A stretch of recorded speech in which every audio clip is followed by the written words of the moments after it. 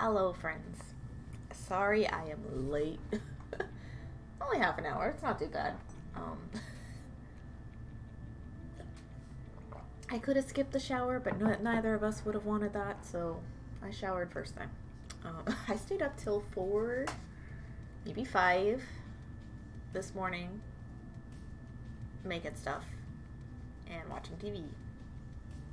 And that's when I got tired enough to pass out. So I don't set alarm clocks at this point in time, so I just wake up when I wake up. And I woke up at like 12:44. About an hour later than usual. Hour or two later than usual. But I went to bed an hour or two later than usual. So it kind of makes sense. Alright, so I'm going to make this into a necklace. Just a pendant. It's a thing. Whatever.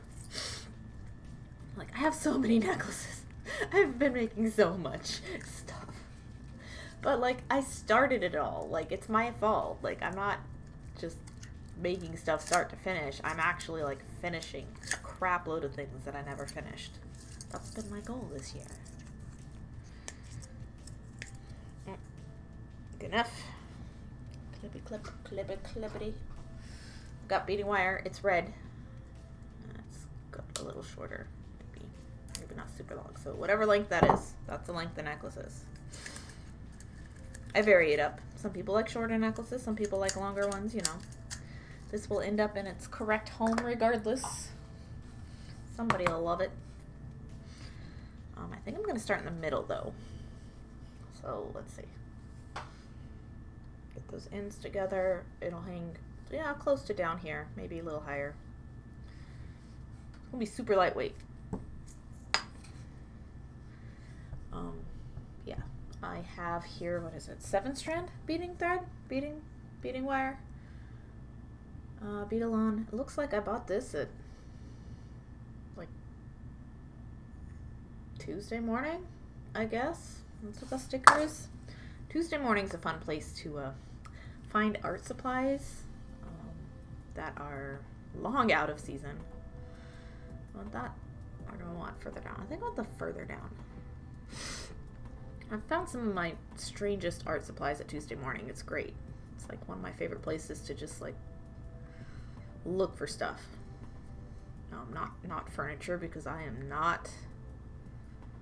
I don't share that style with Tuesday morning customers. But come on, get in there. Go through evenly. That's all I ask. Evenly. Okay. Yay. Zoom out just a smidge. Just a smidge. Desky, hello! And Callie, hello! Be right back. Gotta take dogs split words. I don't know those. I don't know what words are. And Prince, I made it to start of stream. Hooray! Yay! Alright. We're gonna autofocus. Been having weird problems lately. Alright, so I have this, I've been calling it a starfish. It's diagonal tubular peyote stitch experiment that I made, and I just zipped it up into a circle and I made a little 5-pointed star. Thought that was pretty cool. The other thing I made is somewhere. Where did I put all that stuff? Oh, I had put it away already. Ha! Seeing the stars, I didn't even get knocked on the head. Let's go in a little more. I didn't mean to zoom out that much. There we go. Okay. The last thing I made with this technique, actually I made both of these at the same time, was my hairpin.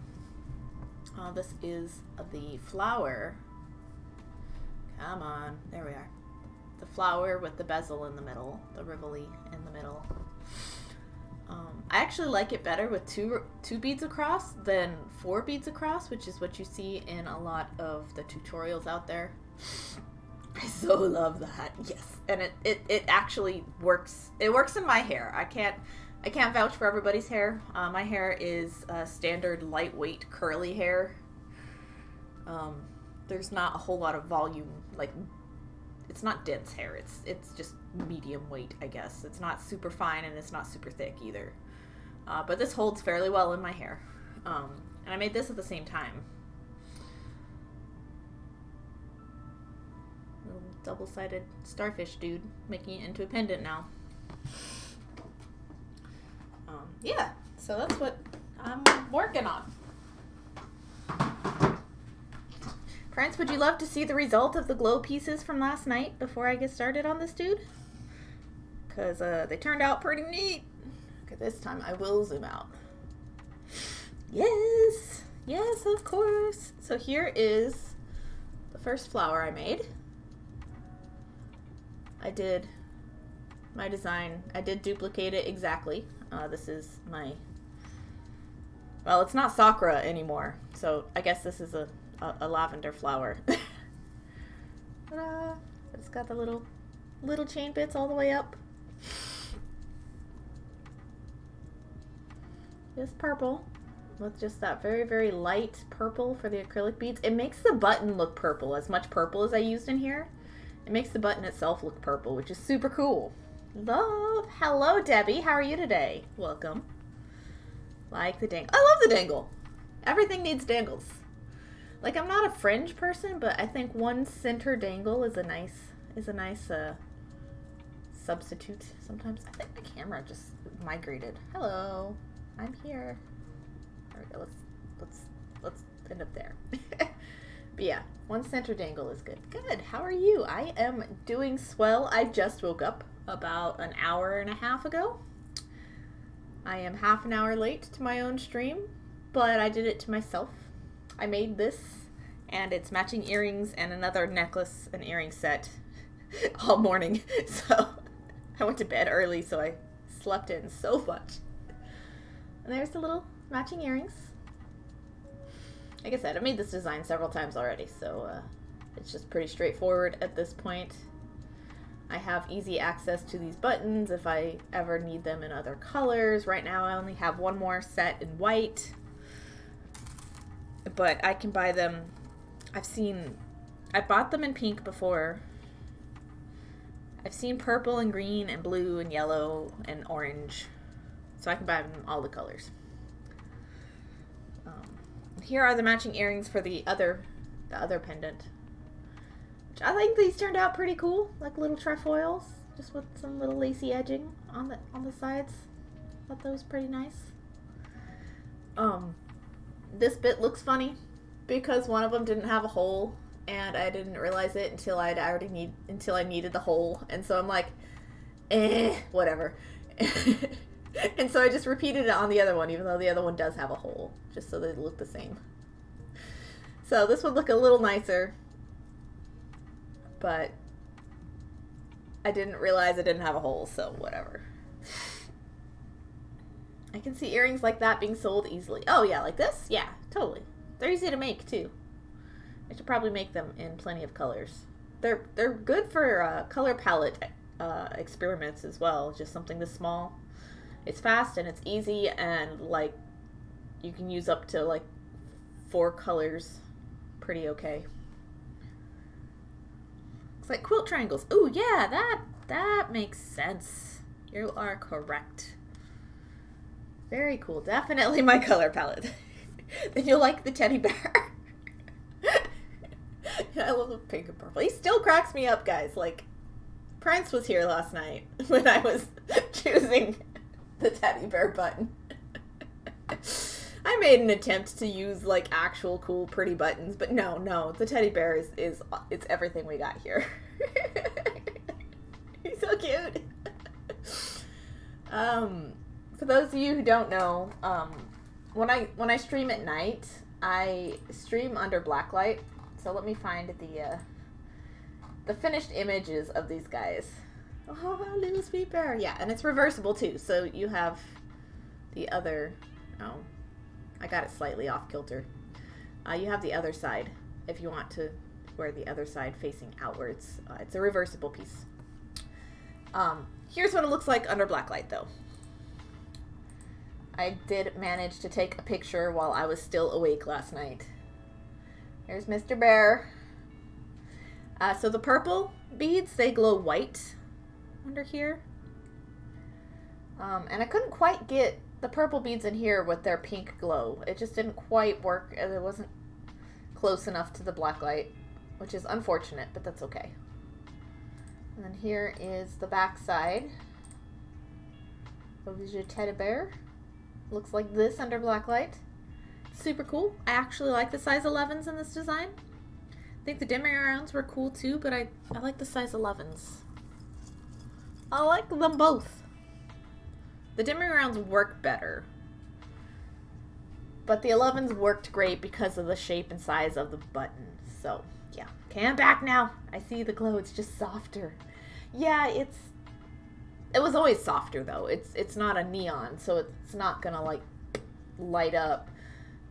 But it did have that pink hue to it that purple beads do sometimes. This is the same design. This is the design I was basing it off of. I still have to finish filming the creation of this one. Oh no, editing. So it's the same pattern. These actually are twin beads, not super duos, so that makes a little bit of a difference. These are actual true super duos. And then you can see the little gold beads here. They're demi-rounds. They're Toho demi-rounds, whereas the orange beads were 11s. Toho 11s, which is a huge difference, actually. Is that a bear? It's a button. It's a button, Desky. You weren't here last night. I opened up my buttons looking for something that would match the glow colors in here. And the first thing that popped out was this teddy bear. Just like, why not? Like, who cares how ridiculous it is? It makes me laugh, so that's all that matters. Because I'm the one that has to make it, so. But yes, it is a bear button. Bear. Yeah, these take shank buttons. Nice. Fluorescent. See, some neons don't fluoresce. Most of them do. If they're beads and they're called neon beads, I have had 100% success rate. If neon is in the title and if luminous is in the title, they do fluoresce under black light. I'm still pretty proud of the little triangle earrings though. Yo. There we are. Ta-da! I'm happy with them. I like this pattern. I didn't have it quite right the first time because I had one left from like the last time I did these. And it was as the pendant here on this blue and green necklace that I made. This is what the earrings look like last time, but they kind of shift around a little bit, and I wanted them to lay flat. And so I figured out a way for them to actually lay flat. And so it worked better.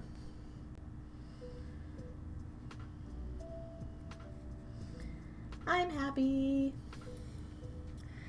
And then I have other finishes in here as well. It's been a week of finishes again, guys. See what I've made all since like last Tuesday. So that one is my current, what I'm working on. That's gonna be a bracelet. Those are cute. Yes. Prints. Great to know because it's a little different with paints. Oh, yeah. No, beads and paints and fiber, they're all different. Every medium is different as far as to what actually glows under black light. Alright, let's get out the unicorn. The unicorn is magical. Because I've had it around, I've finished so much. Well, that was already finished. But the tutorial is not, so it can kind of stay in there. I was wearing my glow bracelet. This is my only glow bracelet right now. So I was wearing that last night. So things just end up in here a lot because it's nearby and it's good storage. Come on. Lego my ego. These are IXO collaborations, both of them. Get her done. Yes. All right, so let's just come in a little. This was a Macrame O-Ring that IXO made. I put the button in the middle. I actually don't like this side as much as I thought I was going to. I actually like the other side better. The solid color works better than the two-tone. So I like this side better. And it's just a knotted hemp and with closable, with slide closure. I don't remember what these are called. I had never made them until like November. Was the first time I ever made one. They're super easy though. I really love them. They're great. So I got that guy done. And I got this guy done. And it's all tangled. Go figure. Ooh, earthy. Yeah, button and macrame together. This one. Oh, for reference, these two that I'm showing you, there are a color palette challenge. Ixo every now and then will like give me a picture or show me something that, and he'll preempt it by saying, "I'm sorry, but you have to make this." And he's not wrong, because look how gorgeous this photo is. He took it on a walk last week. See if I can find it. There we go. I'm on the right day now. There we are. Hello, Elisa Milan. Welcome. Hello, hello. Okay. So yeah, this is our photo that we're looking at. Yeah, Ixo took this photo the other day with... These rocks are really that green. They're like pastel-y cactus green something. And the ambery gold big ass rock here. This one is the trouble color. This is a trouble color because it's like, oh, that's just white, isn't it? No, it's a little bit of blue in there. Hi.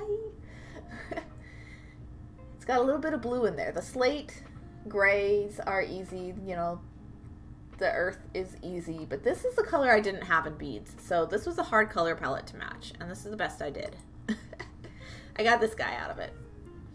So this is a button cover for like your jeans.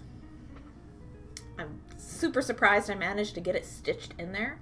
But I did 2 rows, 2 different rings, which these had been living together for a long time anyway. Ixo had put them together too, so like he kind of helped design the shape of the piece. But with alternating colors on the rings, so it's double-sided and just super chunky. It's got a nice little zigzag to keep it together. Super nice piece. I love it. It's a nice palette. It's a gorgeous palette. Like, it's so pretty. That's where the other one came from too. This one came from there, and then I have a third piece. Like, I picked out like 5 or 6 different pieces that could work, and then I narrowed it down to like 3. So I have a third piece that I'm thinking about that's going to be harder because it's polymer clay, and I don't know how to polymer clay. We can experiment on stream.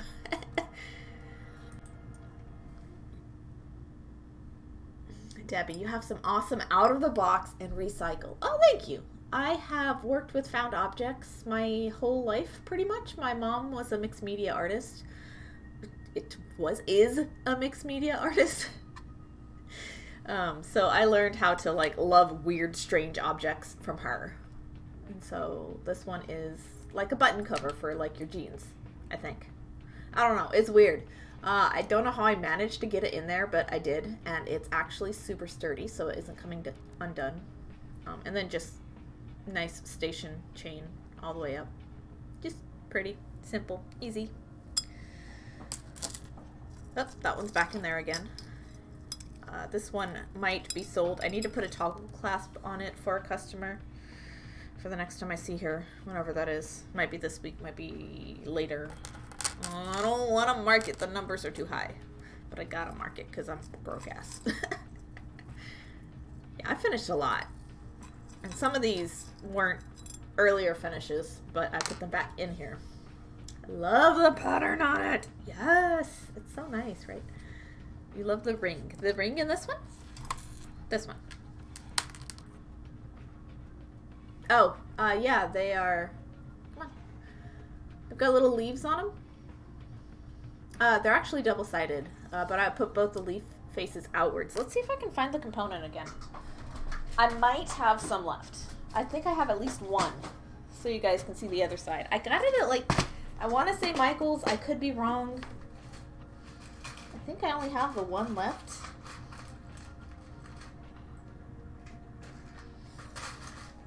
But yeah, I like to get big old round circular ring things.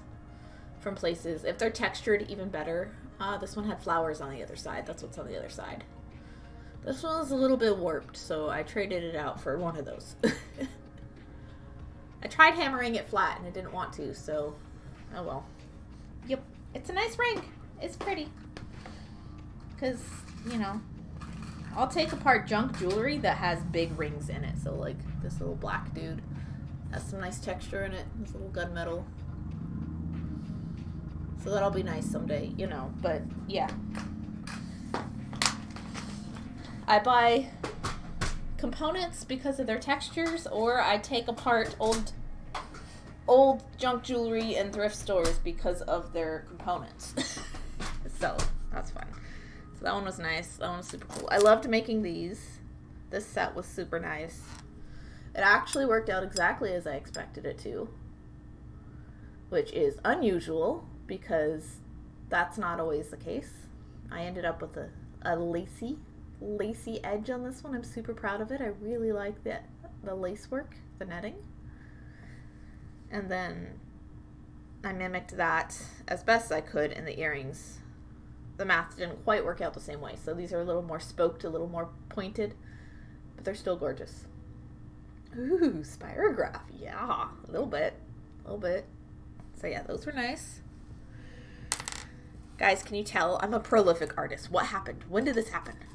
It's always been the case. I just am focusing on it. I still love these green ones.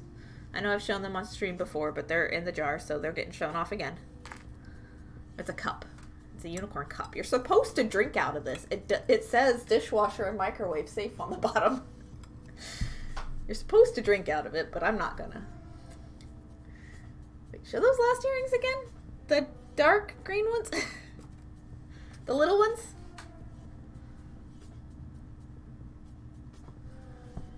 Whoop.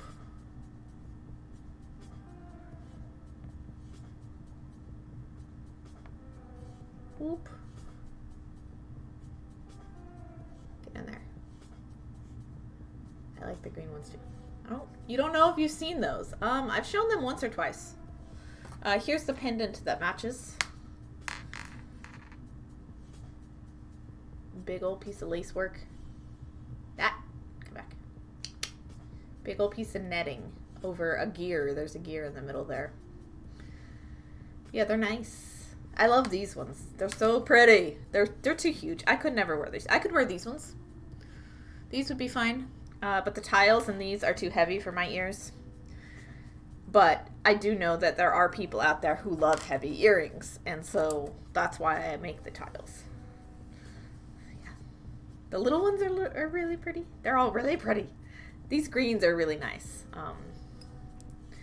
And I made these before Ixo showed me the color palette, but they still, you know, work a little bit with that color palette. So it's super cool. Super cool. Could get away with calling them mandalas. Yeah. Mandalas are, you know, they are circular. It would work. Do we want more green earrings, guys? I have another pair of green earrings. Oops. This is the earring.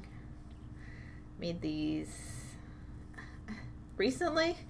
The other day. I don't know. I've lost track at this point. All the days are blending together. These are super pretty, though. These were an accident. These were not part of my WIP pile, but I made them to match something. Oh, I initially was making them to match the amber in this button, which, funny enough, is the part I like least about this whole necklace. I just turned it over because I like this side better. So these were supposed to match that, but they turned into a thing on their own. Beaded beads are fun. Yes! And this is actually a double cubic red angle weave. So it's one unit of double cubic red angle weave makes the perfect beaded bead for me. Like, this is my favorite beaded bead of all time. Because you can keep going and you can change directions and like you can work off of it, and it can be a bead or it can be part of a bigger unit. You know, it's a very, very nice weave. I love it. I love it so much. I learned it from Kara's Beads on YouTube. She is one of my favorite bead YouTubers. She's actually the only one I like to voice her directions. Like, she's the only one whose voice I like. That does speak their instructions. But yeah, beaded beads are fun, and I really loved making this set. This is a perfect pair of earrings. Like, there's like an older version of myself that would have been like, these jangles are too precious for just earrings. You know, I've got to save them for something perfect. No, these are perfect. And they're the only ones I have, so these are one of a kind. I love making them. Earrings? Yes. It took me 4 attempts to get to the correct bead sizes for these spheres. Here are attempts 2 and 3. Attempt number 1 ended up coming apart because it was just not right, and I don't even remember what it was. But this is just a little charm that I made. It could be a keychain or a zipper pull. But because it was already beaded up, and my rule this year is if you start something, you must finish it. You know, then this got started in the pursuit of making these. So I just went ahead and just finished it, because why not? Super fun. Looks like a pear. You love making the beaded beads. Yeah. I haven't ever pursued beaded beads super much. I should probably do a lot more. They're more fun than I realize. Sounds like a good rule. Finish something you start. How novel of an idea is that? I'm finishing all the things I've started, as you can tell by this parade of recent finishes. Here we go. I have got a little circle braid dude and a piece of resin, which I accidentally put shiny side backwards, but whatever, I didn't care. I'd already crimped the beads. So it is shiny side backwards and matte side forwards, and it just sits on a little piece of beading wire. Oop. Just like that. If you guys want to buy any of these, just let me know and I'll invoice you. Like, that's what they're for. They're for selling. Makes a good marker for crochet too. Oh yeah, that would. Well, the chain's a little long, but yeah. I've done stitch markers a few times. You can always commission me for stitch markers for anybody who crochets, or for knitting as well. I can do ones for knitting. I've done that before.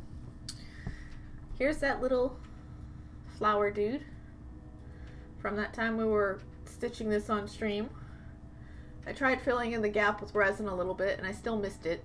It didn't quite fill all the way. There's still a sliver left, but right now I don't care. Whatever. It is what it is. It is finished. That is all that matters. It is off my to-do list. I did manage to scrounge a few jump ring type, gold colored type jump rings from old pieces of jewelry to actually finish these. So I did get all 3 of them done the other day. I don't know. Everything's just a big blur of I got it all finished.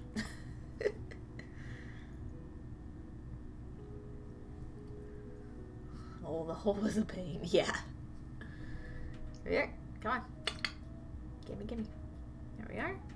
This is my heart's skull and crossbone type piece in my dome with a little blue wavy edge just on a chain. This is a nice little foxtail chain though. This is a complete necklace chain. I just did my signature at the end. All of my necklaces and bracelets are stamped VP. I can't do anything for earrings at the moment. I'm trying to figure out a good way to do maker's marks on earrings. But all my necklaces and bracelets and anything else that I can is stamped with a chain tab that says VP for Vanishing Pearl, and you have a pearl more often than not as the dangle. Sometimes you'll have something else if it like matches the design better. Like whatever. I'm not gonna untangle stuff again. And I think there's a few more things in here. Not too many. But yeah, this one I really love. This is my sunflower. A little sunflower that I pierced in there, and there's a little rivet in the middle, and it's attached to the little amber wavy component. And this was also on a complete necklace chain, but it's super long. Like, look how long that is. Just woo, all the way down. And so I just added my VP chain tab to the end here. And I even just left it with its original extension chain and everything. I just thought it was cool. Like, this actually fits over my head. You don't even need to. So this one hangs all the way down. You know, just vary it up. You know, nothing. Everything doesn't need to be the same length. They're the same size, you know. You never know what's gonna strike somebody the best. But I really love it that long. I don't know. This was a thrift store chain find. I don't even know if there was ever anything on the chain itself. But it has little crimp beads all the way along the chain, which I think is so cute. They look like they were crimp beads because they're stuck in place. I don't know. I think I need a thimble break from organizing. Take yourself a thimble break, Prince. Do it.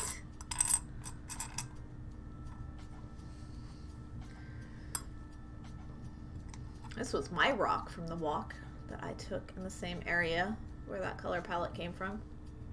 Come on. Pretty.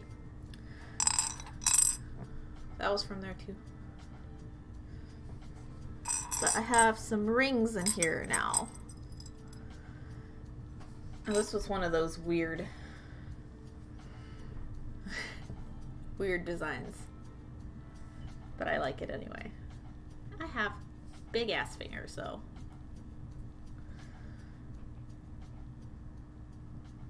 They're not stretchy. I tried to make it stretchy, and that failed miserably. So I have 3 rings, roughly the same design. These 2 are the exact same. This one is a little different. It has different shaped beads in there. Little tiny bezels filled with beads.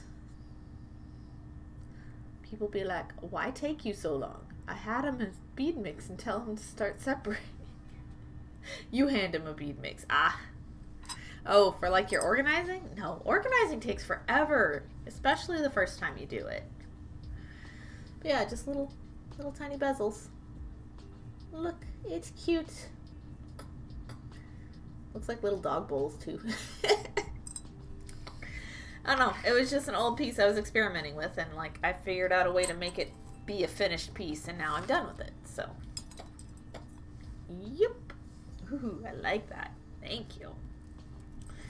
Yeah, that's all of my finishes since last week, and then just a few things that were already finished that just ended up back in the mug.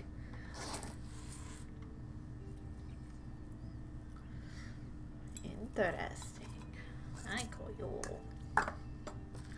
So that's what we're gonna do today, guys. Is we're gonna just work on doing the easy work that it takes to finish off something that's been sitting around for years or months, you know.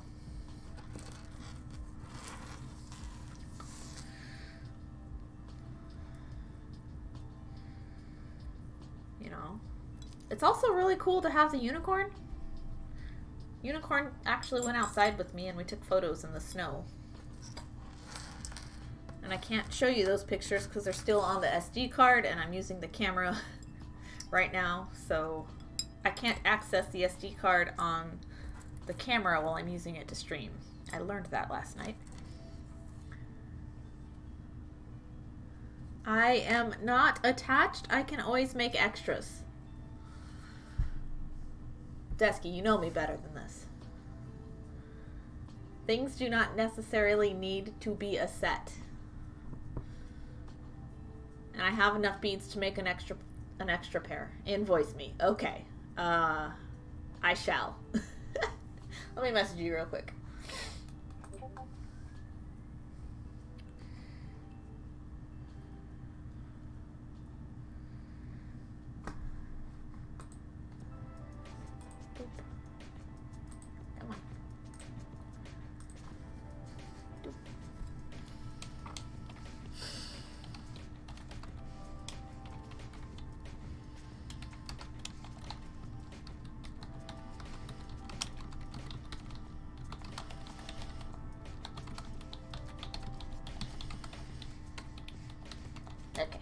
Message sent. But yeah, yeah, you can always split up sets with me. I don't mind whatsoever.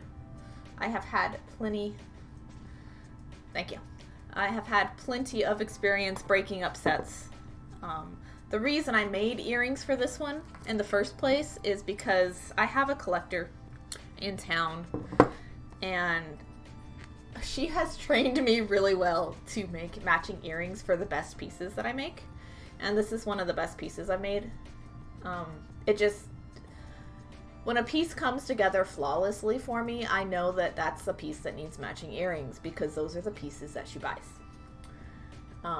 So, like, she's my litmus test for what does and doesn't need earrings, and for how much I can and can't charge for stuff in town. So, that's a piece she'll probably want, and so I made the earrings. And then now the earrings have been dibsed, and I will invoice them. Invoice you, Tesky. Come on. Hey. Pay attention. So yeah, I'll invoice you for these, and then I'll probably make another set, and then I'll display them together later. Really love the necklace too, but I think it's just a touch big. Yeah, just big mandala type necklaces. They're weird. And that's the weird thing about beadwork, is it like... It lends to big circular work if you're not careful. Like, you know, you can contain it, and it can be small.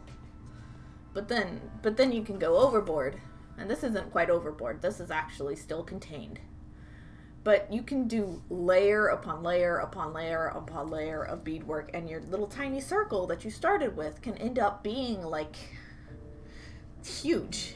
If you're not careful. And so, like, when something is too big for what you would comfortably wear, that's what's happened, is the beadwork itself is kind of like gotten out of control. Or the centerpiece itself started off, you know, decent size, but when you add enough layers of beadwork to it to make it look like something, then it's gone from decent size to too big. Does that make sense? Not quite my style. That's totally fair. That is totally fair. Alright, these dudes are gonna hang out. And I made the ear wires on them too. These are copper. The copper wire that I've been using. So I made those. Those should be okay for your ears. They're like a in-between size. Thank you. Yes, you're welcome. Alright, where do I put them? Hang them on this cup. Be like, why are those over there? Alright, so I'll do that after stream. But thank you. Appreciate. Got quite the collection of EP earrings now. I was about to say you are a collector. I haven't had an earring collector before, though. You're my first earring collector. Several necklaces. Yes, but like mostly earrings. You'll have to send me a group photo of them at some point. Because there's a certain point where I'm like, how many pieces have I sold this person, you know? I just realized my overhead light isn't on. 1 second. Hey, I can see! Look! It's not dark. I'm like, why is the room dark? Y'all have to take a nice photo of everything together. Yes.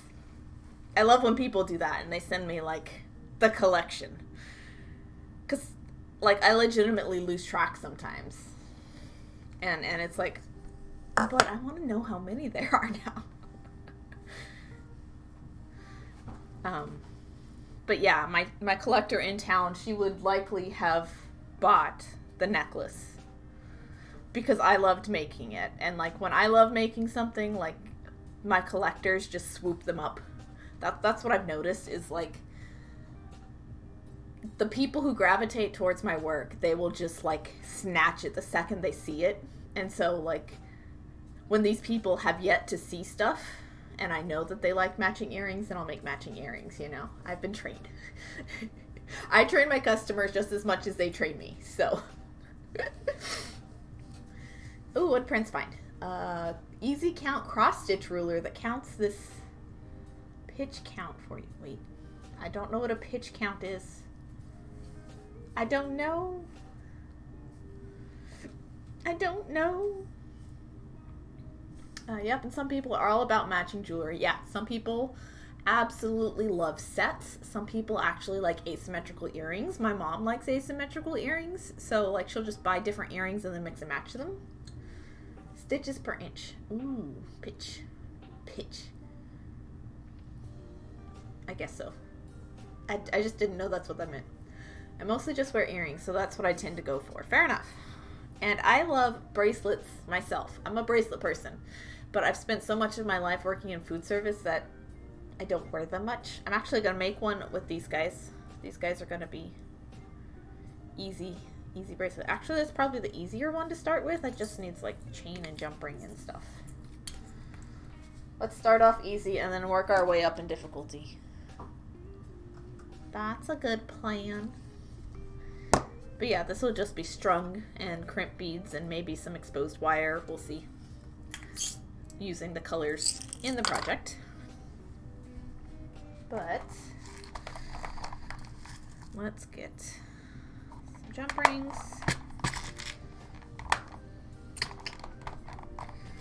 See if I have any pearl dangles that match any of these. Don't know. I'm gonna do the yellow, why not? They don't hurt.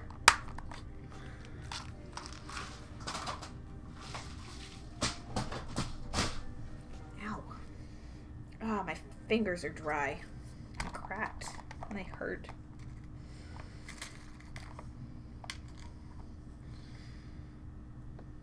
Get in there.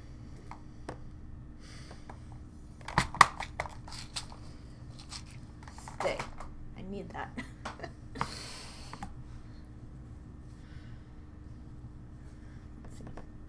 That's okay. I don't wear bracelets a lot because I type all day for work and they get in my way. I do not type all day. I just love bracelets. Let's make a giant ass loop so I don't have to cut this.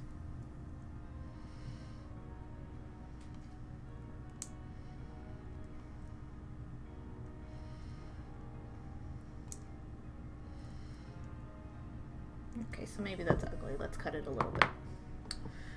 Prints. Oh wow, just found a magnetic needle holder card with more needles. Ooh, fancy.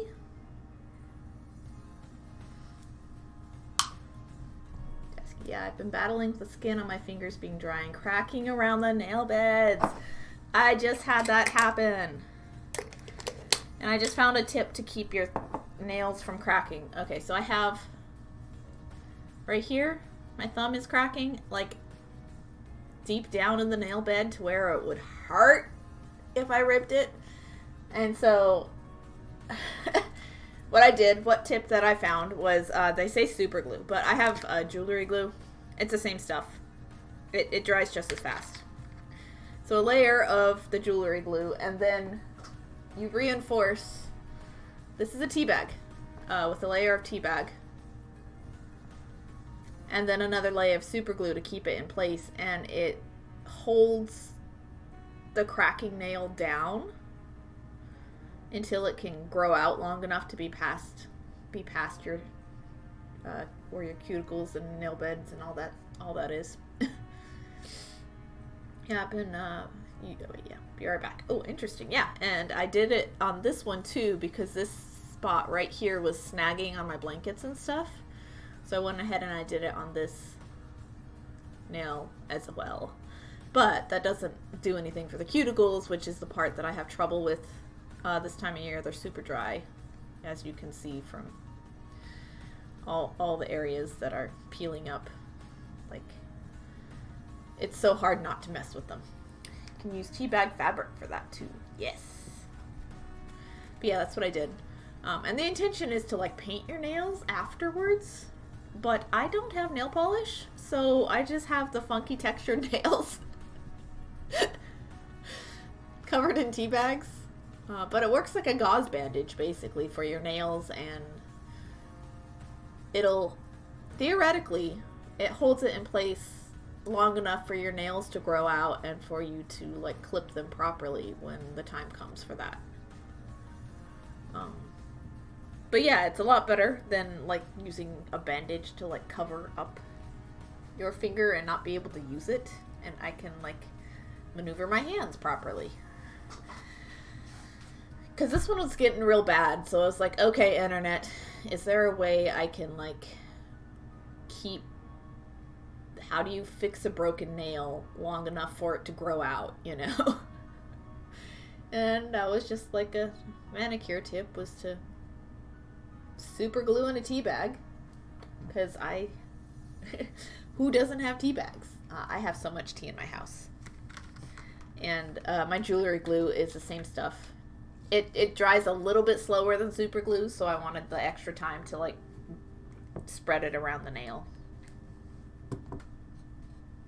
I do have super glue, but that stuff I can rub off my fingers better. You need a good cuticle oil. Yeah, I should probably self-care and stuff. You know, I take vitamin D daily, but it still doesn't help, you know.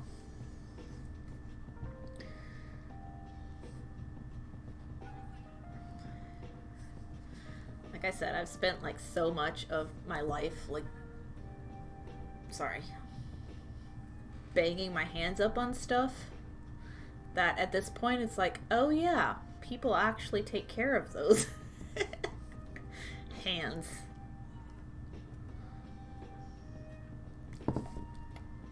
Badger Balm Cuticle Care is the best. Ooh.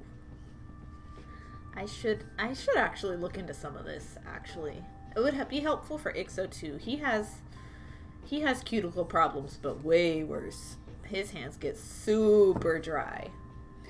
Debbie, doctor appointment, have to run. Have an excellent Tuesday. Catch you next time. Thanks for coming in, Debbie. It was good to see you. Have a good doctor's appointment. I hope it is more maintenance than anything else.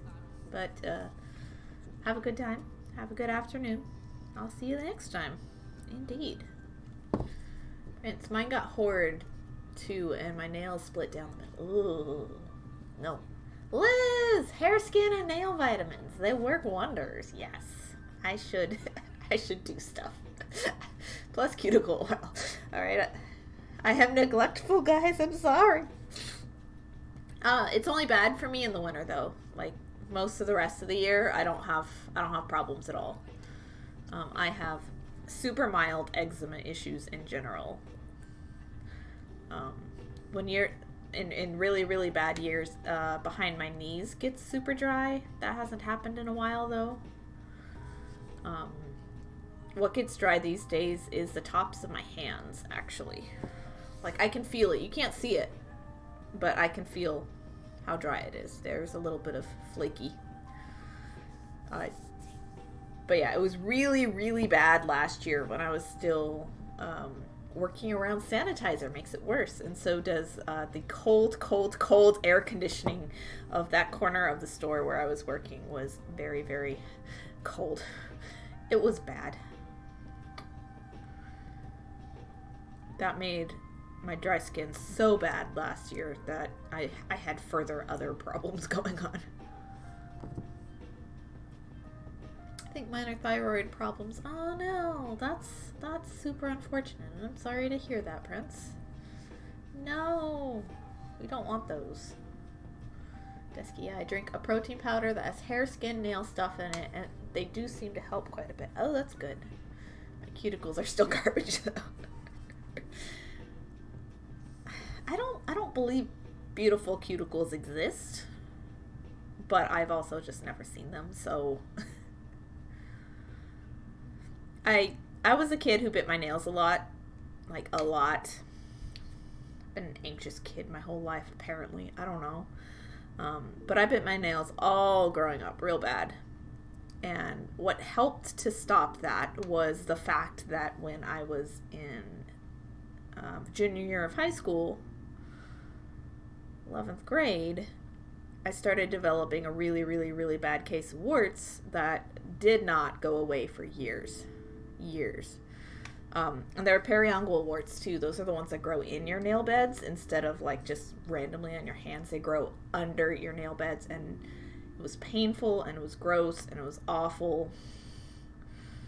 And Like, I finally ended up going to a dermatologist that did give me something for it that actually worked instead of, you know, try duct tape. I'm like, I work in food service, dude. Duct tape's not gonna do shit. And it didn't. Try this, you know, freeze-off wart remover. I've tried that before. It's not gonna do shit. And it didn't. And then he ended up shooting yeast antigen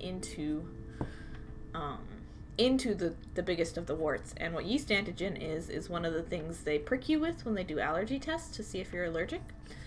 And it basically just tricked my immune system into sending antibodies to where the warts were and ended up getting rid of the warts in the process. There you go. We got these 3 in a row.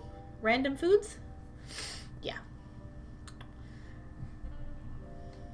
Mama Luna swears by O'Keefe working hands. I actually have some of that. I have both the lotion squeeze one and the powdery one. So I have both of those. I need to use them more. But okay, I'm on my meds for now. It's all good. Okay, good, Prince. Ouch. Yeah. Yeah, they were painful warts, but like they were there for 3 years, so like I got used to them. And then at the same time, like, yeah, I stopped biting my nails after that because that's, you know, what the dermatologist said, and that's what like the doctor at my college said was like, you gotta stop biting your nails or this will just keep getting worse. And so I haven't bit them as bad. It took a while to stop, but like I don't bite them now unless like I am nowhere near a set of nail clippers and that snag is gonna drive me bonkers, you know. Dusky, the O'Keefe's working hands is a really good hand cream, but doesn't help my cuticles, unfortunately. I find I need balm anyway. Really? Okay. For sure that was more of a dry hands and cuticle thing. The only thing that's ever helped me was cuticle oil 3 times a day. Whew. Whew. Gold Bond eczema worked good for me too. I have that. Gold Bond eczema. That's mine. This one works really great for like the dry hands. I will use it now because we're talking about lotions. This is the only lotion I ever use, guys, is like when my hands get dry in the winter. Like, I've never been a lotion person. I've never been much of a skincare person. Like, I don't have awful skin, so it's never been a huge issue. Just the dry in the winter. Everyone's like, get cuticle oil. For Lisa too, huh? Okay. I guess I'll find some. I guess you'll make me have to write it down, huh? Terrible skin, so I have to try a lot. Yeah. Oh. Okay. I'm writing it down because I will forget if I don't.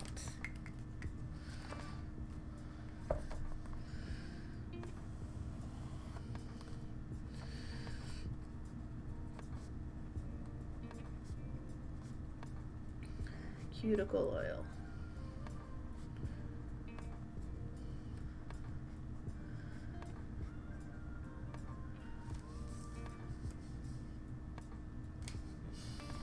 Yeah, the oil's necessary for that, sadly. Yeah. Is it expensive? Is that why the sadly? Like, I don't know. I've never bought any. I don't think. I need a little short segment of chain. Silver chains. Like silver bells, silver chains. Eh. That's a bit big. But a smaller chain. A smaller chain?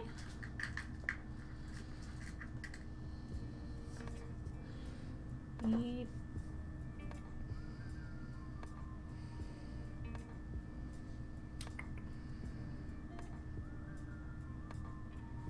I don't know. I'm looking. Liz, also look for that on Amazon in the drugstore. It's way more expensive and you get less. Fair enough. Good to know. Good to know. Thank you. Thank you. Not really expensive. The Badger Balm cuticles around $6-10 depending on where you get it, but it lasts a long time. Seems about average, I would say, for some stuff along those lines. Which chain do I even want, guys? I think I have enough of that one.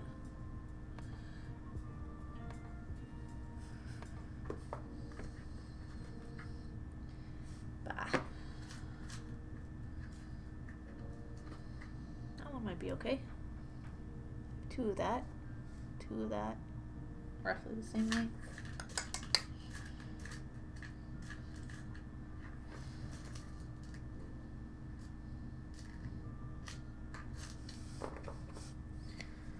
Yep.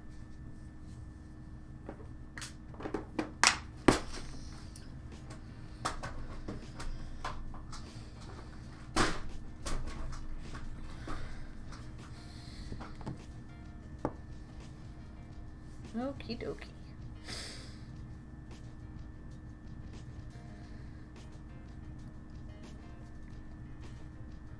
Directly from Badger Bomb's site, it's $7. Not bad. That sounds pretty decent for, I don't know how many ounces, but like, that sounds pretty decent for like a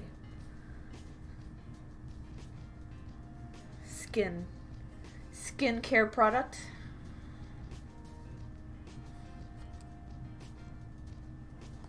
I'll look into it because, like I said earlier, like IXO has the same problem, but like worse, worse than I do. It's just like a constant issue. But like his mom does too. His mom has bad cuticles. It's just family thing in that regard. I'm actually making an order right now. Want to try some of their face cleansing oil. Interesting.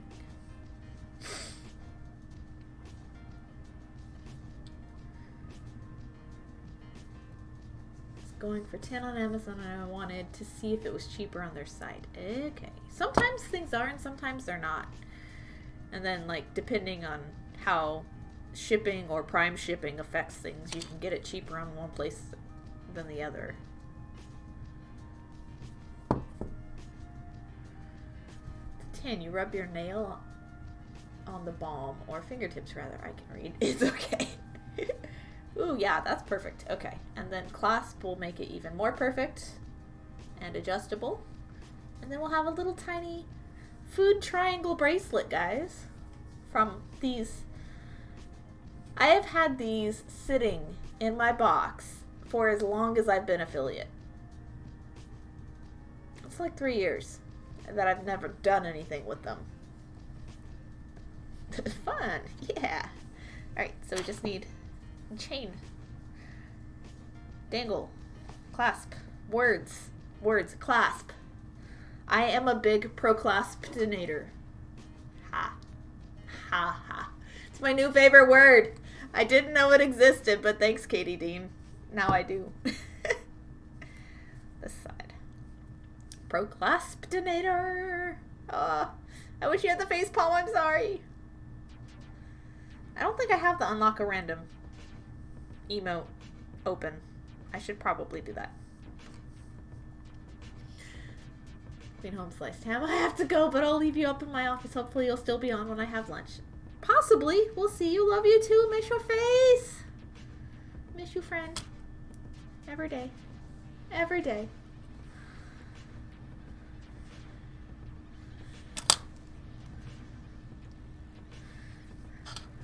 Unlike Liz, my best friend lives so far away. It's not even fair. It's okay. I'll live. Somehow. Best friend home slice. We'll see you on your lunch. We'll see you on your lunch. Oh. Alright. I forgot I didn't finish this part.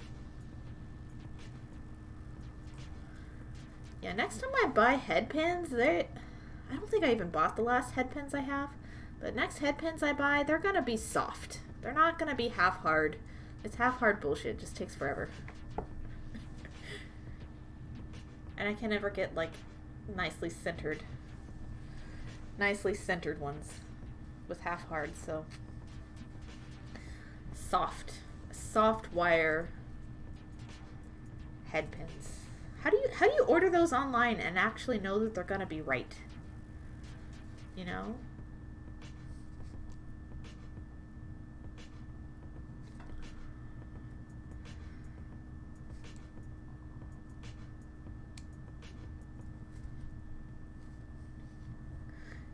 Guys, Somebody exclamation point WIP. I have been keeping it updated. Exclamation point WIP and we'll find out. Aha! Last recount. I was at 52. Oh wait, but I think I finished those two. The glow pieces. So I think when I finish this bracelet, I'll be under 50. Do we want to count? Do we want to know for sure? Do we want a live count? Prints. So also found a 24K gold covered cross stitch needle. Ooh, fancy. Should I frame it? Yeah, sure. Whoa, that is Progresso soup. Oh yes, all the princesses here. All the perceptions.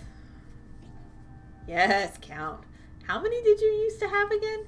At the beginning of the year, I had 104.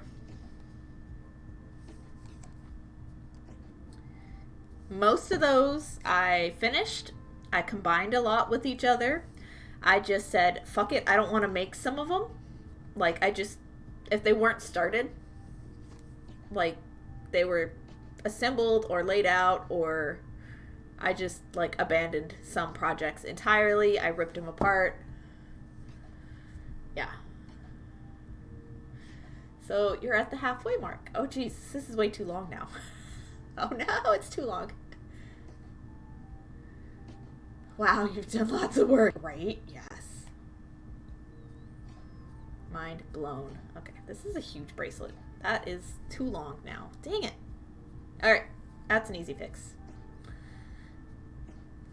I take a few links off. Like 4.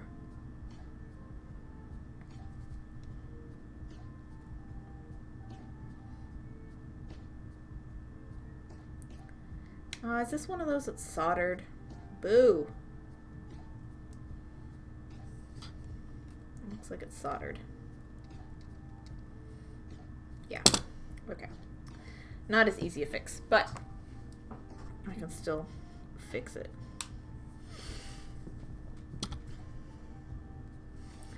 I love my pliers so much. Mind blown.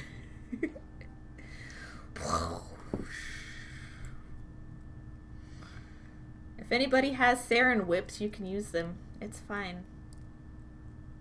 I have the minder. I should get it out. Where's my ferret whip?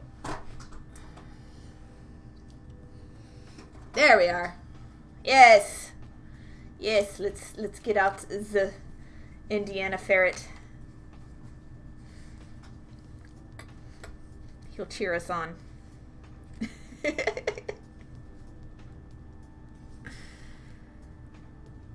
Yeah, I should be under 50, and if I am, I don't know what to do. Like, what the heck? No! We're just talking about nails. Stop it. Okay. Yeah, that's been my goal this year. I didn't intend to set a New Year's resolution. I just kind of accidentally a New Year's resolution. Because at the end of last year, I finished Trogdor on New Year's Eve. And then just decided to keep finishing stuff. And I went to one farmer's market and it was a no sale. And then I paid for the next one, and that was when Omicron started spiking here. And so, because I haven't had any farmer's market inventory, because I haven't been to the shows in a while,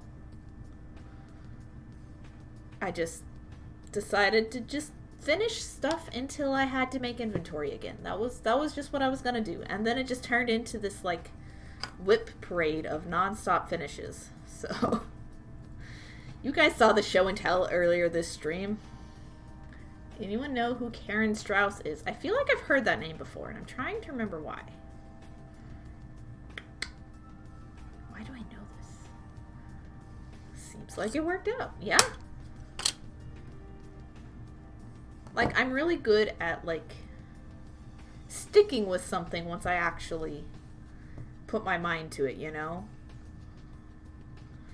And my goal the whole time was to get under 50 whips again, because 104 is ridiculous. It's way too many. I don't even know where they came from, half of them. Okay, that should be a better length. Yes.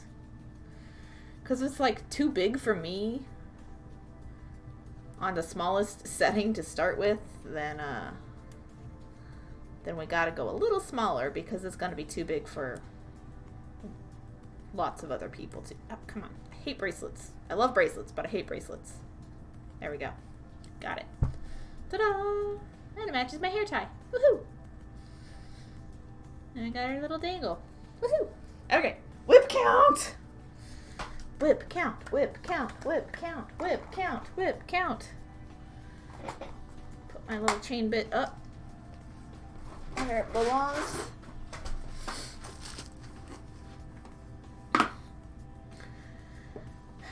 They've been breeding in the cupboard. Along with the rabbits, I guess? I don't know. Okay, so let's start counting. What do we got? We have 2 on the desk. We have the one I'm gonna start on next, which is a star. And then I have this one, which is a little piece of shell that I want to fix by embedding it in polymer clay. I'm scared. It's polymer. I'm scared. So that's 2. And then now I gotta dig everything else out.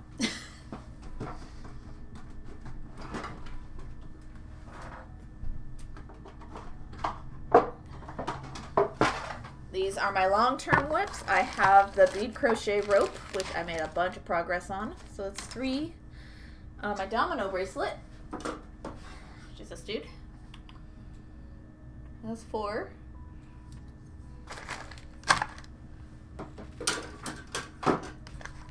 And then everything else.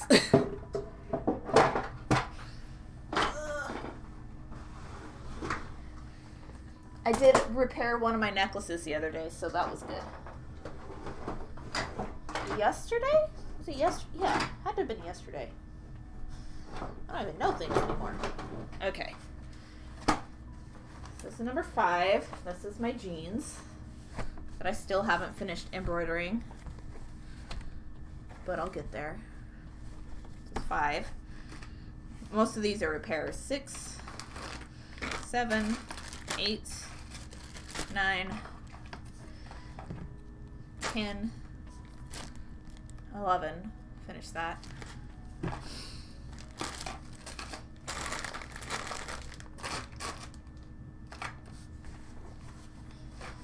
And those are the big pieces that need repairing. Because gravity works. Gravity works a lot. It works very well. So I'm at 11. Okay, you out of the way. Let's see what I got in here. 12, 13, 14, 15, 16. This one is part of this one. 17, 18. That one's a repair. 19. 20, 21, and 22. Mostly got all of this done. Almost. We're getting there. 23 and 24. One's a kaleidocycle bracelet, and one is a miniature kaleidocycle. 25, repair. 26 is me making my own stuff, kit-wise. It's a kit test. 27, 28. I really want to work on that. 29. This is going to be a macrame piece. Oh, gosh. 30 and 31, 2 different ideas going on in here. 32, this is a beaded box, actually, that I haven't touched since the night I started it. 33, 34, resin set. 35 and 36, 2 rocket ships. 37, 38, 39, 40. If you guys want to redeem your channel points to have me finish a whip, it's only 6,000 channel points. If you're like, I want to see this one finished, you know, you can do that. You can pick which one. with your points. 41, which is going to be a stave puzzle box because I didn't get a puzzle box for my stave puzzle. Only has 2.8. Oh no! Sad day. That's 41. 42.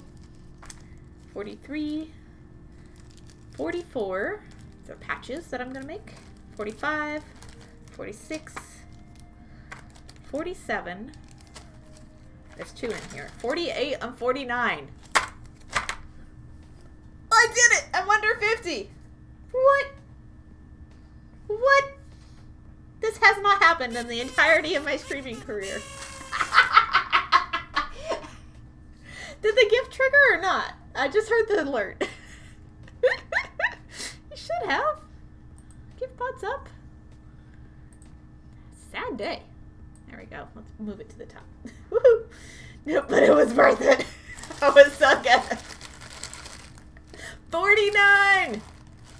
49 whips! How'd this happen? Who am I and what have I done with Pearl? I think I got replaced by a doppelganger at the beginning of the year. Let's just say that.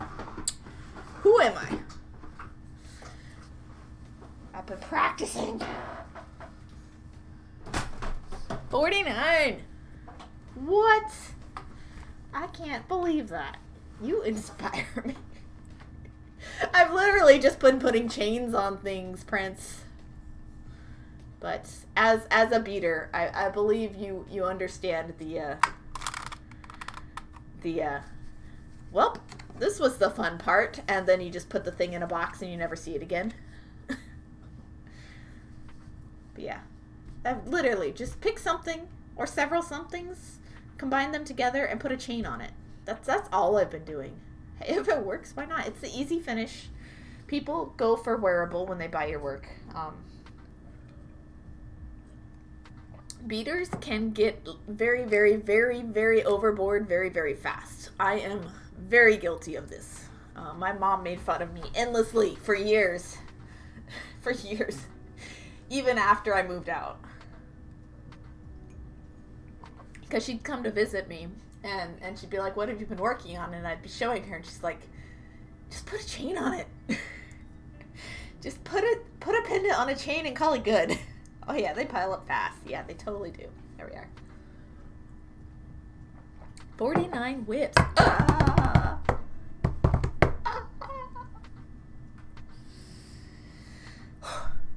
I have like 100 things to list on my website. It's crazy. I have so much work that's for sale now. It's absurd the amount of work that I've gotten done just in the last month. I think I have unfinished stuff from 10 years ago. Pull it out and do it. That's easy advice and it's hard advice all at the same time, you know, but I just focus on one piece at a time until it's finished. That's what I've been doing, you know, just I've also watched a lot of television. Like, even just the last few days, I've watched a lot of television. In the last few days, I have watched The Woman in the House Across the Street from the Girl in the Window. That title is hard. I have watched The Queen's Gambit. I have watched a Spanish show called Feria. And I have started... Oh, come on, brain. That period piece English one about high society. I've been watching that one. So it's 4 shows in the last like 3 days. That's how long I've been playing Minecraft. Wonders if that's the problem. 10 years? Oh, put a chain on it. Good logo. Good slogan. Put a chain on it. Yeah. It's the best advice I've got. Like, and it works. The Gilded Age? No. Where's my brain at? Netflix, come here. Starts with an R. No, B. Bridgerton. I've been watching Bridgerton.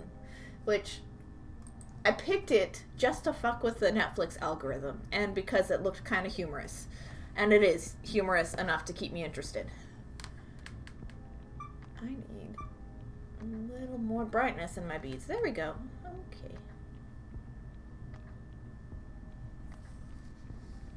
Oh, yeah. High society. high society kind of show. I don't know. It's not usually my kind of thing, but I was getting tired of, like, Netflix only offering me dark, ominous stuff because I need, like, feel-good stuff every now and then, or just silly. And this is silly enough. Downton Abbey. I haven't ever watched it yet. I think I have access to it somewhere. I think it's, like, Amazon Prime. I know my sister, Pish Posh, yes. I know my oldest sister likes Downton Abbey, so that's always just been a, I don't want to watch it because she likes it kind of thing. Just, I don't know. I'm using the beads that I have in the project. I've not watched it either. It just comes to mind with period drama. Right, yeah. I've never watched it. But Bridgerton is done by the same people, is produced by the same people as, like, Grey's Anatomy and, like, all the Shondaland stuff, which I just learned about. I never watched Grey's Anatomy, though, so, like, this, I just picked this just based off of the trailer, you know. It's fun enough, and one of the actresses in it was in Derry Girls, and I really loved Derry Girls, which was super, super cute.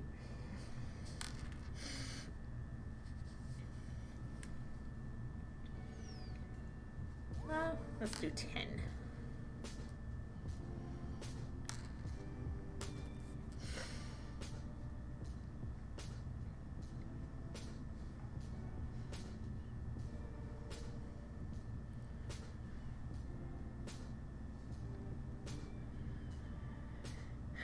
I like mystery and action as opposed to drama. I like intrigue a lot more than I will admit. Like, I love, like, political intrigue and just,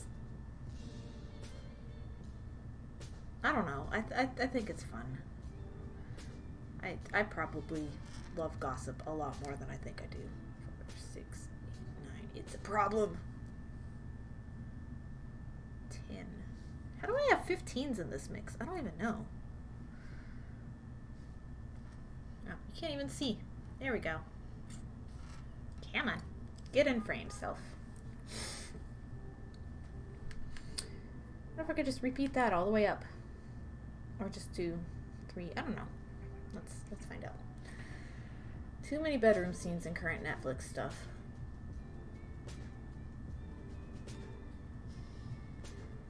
Depends on what you're watching. If you're like, there's too many sex scenes, just stay away from Sense 8 because it is nothing but one big orgy.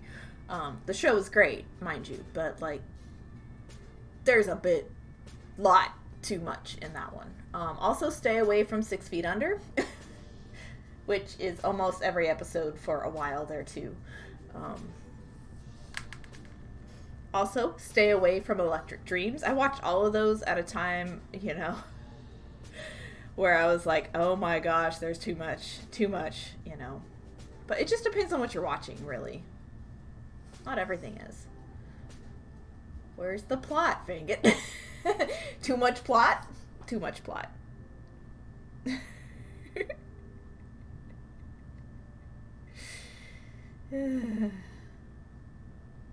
But yeah, I know what you mean, you know. Sometimes there are shows where it's just like, okay, we get it. We get it. We get it. We just need not to have romance right now. Space sagas are good for that because everybody's almost going to die every episode. So you can always watch, like, space operas or sci-fi shows. There's no time for sex in those.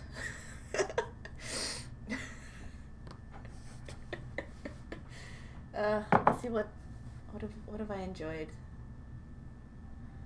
Like, there aren't just enough shows based around friendship, which is sad. Ugh.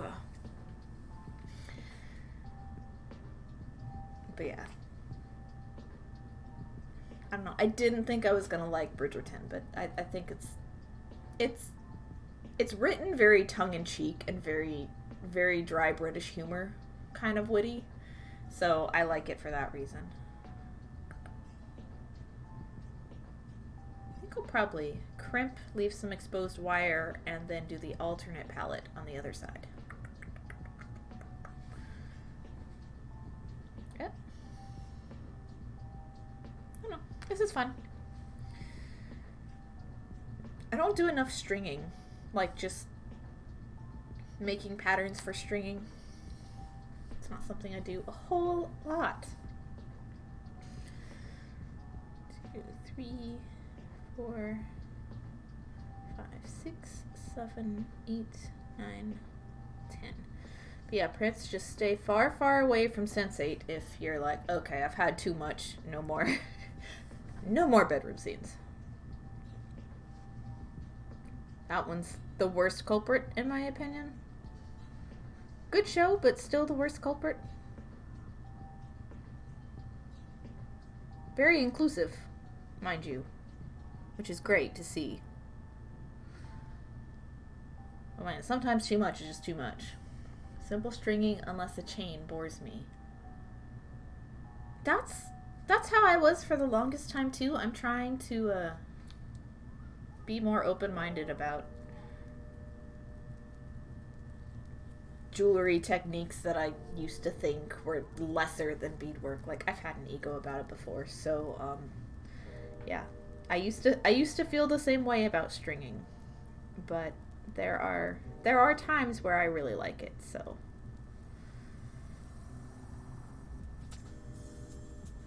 I understand it's not the most challenging thing, but it can be if you let it.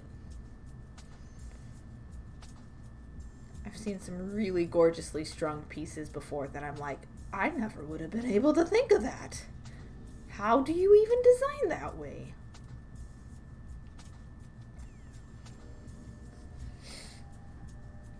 I don't think it's lesser, just not good at similar things. Oh, like, yeah, it's repetitive. It's repetitive and monotonous. That makes sense.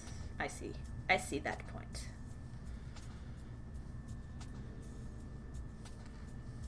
I think that's what you mean. Simpler, yeah. Not enough of a challenge, so therefore it's not stimulating enough, therefore, i.e., it equals boring. I totally get that. I have been there many times myself. Ooh. Dude, I almost think it'd be cool just to do it a teardroppy thing, and then, guys, that would be cool.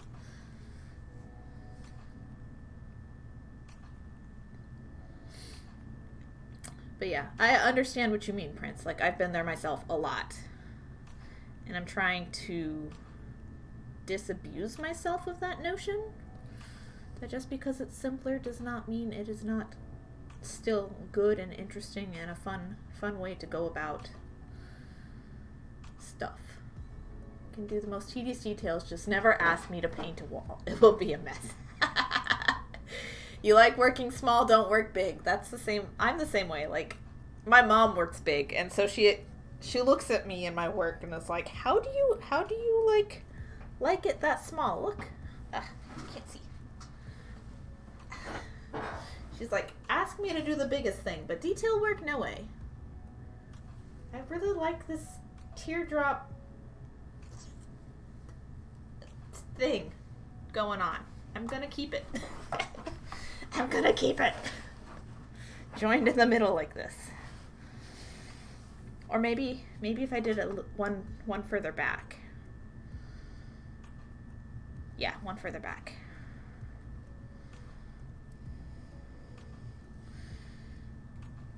I like to play, and so I'm trying to remember just to play. I think it helps to look at it as a means to an end. Stringing single beads may be tedious, but the fully strung effect is the goal. That is a great way to think of it. Think a little smaller, like that. Or maybe the initial. Let's try this. Yeah, like that. Like, I like the look of it, but that was definitely huge. Try to get it centered again before I put the red bead on. And then it'll Y split out from there and still be balanced, I think. Look at that. It's so weird. I love it. It's so weird.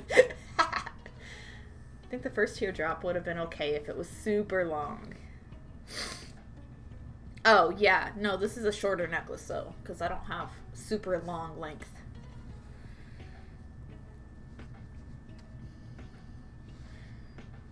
Two, 3, 4, 5, 6,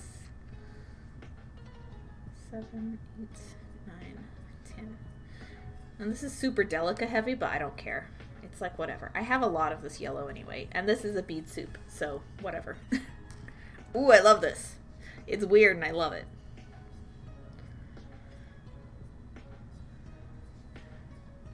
Nice. Thank you. 4,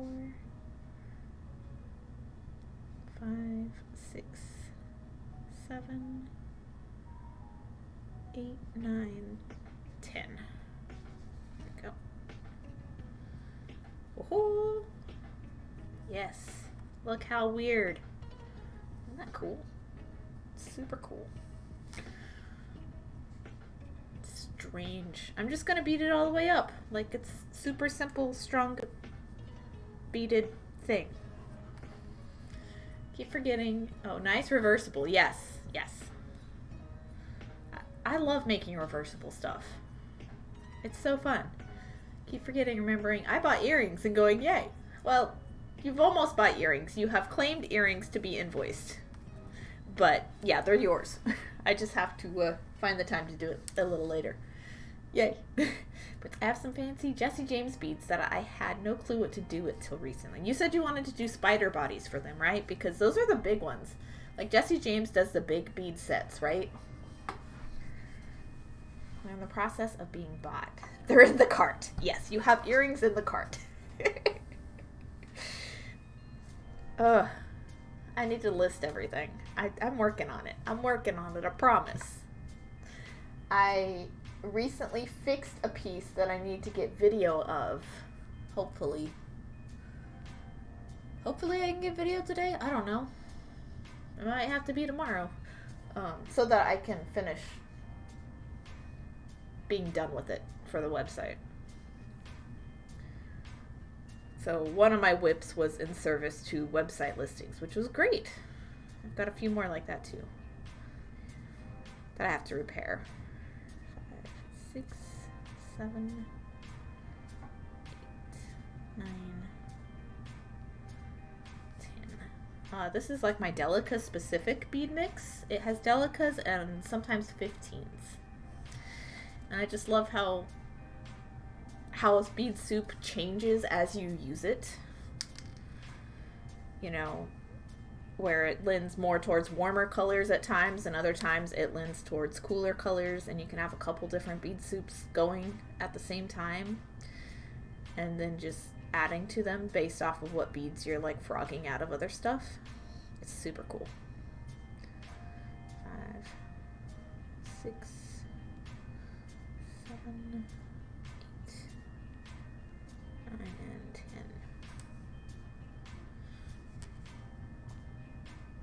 I really like this one though. It's more muted. A lot of this bead soup came from the same set as like the Jasmine Fancy headband that I disassembled parts of. That's where a lot of the beads in this one came from. It's just that silky green and that like really muted red is super nice.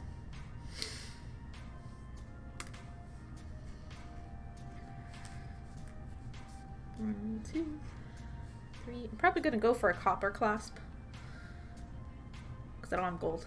4, 5, 6, 7, 8, 9, 10. And that's a lot of my current challenge is I ran out of gold jump rings. And I haven't been anywhere to restock, and I haven't ordered to restock. So I've been trying to stash bust instead. And it's been a really fun challenge. Just redesigning pieces around what I have on hand, like cannibalizing junk jewelry for jump rings, you know, it's super cool. 6, 7, 8, 10. switching to copper for a lot of stuff, which I don't do enough copper. But that's because I'm out of the gold, so it's been cool to see how changing the color of the findings that I would have chosen. That one's filled with glue or something. I'm gonna put it up. How it changes the pieces.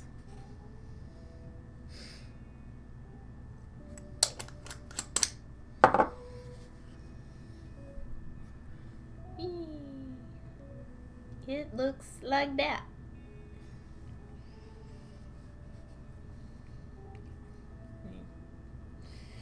See what this is.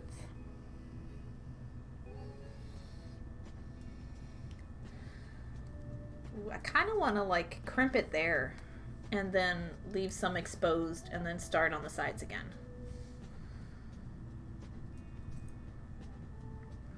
I think I'll do that. Yep. I want to crimp it. Crimpy, crimpy, crimpy crimps. Let's do it. Let's do it before I change my mind. I like exposed wire crimps though. Like, I think it's cool. Seems like it's gravity defying, almost the way it comes together with the stiffness of the wire. Yes. Kind of. Just whew.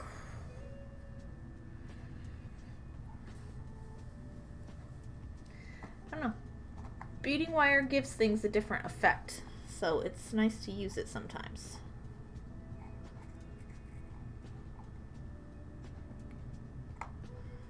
Was it even the same color? That one looks a little brighter. A little different. There we are. Ta-da! Okay, let's get my crimping pliers out. Let's see if I can do this without messing it up.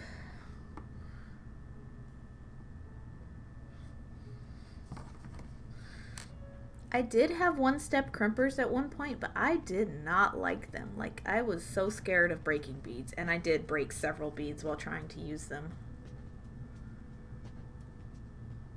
I'd rather the couple extra seconds for precise control of my crimps. Definitely. The extra seconds is important for me. It just didn't seem like you had control with the one-step crimper. I think I destashed mine. I think it ended up going to BK or something. Hope she's getting good use out of it though. I have found that not all tools are suited to every person. Like, I also don't like the jewel loom. Which you would think, you know, you can pack it away. It's fine. It's, you know, easy to store. No, I don't like the rocking motion it makes. It's just not my friend. This is true. Hello, Kennedy. How are you? Welcome back. You caught me on a... Okay, I'm going to zoom out because I keep not being in frame. I am making a starfish necklace stringing attempt. Come on. Yo. I am okay. That is good. Glad to hear. It is Tuesday. Tuesday is a day for being okay. I like this being part of... Yeah, I don't know what's going on here. It's cool. I'm going to leave some exposed wire, like an inch or two. I don't know how long. Up here? Let's go 2 inches probably. And then do bead soup, yellow bead soup set. I've only done a little jewelry. Any jewelry is cool jewelry though. Like, I never set out to make jewelry. I just set out to learn beadwork. But it lends really well to jewelry just based off of the types of things you can make with it. And then there are people who, like, don't make jewelry with it. You know, they do objects and geometric things, and it's super cool. You can do all sorts of stuff with beads. Prince, ugh. It's been one of them days where everything seemed to want to find its way to the floor. Making you use your knees for leverage. Hinge at the hips, and you'll be better off. Leather earrings for my daughter and mom. Ooh, fun. I don't work with leather very often. It's just not something that has yet appealed to me. I have some leather. I have some scrap pieces I could work with, but I don't. Well, time for me to head out. Have a great rest of stream. Already? How dare stream go by so fast? Oh, I was like half an hour late though, so oops. Alright, Desky, enjoy your walk. Enjoy time with the doggos. I think I should probably get up and take a stretch break since I am reminded that walking is a good thing. Also, I did not stretch because I was late to stream.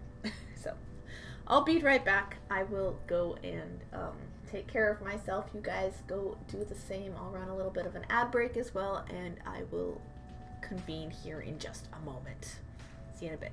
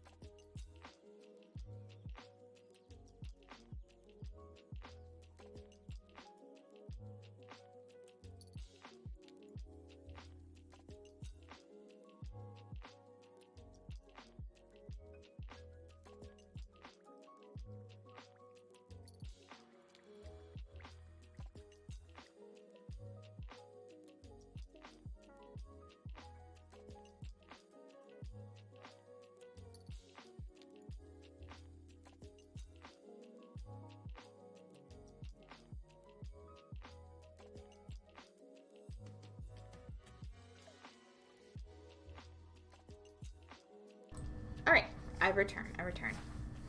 Oh, Kennedy had said, much like tools, not every craft is for everyone. Exactly. I am not for ceramics, and it is not for me. I leave it to the very talented people who do love it. I will not love it, that is. I may at some point in my life try to get back on the wheel and throw some more, just to develop the practice of living with frustration. But I will not ever be, good at it. And that's fine. I don't care. Took me a long time not to care, but I will never be good at ceramics. I was being graded the last time I had to care, so I'm a steampunk, and so making some of my own stuff is rewarding. Oh, nice. Develop the process of living with frustration. It's a good skill to have, and it's one I need to work on myself, because it applies in the workforce. Live with other people who frustrate you, and I am not good at that, so learning a craft you suck at is a good way to develop that patience. For example, a craft I suck at, or don't have the patience for, let's say, actually does involve beads. I have been working on pushing down the urge to scream and run. I have been working on the bead crochet bangle. This is going to be a bangle. Hey, you. Hey. Focus. I really like the monarch necklace on your Instagram. Thank you. It's actually a made-to-order piece. You can order it off my website or my Etsy shop if you are interested. Ooh, that looks amazing. Yes. This was a free bead crochet pattern. I think I found it on like a Russian blog somewhere. They all twist. They're all gonna twist like that. I was hoping it was gonna stay straight the whole time, but no, it's a lie. It's going to be a bracelet, theoretically. I'm not there yet. This bead crochet is tedious in two ways. You have to pre-string the pattern in the correct order without skipping any. And oops, I skipped some right here. I even like double strung some like up here at one point and had to break them off. And the crochet itself to start off is super difficult. It's super difficult to start off. I have since found a way that looks easier. We'll see. That involves the use of like a homemade jig, which is super cool. A starter stump of beads. But yeah, this is single crochet. This is the first single crochet I've ever done, especially with beads, which gives you the hollow tube instead of the solid tube, which is slip stitch crochet. Yeah, I missed a bead here, sadly. I lost it. I dropped it because I had to change threads at this point, and I lost a bead when I did so. It was like 2 a.m, and it was lost in the carpet in the living room, and I didn't come in here for another one. But yeah, so I've been doing really well. I made a lot of progress on it this week. I think I made like this much progress this week. No, maybe this much. Let's not lie or exaggerate. It's probably this much. At least a couple of repeats. I was half paying attention. I was watching TV a lot, so I have to bead crochet with the spool propped up between my knees. That's the only way that it works for me to keep the right tension. I can't do it sitting up. I don't have the tension experience yet. So I sit with my knees propped up in front of me, and then I let the beads fall towards my work. So yeah, this is the most patience testing, frustrating thing I have ever done with beads is bead crochet. The second most frustrating technique for me is French beading, which is those wire flowers with beads. No. Like, those just like test my patience to nobody's to like, yeah, it's just frustrating. So I have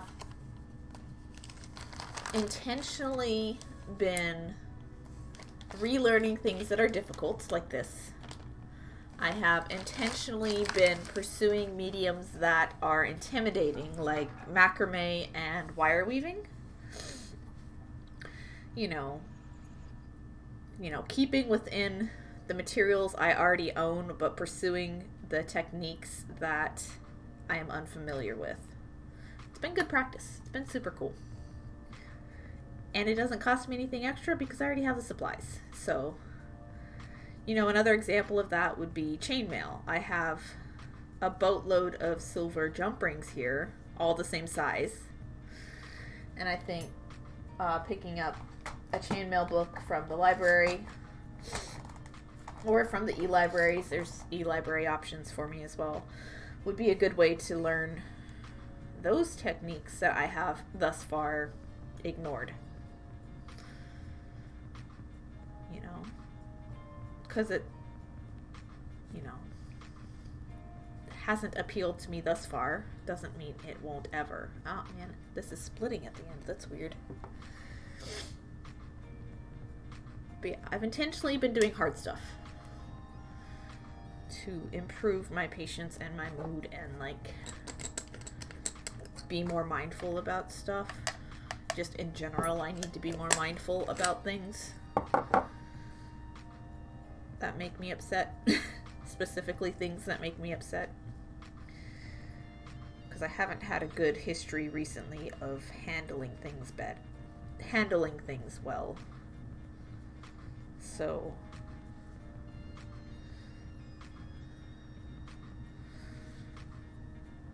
pursuing the things that are hard is good practice until I end up in an actual life situation where I need to self-manage properly, Does that make sense? I'm just rambling at this point. I need help.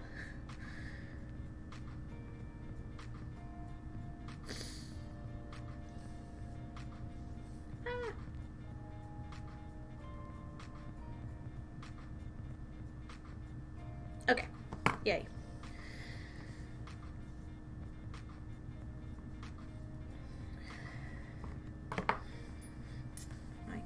String beads on this side now, and there's floating wire in between. I really love exposed wire. I think it's great, and always use a color that matches the project, in this case red. I have red and green and gold and silver right now. There's other colors out there that exist. Stringing wire isn't something I buy a lot of, but it's something I need more than I think I do. So, if I ever find decent deals on colored wires again in the future, like I did with this red and some green that I had at one point. I thought I still had green, but I don't know where it went. Then I'll buy it. 2, 3,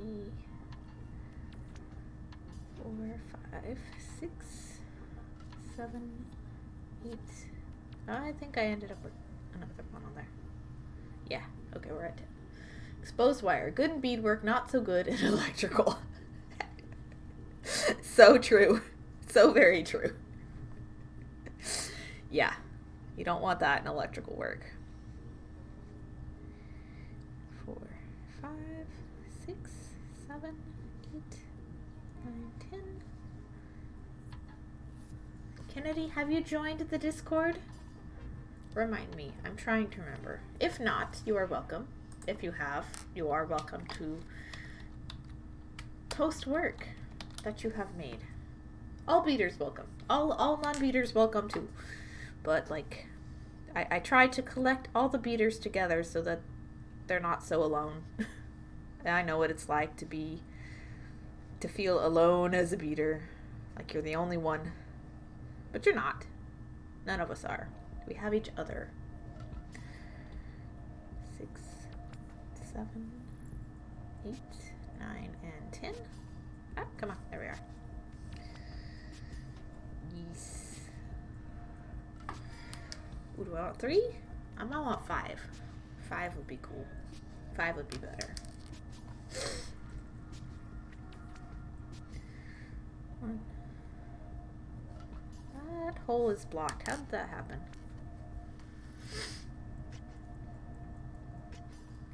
Can I poke through? Can I poke through? Am I allowed? Am I allowed to use this bead? It doesn't want me to, I guess.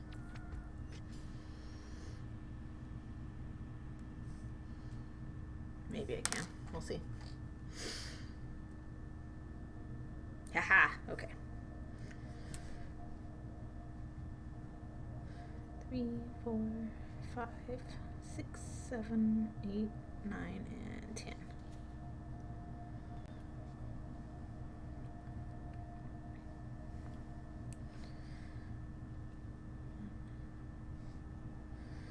Two, 3, 4, 5.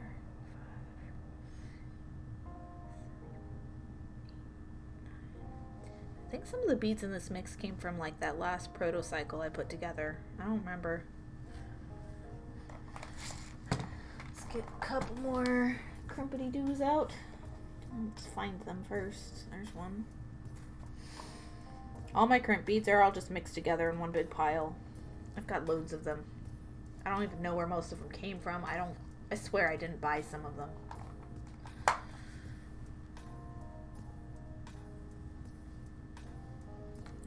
Load the crimp bead on, but I'm not going to crimp it until I string the other side just to see if I like the look of it.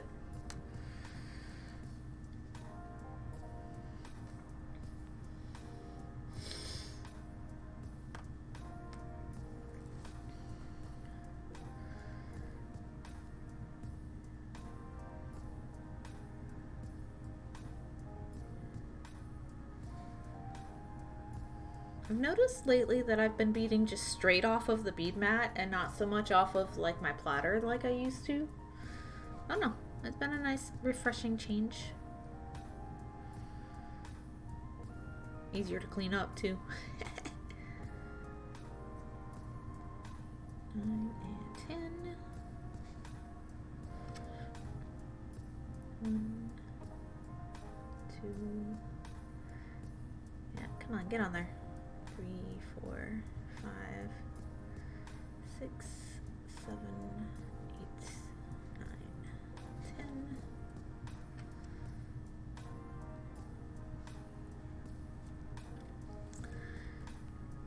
1, 2, 3, 4, 5, 6, 7, 8, 9, 10.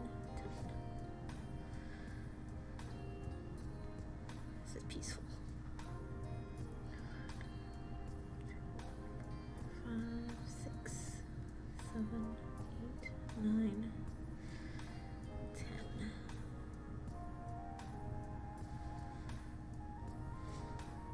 Go. Hee hee. That looks nice. I like that. Just these 2 long segments here. Be just enough exposed to add the clasp areas. I think that'll be just fine. Super cool. I like it. I'm happy with it. That's good. Okay. Stay. Stay while I crimp this.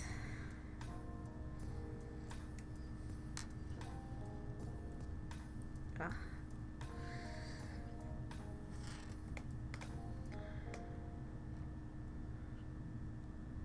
Come on. Let me at it.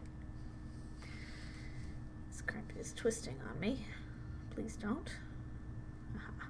Ha ha ha ha ha. Got it. Okay. And the other side.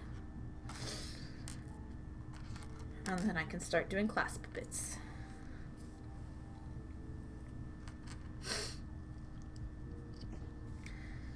I wish I had red pearls, but I don't have red pearls.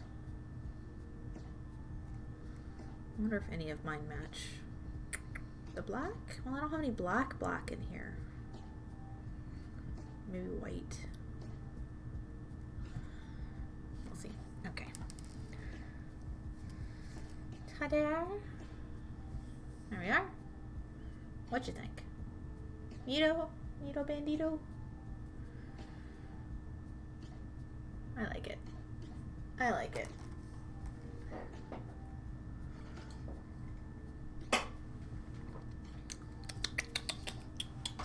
What do we got?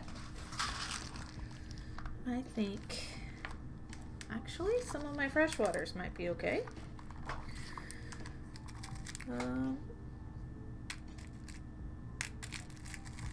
This one, that weird one will do.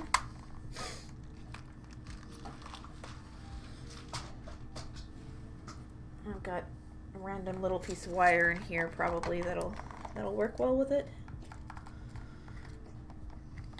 Yep, there you go. Kappa pieces, copper claspy bits and stuff.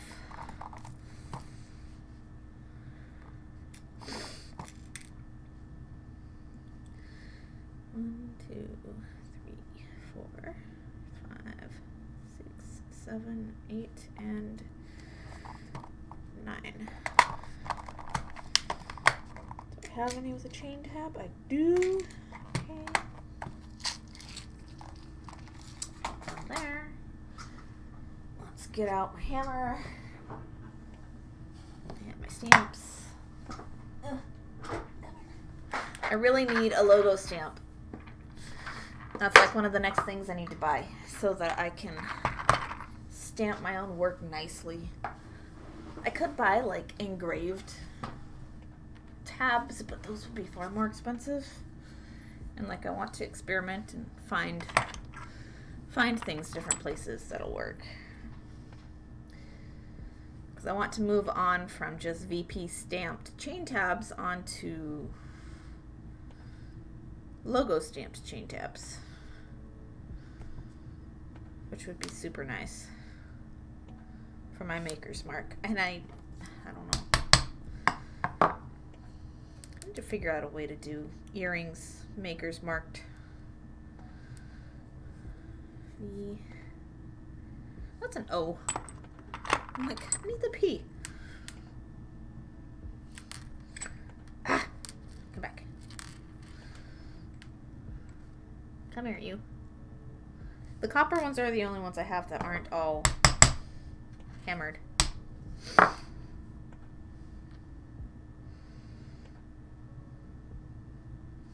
That one's a little dorky looking, but that's okay.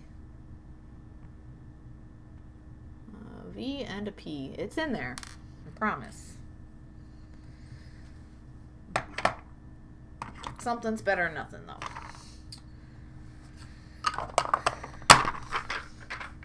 These are the only things I use. I have a full alphabet and some punctuation, but I don't use anything but the V and the P. But it's all in easy reach, which is super nice. I love my bench block. I love it. I love it so much. I haven't had much chance to like use it for like all sorts of other stuff, but like it's been great having it right there on hand.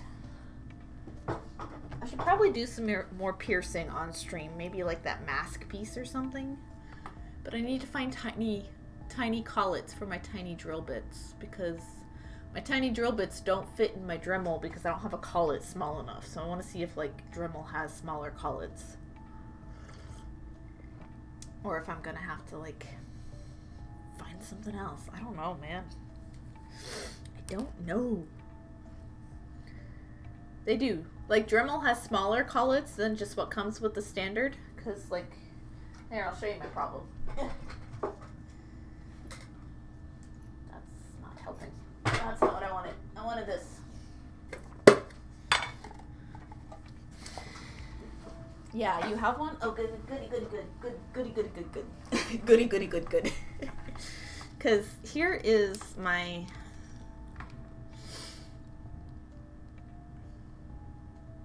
Oh, my autofocus doesn't want me. There we are. So this is the smallest collet I have. And this is, you know, just a standard small drill, you know. So that's the smallest I have, but like my actual, oh, where are they? Here they are. The little teeny drills that I got from Rio last time I bought from Rio. are too tiny to actually be held. And so this is why I haven't actually done any more piercing work, is because it's too tiny. Too tiny for my collet. You can buy a set in different sizes. Yeah, that's good. Because this is just one of the standard collet sizes that came with my Dremel. I actually upgraded from like the wireless dog grooming one to a wired, the craft tool one. I bought it at Walmart, not at Michael's, because hell no am I going to pay the upcharge for crafting supply. No. Let me put this one back in. And this drill is still okay. I think I can still use this one. The last one I had, I burned it out. So I should be okay to use this drill, but once this bit is gone, like I can't use my bits, and I would really prefer the really tiny ones. I have one that fits a 1/16 inch. This is a 0.89 millimeter diameter. How does that compare to inches?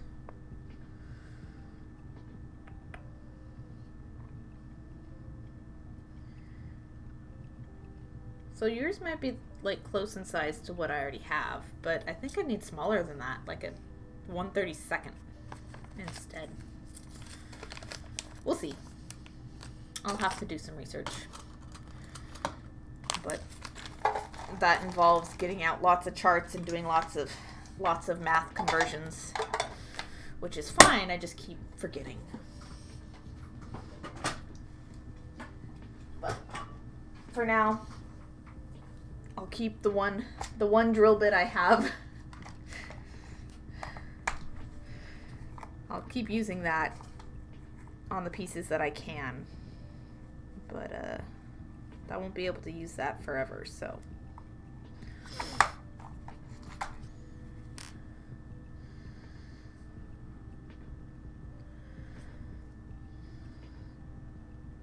Oh, hey, come back here.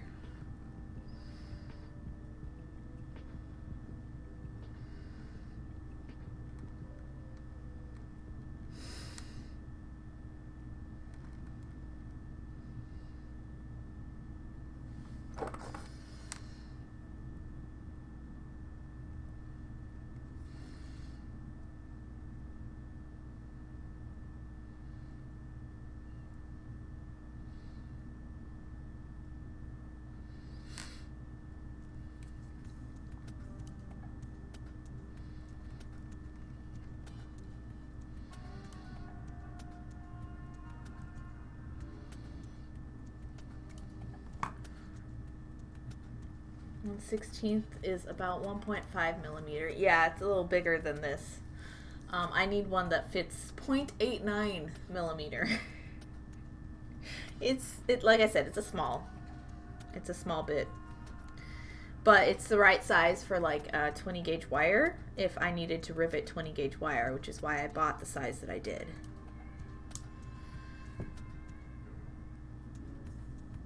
Oh, where did the bit go? Oh well.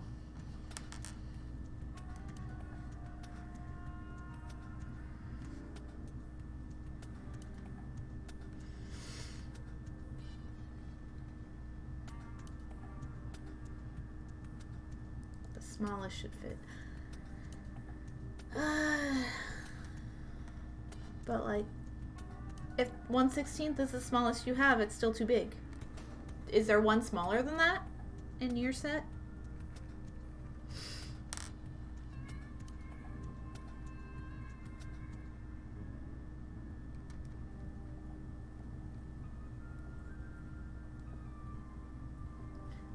Oh, goody, you have a 1/32. Okay, yeah, that's good. That should fit. Oh, come on. Stop it. Stop misbehaving. Misbehaving. Okay, sorry. I am not sorry. Why do I apologize?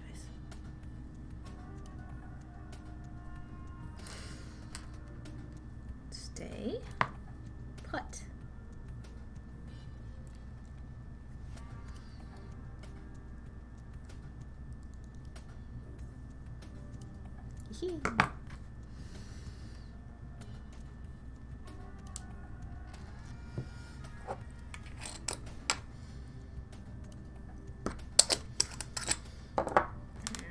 which way?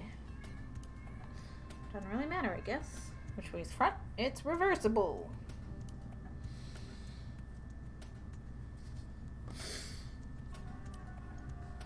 Other pliers.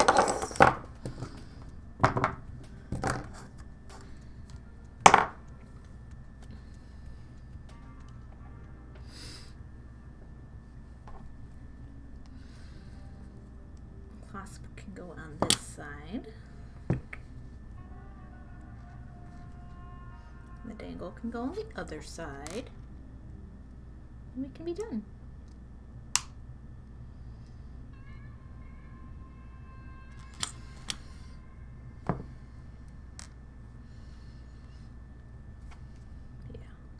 Yeah, I will look into that prints because I definitely need smaller cullets for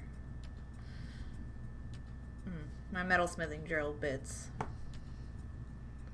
My piercing bits. So that I don't make giant holes in my little fine detailed work. Man, I haven't even like done any metal work in a while. That's a shame. Not having access to a studio consistently is like super hard sometimes. Hey, let's zoom out. There we are. Okay.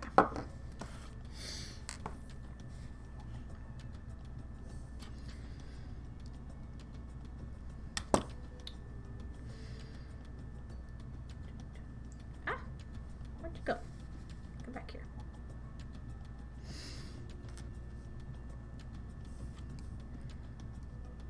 What piece should I work on next, guys?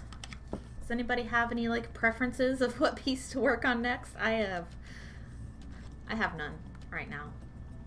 Let's see, in the middle of making paper mandrel. Ooh. Just be careful if you get a cheap bit that small. They snap or bend. Pain in the ass. Oh no. Well, yeah, I know. Piece of pie. I don't have a piece of pie in progress.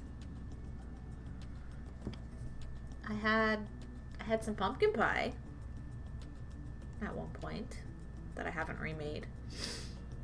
We want to see the pie? We got the pie. It's here. It's one of my needle minders. Yeah, come here. See? Pie. There you go. Pie. Love pumpkin pie. Yes. I do have a pumpkin pie pattern. It's right here. Crust doesn't have quite enough contrast though, which is a little sad. But I love it. I've used it for a while. When the moon hit the sky like a big pizza pie. Yum. But yeah, we have our pizza pie. Our pizza pie is on the wrist. I haven't taken it off yet. I've actually kind of forgotten it's there, which means it's a good design. It's a good unobtrusive piece, which is nice. I don't know why I didn't put them on a bracelet years ago, but I didn't until today. Just how it happens sometimes.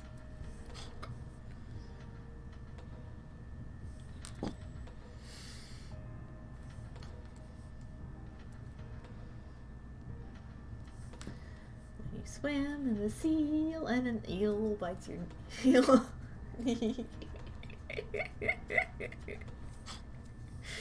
What is going on? Is that part of the same song? So I haven't even heard it all the way through, apparently. I'm also very gullible, so don't lie to me. That's amore. Ah! Oh no! Oh, that's good.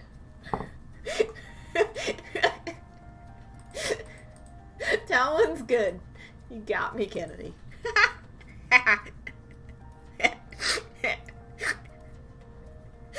Oh.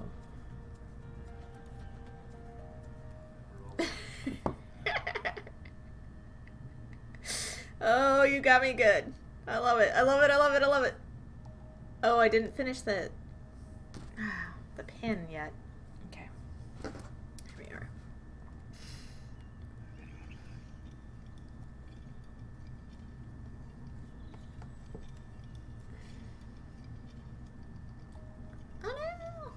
need a pearl reamer. I don't have a pearl reamer. Let me have this bead. I want this bead on this piece of wire. Please? Please? Please? Please? Almost. Almost.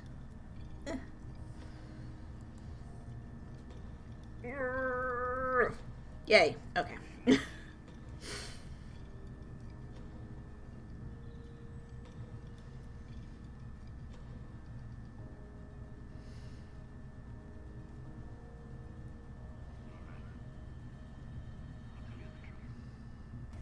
Got it. And I'm all fuzzy for you guys. I'm sorry. There's a lot going on down here, and so it has a hard time picking what to focus on because beads, there's just a lot of beads, and just wants to focus where the beads are. Oops. Nope, this one.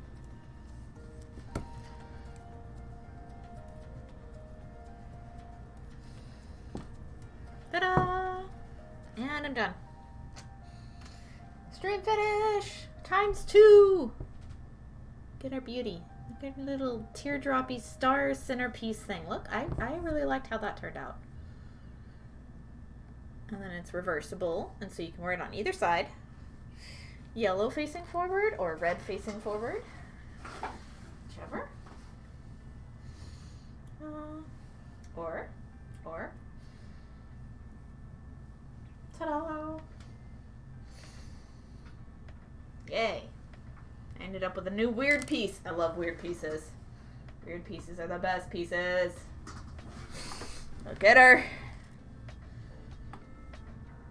Cool. Now there's too much to focus on again. Maybe I should use dowels.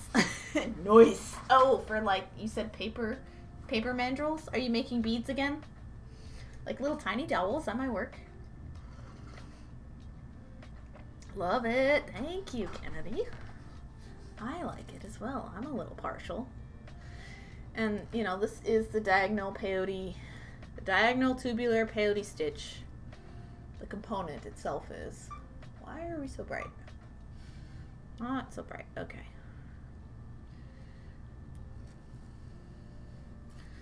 Focus is in weird places right now. But yes, it's a good piece. There we are. Let's just... And when things are on beading wire like this, it just could be fun to photograph as well, just with the swoops. So, yes. Now we are at 48 WIPs. We're at 48 WIPs, guys. Like, we are knocking them out. Knocking them out. Well, from 52 to 48 today. Finished 2 at night, and I finished 2 on stream. Well, I finished 2 early morning, like early AM hours, and then I finished 2 on stream. So I finished 4 pieces today. What is happening? Love to see a crafter's glee after making a piece. Thank you. Where do you source your beads? I source them from everywhere. Everywhere. Primarily, I buy online these days. I have bought at local craft stores, whatever you have available to you. I've bought at Walmart. I have bought at thrift stores and estate sales, and I've been given people's bead stashes a lot. I'm the only beader in my town. I'm the only beader who sells consistently in my town. And so a lot of people know me, and they've seen me out for years, you know, exhibiting my work and displaying my workplaces. And so they bring me their stashes when they're done with them. It happens. But when I order beads online, I order from a variety of places. Ugh, the cousin beads drive me a bit.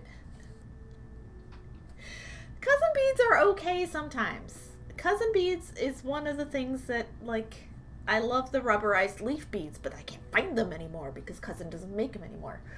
I need those beads back. But I order from Fire Mountain, and I order from Art Beads, I order from Aura Crystal Beads, I order from XYZ, I've ordered from Jill Wiseman, I have ordered from Shipwreck Beads. I want to order from Eureka Crystal Beads soon. They have a few things that I'm like, oh, well, look at your selection. I've been looking at their website recently and been like, oh yeah, that's cool. Seed beads. Oh, wait. Oh yeah, their seed beads are, they're Chinese, I think, which aren't known for their quality. Japanese are known for their quality. Japanese and Czech. But yeah, as far as like seed beads, as far as like delicas, the Antojos I get mostly from XYZ and Aura Crystals. Those are where I get those beads specifically. I unfortunately do not have a local bead store, or I would be shopping at a local bead store, which is where I fell in love with Toho beads in general, is the last local bead store that we had here. Ming trees are nice to work with. They are nice and huge. If I want size 10 beads, Ming trees and like dynamites are great. I love size 10 dynamite beads from Fire Mountain. Like, I haven't had them in years, and I kind of miss them. They were pretty affordable too. I haven't ordered from Shipwreck Beads since they changed their website, and I really loved the old website. It was dated, but it was easier to navigate, and it actually worked, and you could actually search for stuff, and on the new website you can't search for stuff, and so it just frustrates me, and I just exit out of all the tabs, and I don't shop at Shipwreck Beads anymore, you know, which is sad because they actually had like novelty beads, because, you know, they would source vintage stuff a lot, and they still do. And I think they're one of the places where you can purchase the Preciosa Cornelian stars, which I want to actually own some of those. That would be super cool. I'll have to see if those are other places too. Because I don't believe size 32 beads are actually, like, 32Os are actually what you would expect a 32O to be. Like, you wouldn't have a hole. It'd be too tiny. So I think their sizing on those is weird, and I just want to try 32s and 34O Carnelian white hearts just to see what they look like in real life, you know. Photos don't do anything justice, and there's no scale option in the photos they have. So, but yeah, we have a second stream finish. How are we doing on stream time? We've been 2.5 hours. Could probably get a little bit more done today. Do you guys have any preference of any of the WIPs you want me to finish? Like, take suggestions. I know there are a number of New York City bead stores. Oh, I imagine so. Like, both coasts have bead stores. I've never actually ordered from Caravan. I should order from Caravan Beads just to see, but their site has always confused me, so I haven't. Remy Studio, first time chatter, new to Twitch, so glad to find some art. Hello, there is plenty of art on Twitch. It is hard to find at first, but welcome in, welcome in. This is our Makers and Crafters category. I am doing bead weaving, and I just finished stringing the necklace for this little peyote stitch star that I made. Like the dynamites too, they come in nice big cases. Oh yeah, I miss the flippy cases of the dynamite beads. They're so great. I don't have any anymore. I don't have any dynamites anymore. Last time I bought them I was in high school. Ugh. But yeah, I just finished this necklace. It's gorgeous. It's reversible. Done with seed beads. I am a seed beater. And here is the other finish I did. We just assembled this on stream today. Yes, welcome to the crafty side of Twitch, Remy. Welcome, welcome. What art form do you do? If you are excited to see artists, I'm curious what your art forms are, what things you craft, what things you make. You can make bead geckos and that's about it. It's either bead geckos or loom work. That's usually people's introduction to beadwork. That is totally for sure. Ooh, I have a polymer clay piece out here that I'm like, I don't know. I think I need to like get a video out because I haven't done polymer clay in at least 15 years. Like, when was the last time I tried? I was in like high school or something. Last time I tried polymer clay. It scares me. I'm gonna put it away. But I need to make that piece. I just want to like, I need to follow some of like bead soup tutorial, turtle soup beads. What's her name? Susan? What's Susan's last name? Turtle soup beads. She has some nice tutorials on YouTube. Like, she's a bit loud as a person, which I kind of like because she just loves what she does. But I need to follow some of her tutorials if I'm going to work with polymer clay. Yeah, Remy. You're a potter! I love potters. It's been so long since I've seen many potters. I think it's slowly making a resurgence. Ceramic work, I think it's slowly making its resurgence. I haven't seen many potters since about 2010, 2011 when I was doing art fairs. You have talents that I have a hard time with. You missed earlier in stream where we were talking about crafts that we're not good at, and I have never been good at ceramics. I have tried many, many, many times in my life. I even failed in college, my ceramics class. Not for lack of trying. But it doesn't stick with me, you know. So it's one of those things I might try later in life, you know, just have access to a wheel again at some point, just to learn to live with the frustration of not being good at it. Because I've made stuff. I should have something in here that I made. There it is. I found it. I found my bowl. I have one bowl and one cup left. The cup is, I don't even know where the cup is. This bowl has some recent work in it. This is the one that didn't explode. This is the one that didn't explode. It's so heavy. It's not even a good weight for a bowl. It's too heavy. But it's my one bowl. It holds some stuff that I've made recently. That I was supposed to photograph recently. This is the stuff I need to photograph next, actually. Once I get some flowers going outside, it should be blooming time soon. Might be another couple weeks.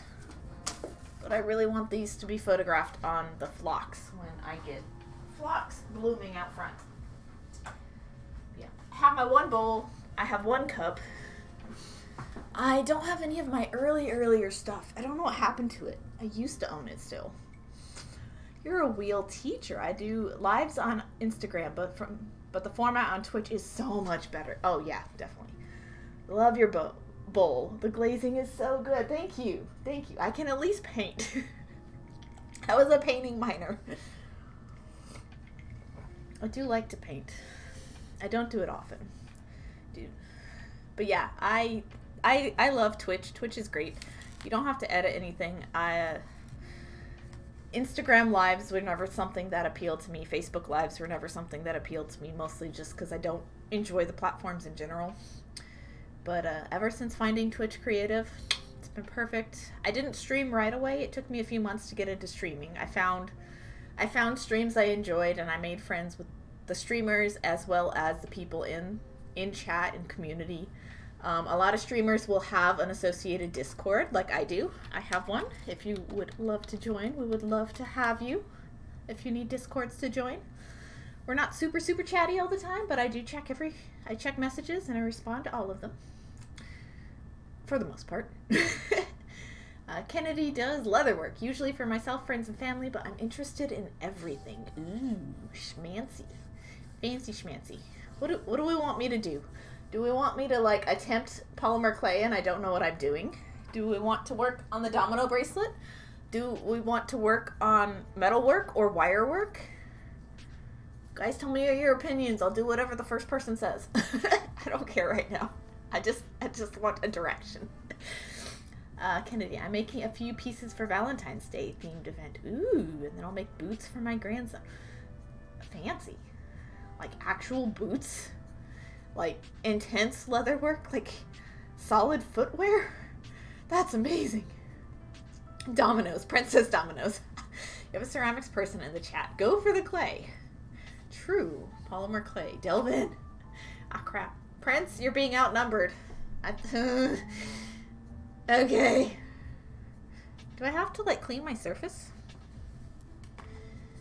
Alright, so I have a couple things I actually need to make with the polymer clay. And I don't know what I'm doing, so, you guys are Welcome to give me pointers. I don't think I even have any sort of roller. Any sort of... I have pencils. Can I use a pencil as a roller? Would that work? It's an even surface. Maybe one that doesn't have a logo that'll indent into the clay. That one won't. I don't think I have playing cards. Clay's good. Okay, so what we have here is Sculpey. I have Primo and I have Sculpey 3. This one is translucent. I was gonna mix them together to get kind of like a translucent-y look to it. And I don't know what I'm doing, so like, don't judge me. I do want those though. Biggest item I've made is Cthulhu Mask for an event. Ooh, fancy. Good old Sculpey. Yeah, no, I like Sculpey. I grew up with Sculpey. My mom makes hands for her figures out of Sculpey, so that's cool. But this is one of the shell pieces that Ixo was making, and it busted when he made all those shell pieces for me back in, was it November? But it was looking super neat, and then it busted, and so I've kept the pieces on hand to do something with them, and I was thinking to make a leaf shape out of the polymer clay and embed the broken pieces into it, kind of like the oh, what's the Japanese word for mending broken pottery? Oh, what's that? That's what I'm trying to accomplish here. Make the little faces I paint with Sculpey. Aw, neat. Okay. Let me see that I have rubbing alcohol at least clean the surface of my desk. Let me get my Swiffer out. Whoa. You got a lot of dust in there. Let's try to clean my desk a little bit.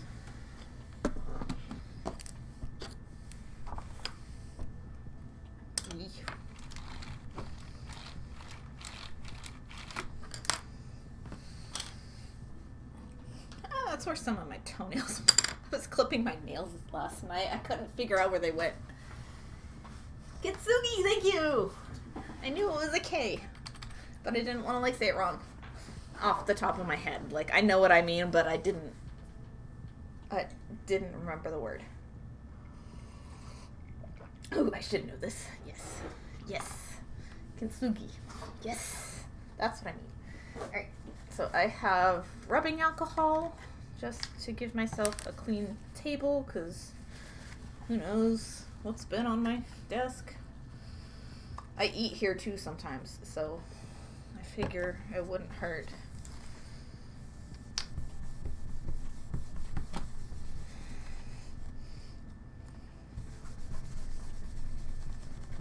Yeah, it's a little dirty down here, but not too bad. I guess the bead mat catches most of the dirt.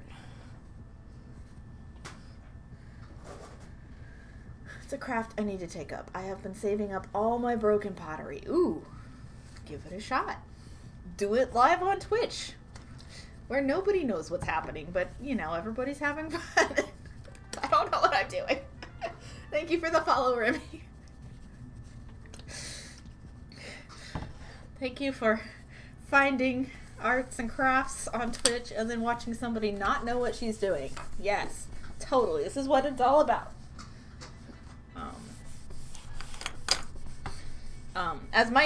As my viewers will know, like, I'm not scared to, like, make mistakes or experiment live. Like, what's the point of just being scared, you know? You gotta start somewhere, right? Gotta start somewhere. Okay. So I have a clean surface. Put my rubbing alcohol away.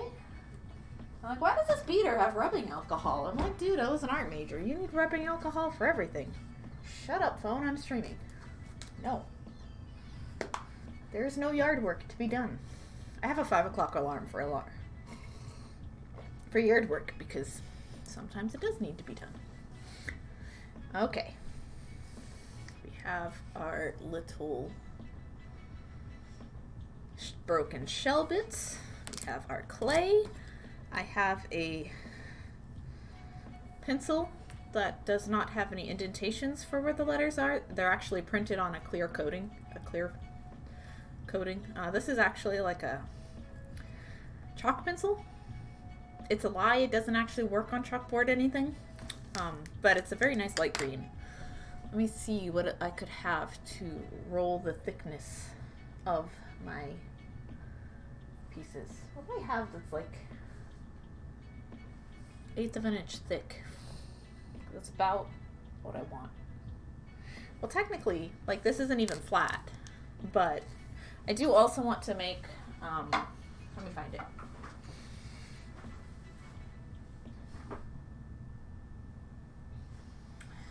Dragonfly, where are you at? There it is. I found it. This is the reason I have the polymer clay in the first place. It's this dude. Hello.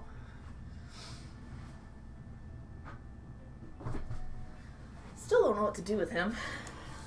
He just sits in my archive of old stuff. But you see this shape here?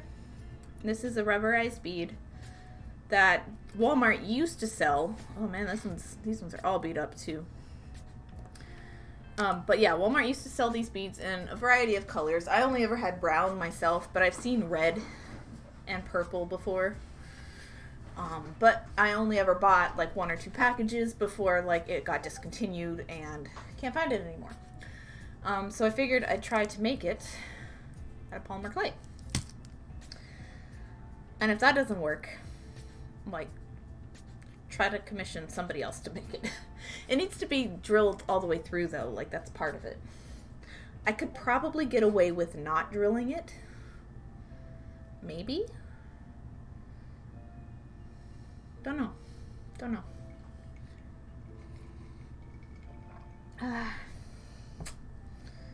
How do you, yeah, no, that's for another day. We're just doing the mosaic bit today. But if I do this, I'll have to do that immediately afterwards. Like, that'll be my project for tonight. But I want to imitate this shape in polymer clay, which is why I bought them in the first place. And this was the only colors there were when I bought these. There are other colors since, obviously. It was just low stock. Me buying polymer clay when it's actually trendy. Oh, go figure that there's no colors out. What can I use to roll this?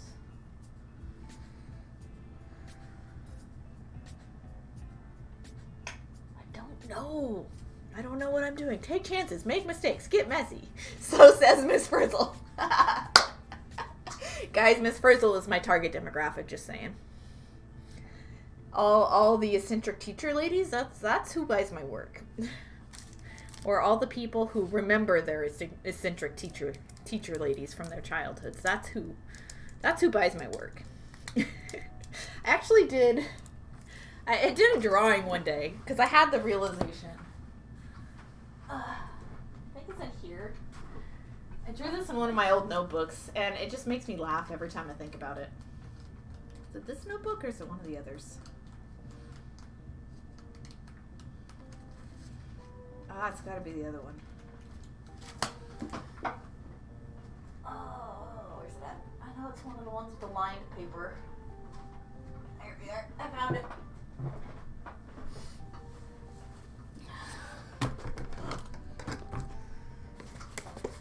Yeah. Miss Frizzles. For my target demographic. Demographic equals Miss Frizzle. Tell me she wouldn't buy my work. Like, just tell me she wouldn't. Like, tell me she wouldn't. And I apparently voted today. Who did I vote for? What year was this? I voted today. That's great. Yeah. Oh man, my old bujos were something else. Back before they got like too much for me. Okay. I can do this. Just open the package. Just open it. But then I'll have to store it if I open it. And I'll have to like actually do research and stuff on how to keep this.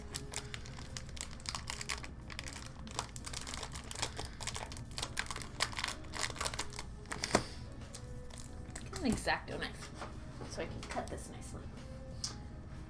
Hey, look, I have clay shaping tools. What you know? Why does this beater who doesn't like ceramics have clay shaping tools? Don't judge me. Stop it. Open, says me. I think my Sharpies can fit in the other jar now. Yes, they can. They are container worthy. Almost all of them.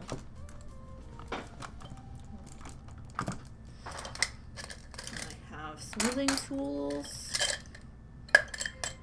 X-Acto, raster brushes. Okay.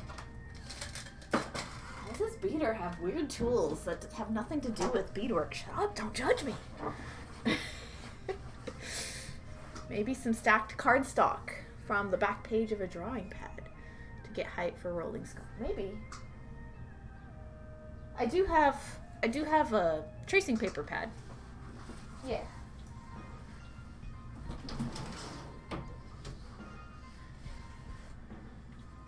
That's a good idea.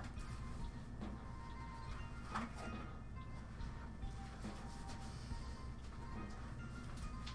me get my paper cutter out and just slice it in half. Be right back. I'm on the floor.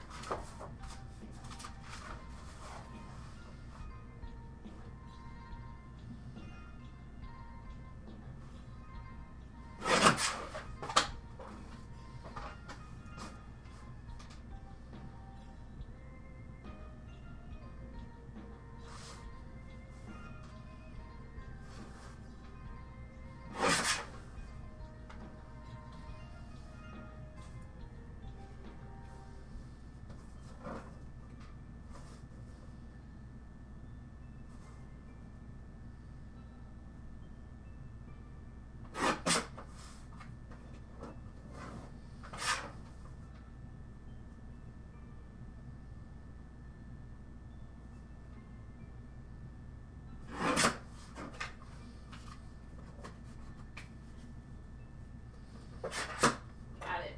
Okie doke.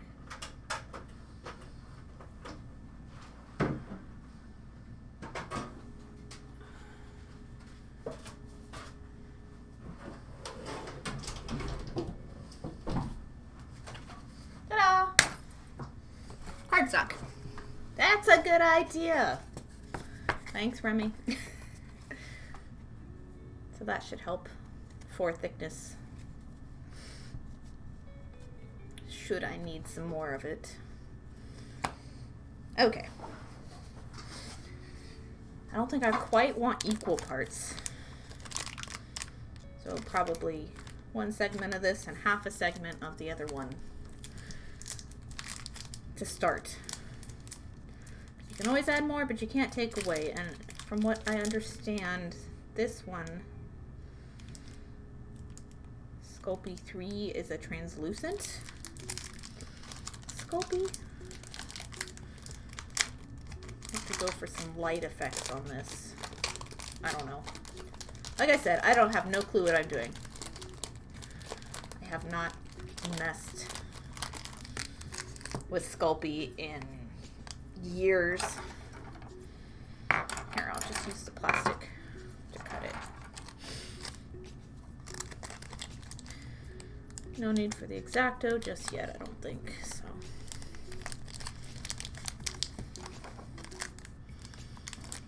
Man, what was the last thing I even made with Sculpey?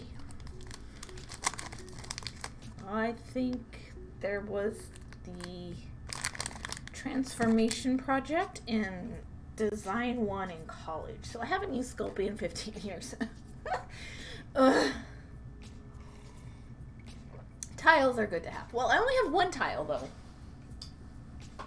But you are correct. Where is my tile? I heard a follow. Thank you for the follow, Torticow. I hope I said that correctly. Thank you, thank you. Okay, I have a tile. Where did it go? I know you can bake on them, right? I'll figure it out. I'll probably just bake on like aluminum or something. I only need one. Yeah, I don't know where it went. Because I take photos on it. It's a nice aqua. It's a nice pretty, it's this color, actually. I don't know where it went. I'll just have to live without. For now. I'll just clean my desk again. Whoa, that cracked. Okay. I'm gonna start with half still. Roughly. I'll go with the smaller side.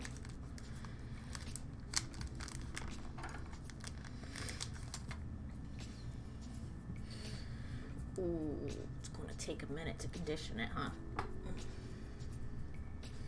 Oh, it's glittery. Ah!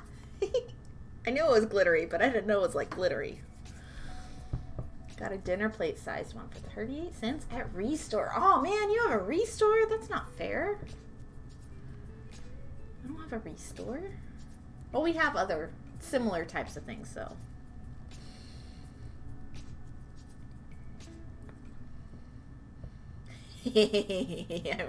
I'm gonna be sparkly.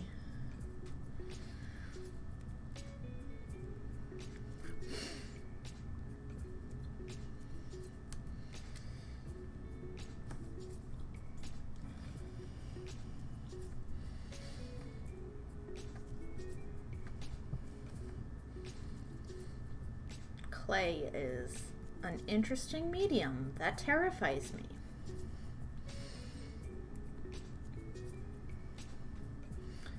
But yes, I heard that follow, Tartacow. How are you today? What are you up to? Did you follow because I don't know what I'm doing?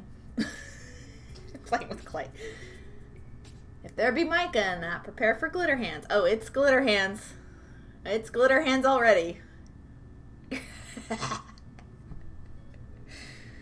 Ooh, it's a sparkle mess.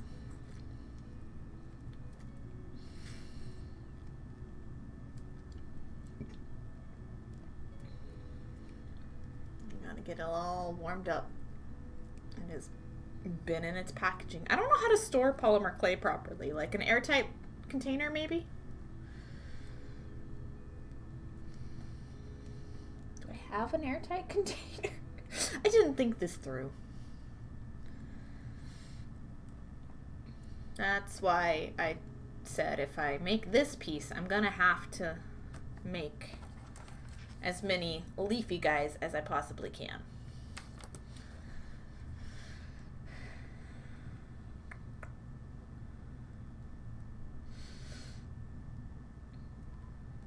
Because then I can make more piano hammer necklaces if I do that. Like coffee. Yeah. Dark, cool place like coffee. Okay. I can do that. I can hide it from the sunlight. There are ways.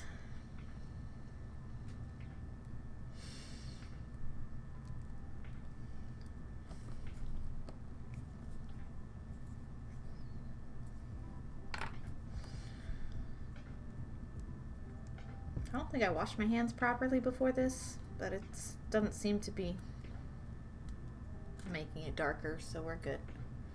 Tupperware. Put it somewhere where the temp doesn't change a lot. I can do that. I have some Tupperwares.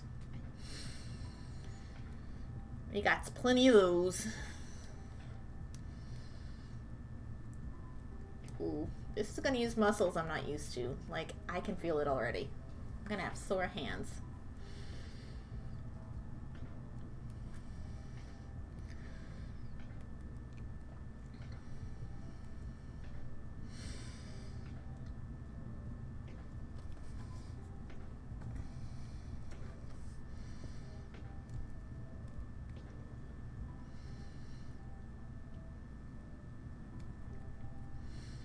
I do not own a pasta machine, just so you guys know. No use for one if I don't use clay much. Ring mandrel done. The paper is a branch again. Branch? What do you mean branch? I'd have to see pictures. Show us pictures. If you can. Ooh, this is gonna hurt. This is gonna hurt. Oh no.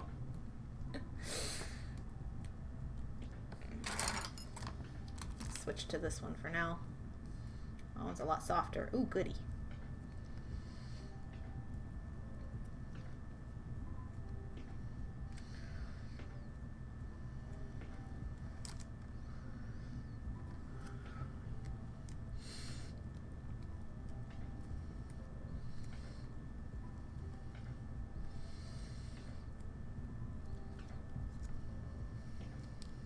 We need 2 millimeters thick.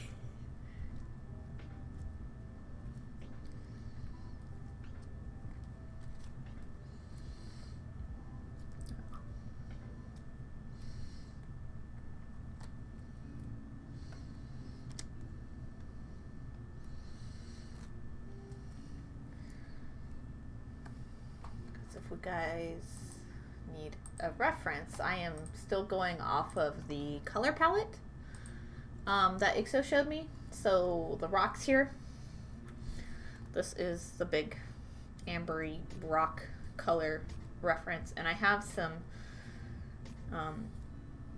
and the shell itself is going to be similar enough to the white rock here proportionally, and then I'm going to use these green beads and bake them into the clay around the edges. I have an idea of what to do there. This is like the weirdest clay color ever. Why did I choose this color? I don't even know. Now it's all sparkly and it's a little more translucent than it was anyway. I have glitter all over my desk.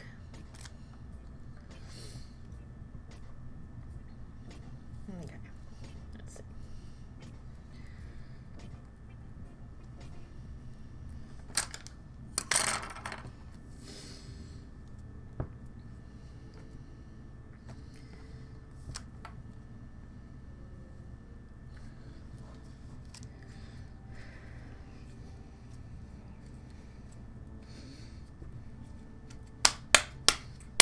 Now it's a pancake.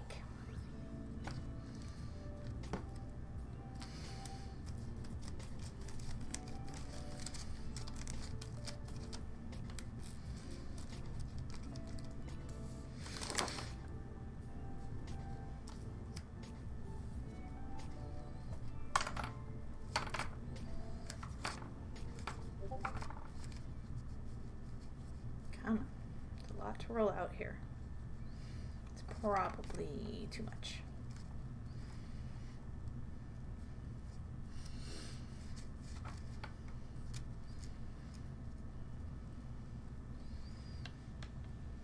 I need a bigger roller.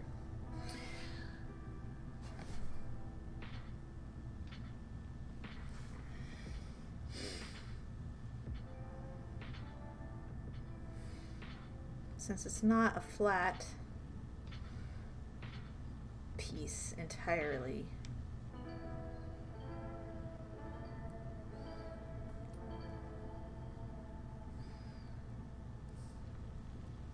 I'm gonna have to bend the clay up around it. Fabric and needle crafts. Oh, cool. Okay. What we got? What we got? What we got?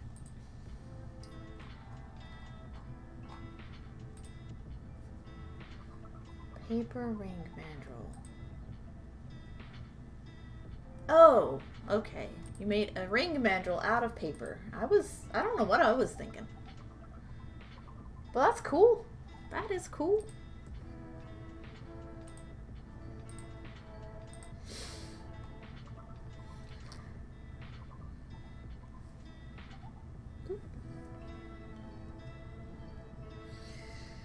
Which way is the right way? Is that the right way? Yeah. That's roughly. Oh, the card worked. I got a phone call. Yes, it worked just fine. It was a good call. I had a tracing paper pad that had the chipboard, which is nice. 1 second.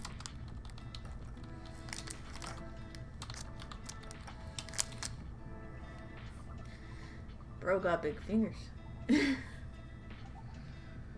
Okay. Let's see if I can lift this up and like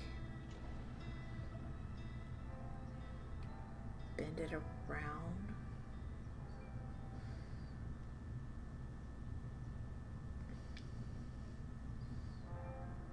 It doesn't want to stick. Oh well.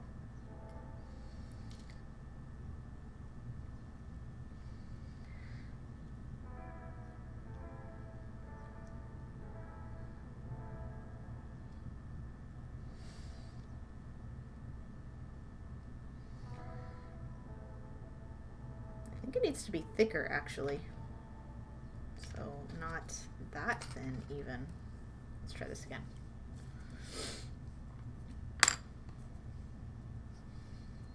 Now I'd need more of the cardstock, but dang. Just do it along one side.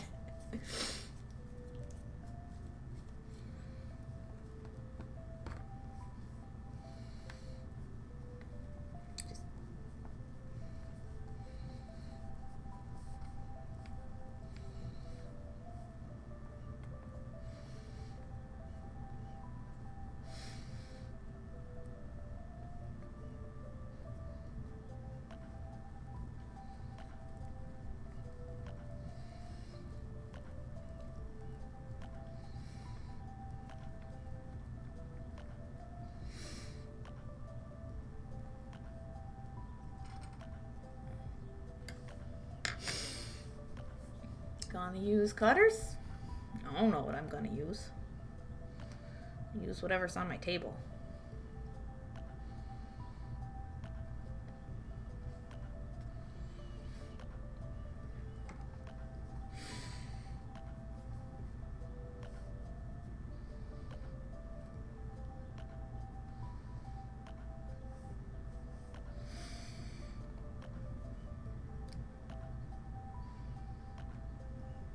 You need a curve to drape that over. You can make an armature from cooking foil. Yeah, I could.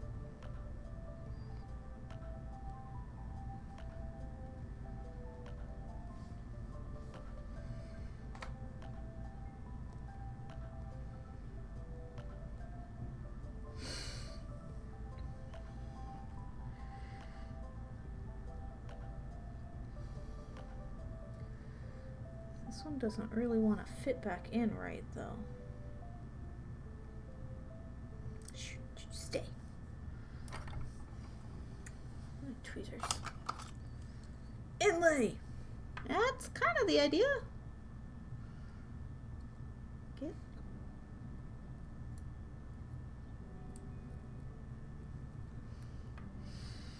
Meh. They don't like me.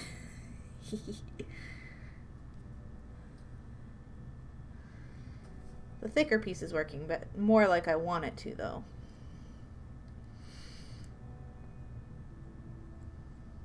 Although, one of the great things about not knowing what I'm doing is I don't have to follow any established rules, because if I don't know them, I can't break them, right? There, stay. Right there. Yeah, you stay.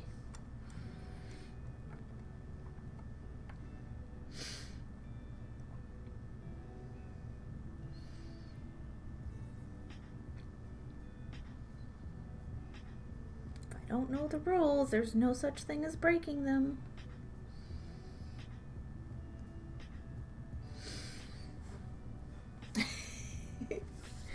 Ooh, mosaic.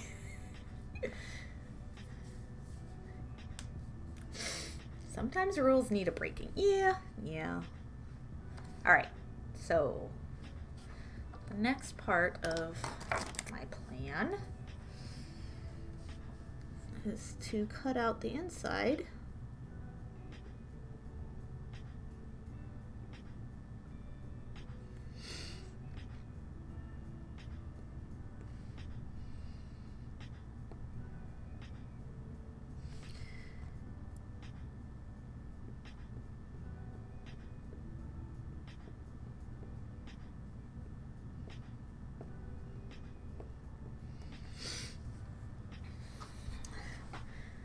You have given me a great idea for the abalone blister pearl I have. Have I? I did no such thing. I am some rando on the internet, making a fool of myself, not knowing what I'm doing. But if you have an idea, go for it. I'm glad to have helped.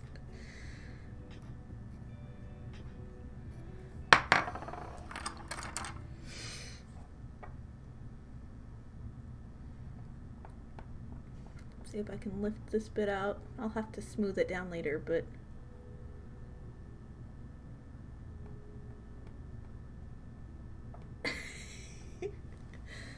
Melina! Oh no, I don't speak Russian, but hello! Welcome! I wish I could speak Russian, but I don't. If I had to learn a language, it would be Russian, I swear. I see too much beautiful work on the internet that I can't read the captions for. Welcome. Trying to dig this out is not easy.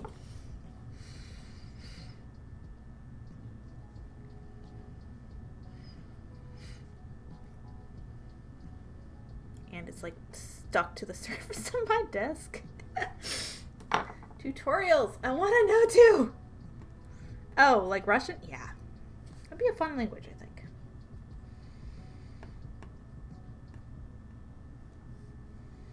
You know, I never even got to learn what college level Spanish looked like because it wasn't required for my degree, and I kind of regret that now.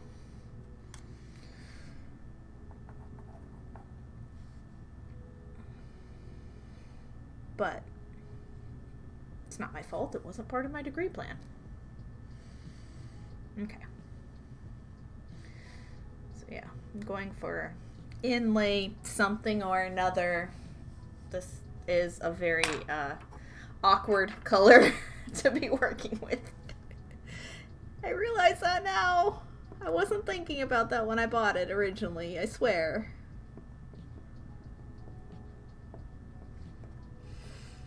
We're not Georgia O'Keefing it, I swear. This was totally unintentional. It was not on purpose, I promise.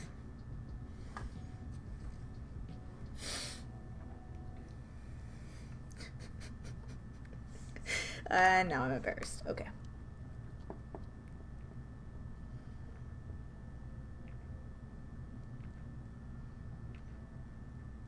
Nobody was gonna say anything, but I'll say it so you don't have to. Wouldn't be the first time something like that's happened on stream. Beautiful artist to imitate, right? I grew up in a town where she had a home. I don't know if it was her only home, but she did have a house in my hometown. Just a claim to fame, I guess.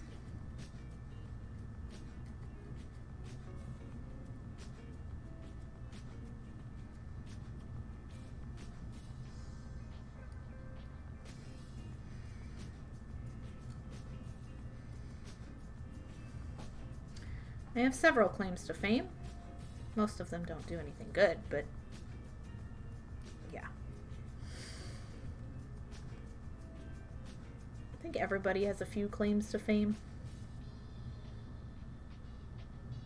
Mine are just in some of the weird places in the world.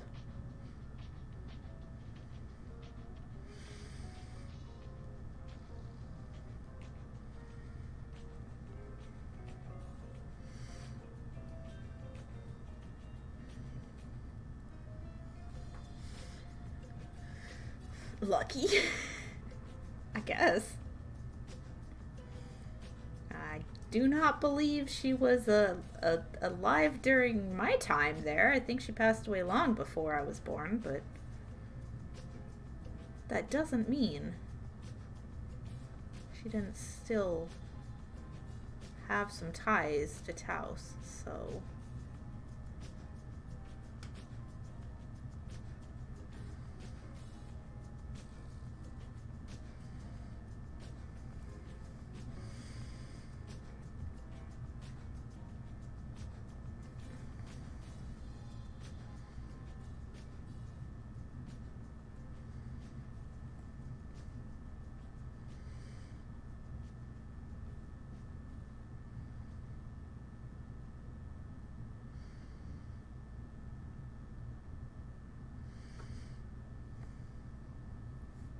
This is a weird color.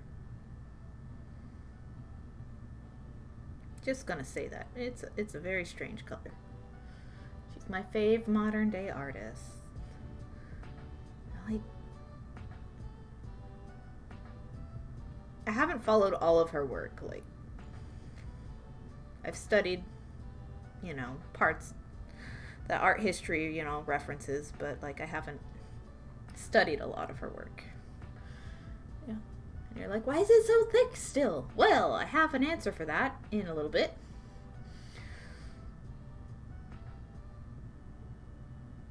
Which is the reason I even picked this project out to work on when I did. Because I have an answer for that. Trying to smooth these edges is proving to be difficult.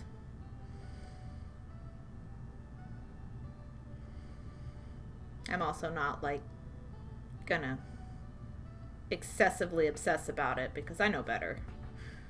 I'm just experimenting and playing and having fun, and that's the better way to do it, I think. OMG, I forgot that I used to make mobiles. Did you really? Are you an Alexander Calder and you didn't know it? Did you forget?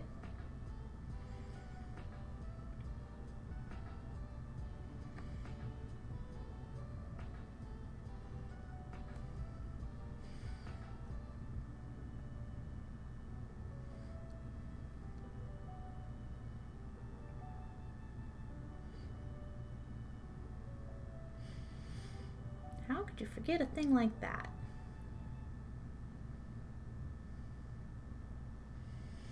It was 2 decades ago. Okay. Yeah, that's fair. Like, it's been a long time and you've slept since then. That's a decent excuse. I want the clay to get warmer in my hands so I can like manipulate it better. It's working on it. It's trying. Ooh.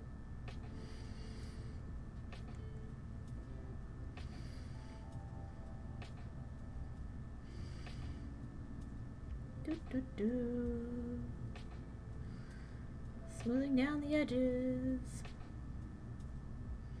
Working better now. Wish I could get on the inside though, not so well.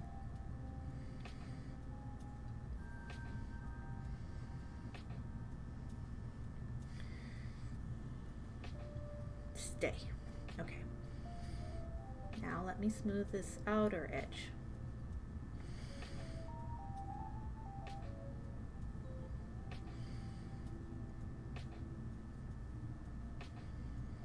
I have such glitter hands now. It's so silly.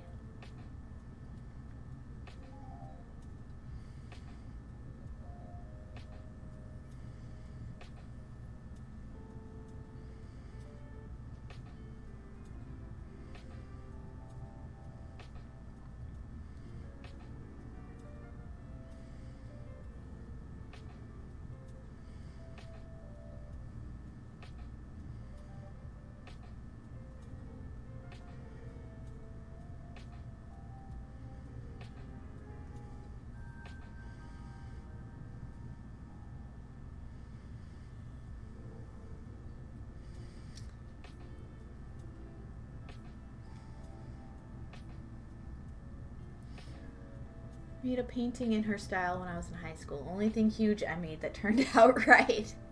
I love painting. Painting's fun. Painting's way more fun than clay.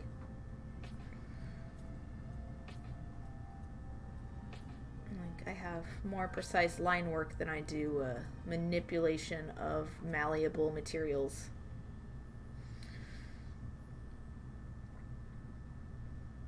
That's for sure.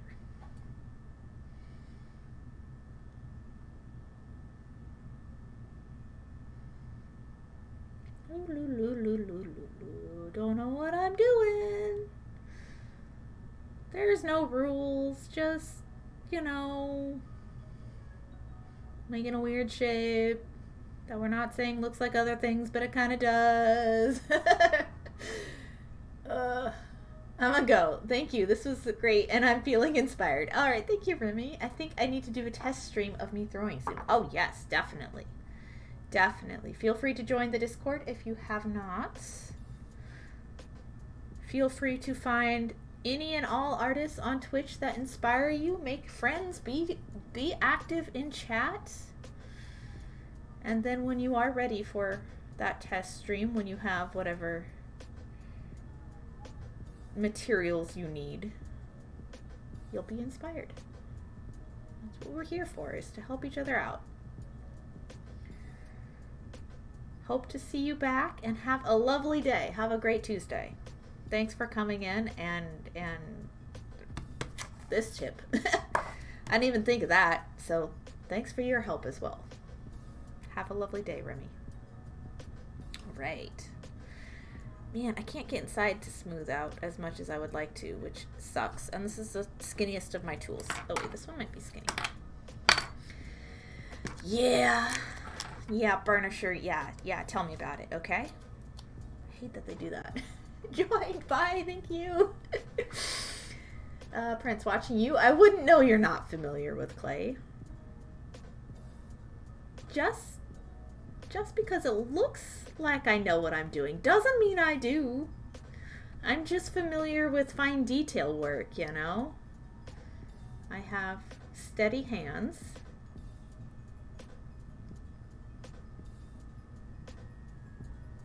And I have sculpted things in the past.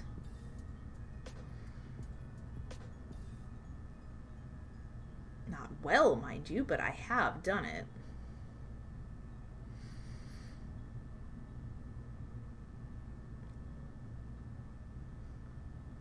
Man, sculpting out of wood was the hardest, though. Like, clay over wood sculpting any day. Like, I'll cut things with wood, like, make shapes and stuff, but, like, negative, like, subtractive sculpting with wood? No way, Jose. Subtractive sculpting in general, no way, Jose. Alright, so I've got it surrounded. It's like a little leaf pod. That's a nicer way to say it. Leaf pod. Wood is hard. My mind's in the gutter, guys. Why did you do this to me? Why did you make me work on this project? Okay, so I'm gonna get my... these are O-beads. These are some green O-beads that I got, like, at a gem show or something. I don't know. Maybe I bought them. No, I bought them from Shipwreck. That's where I got them. Because I was on green and orange and white kick. I'm going to try to embed them into the clay just enough to where the hole is still showing. See that? The hole is still accessible. I'm gonna do that all the way around the edge because I'm a weirdo. No pun was intended. Well, if we're already talking about Georgia O'Keeffe, hardwood is just kind of happening next. I'm getting my pliers. Here, I should probably do it evenly on both sides, so that, like, I have the same number on each side.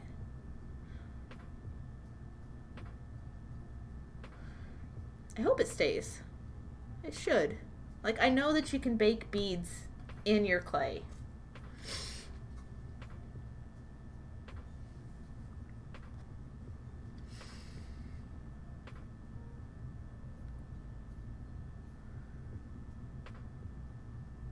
And I've just never done it before.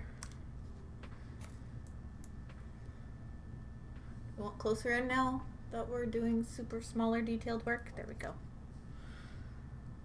I don't know. I've never tried this. It's a thing. It's happening. It seems to be holding all right.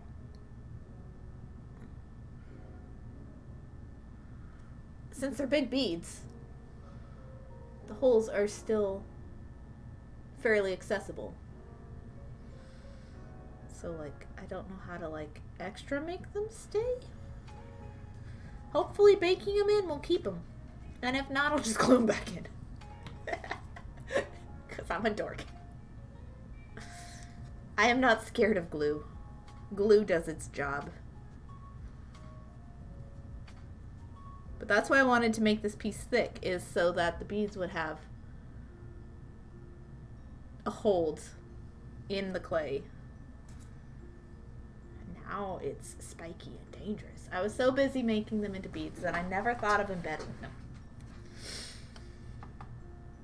Clay? Yeah. Christy Friesen is the queen of my upbringing in polymer clay anyway. So I've looked and read a lot of her stuff. She was the polymer clay and the queen in the magazines. Oh, my hands feel weird now. And she always embedded beads in her stuff.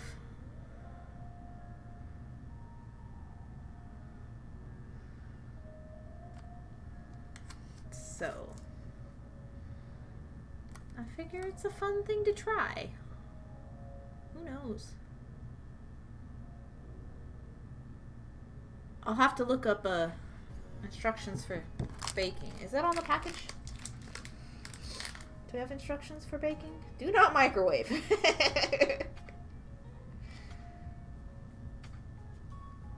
Clay may damage unprotected furniture or finished surfaces. Oops, I'll clean it.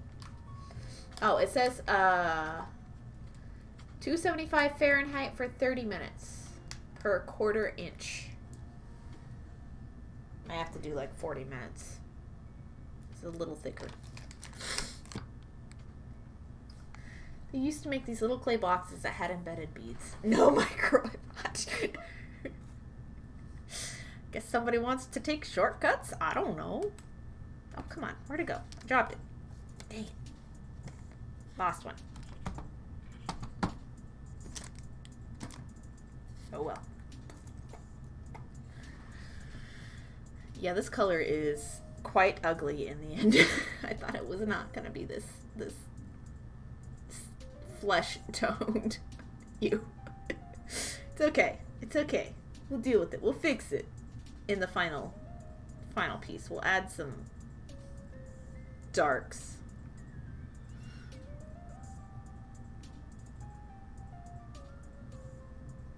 We'll add some darks.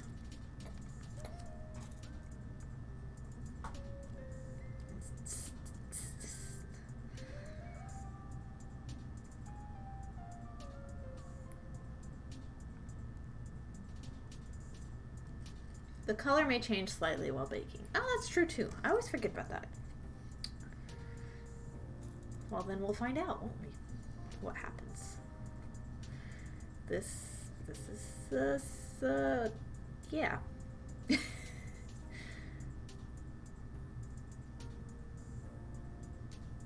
do, do, do, do, do, do. Do, do, do, do, do.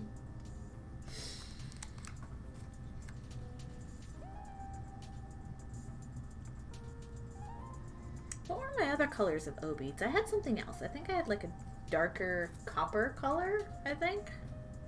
Since this was already coppery colored enough, I went with the green because it goes with the palette.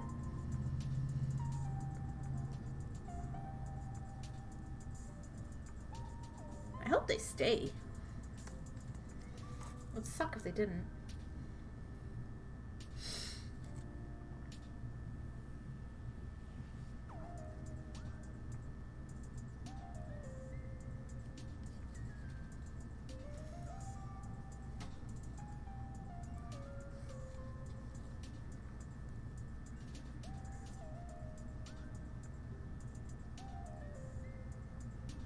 One more on each side should do it.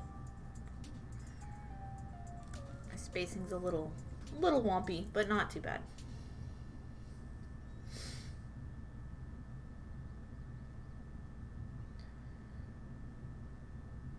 At least there's an even number on each side, so that's good. Ah, hey Tim, hey Kelly! If they pop out, glue them back in. That's what I'm planning on. I can do that. And it'll be like hardened clay at that point, so it'll still be able to grip. I think I'll put one at the point here.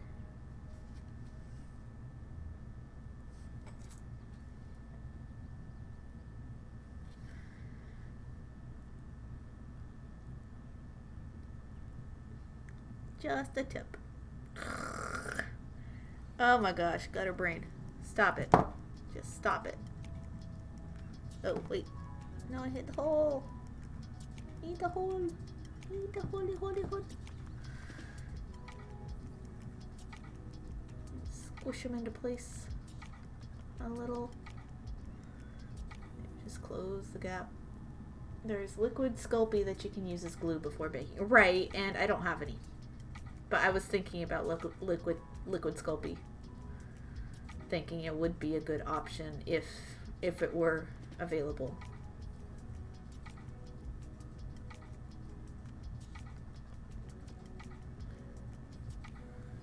I wonder if polymer clay is a tag.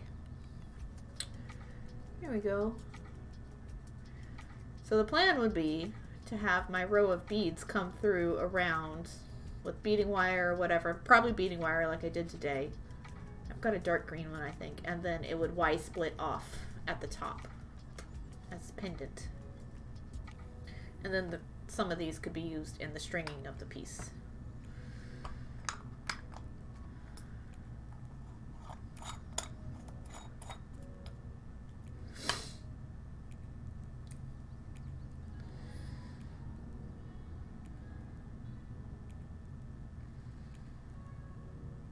That's probably good. If I did anything else, it'd probably be overkill. What do you guys think? I think it's probably good. Let me see if I can smooth down some of the rest of the inside. Maybe holding it has made it warmer enough to, I don't know.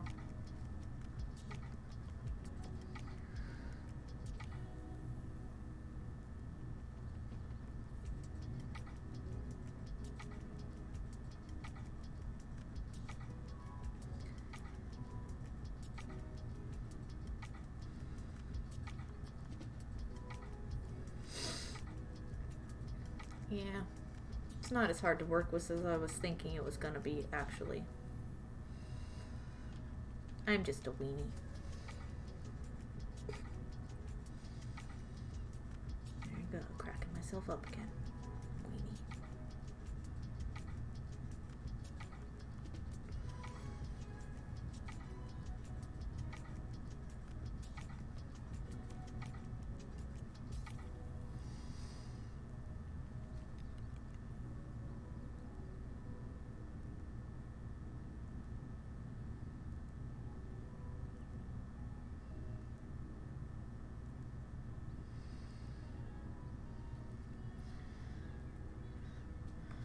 Alright, I've got that shape.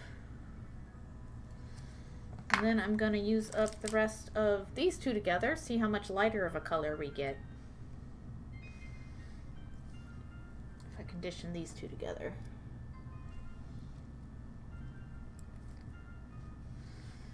Ooh, I might have to like come over the tops of the cracks of these guys. What can I do there to fill that in? Just get little bits.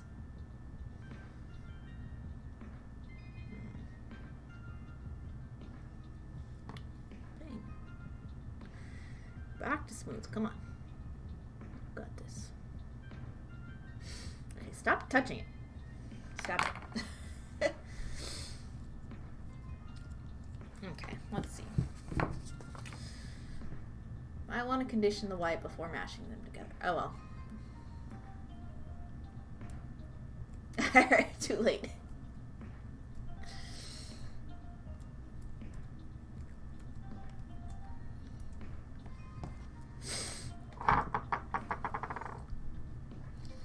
Oh well.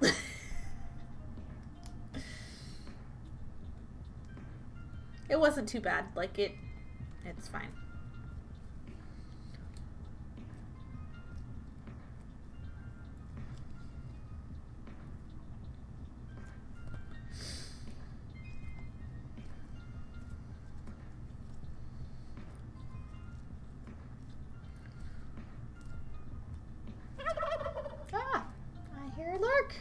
Gotta eat dinner. Alrighty. Enjoy your dinner. I'll be here until I use up this bit of clay.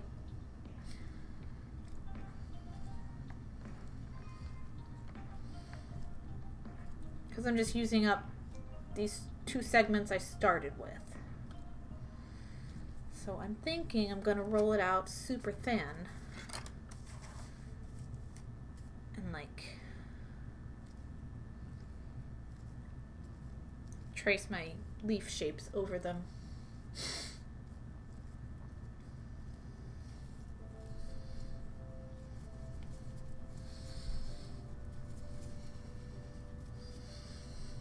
And pancake.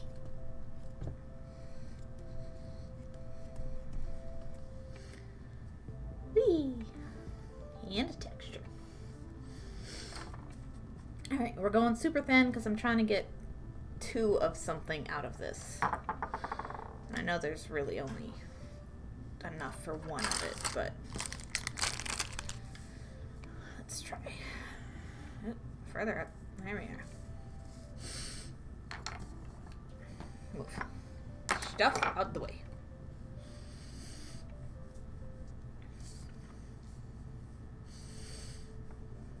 Colored pencil is my roller.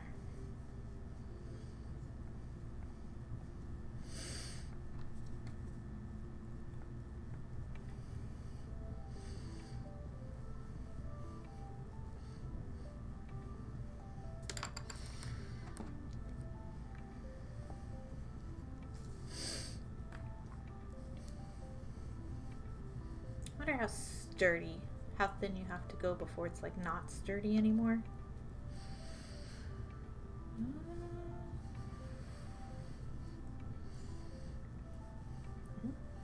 No harm. If my test pieces don't work out, then I can try again. Really should have traced the shape of this bead onto a piece of paper at some point. Could probably do that now though, actually. Get my tracing paper back out. Trace the shape of the bead and then like puncture draw it on.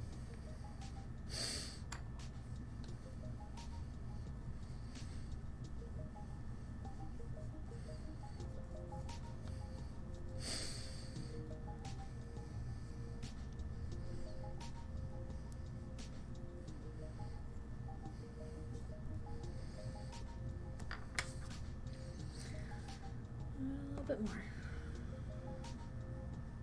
Ooh, super thin. Should be fine.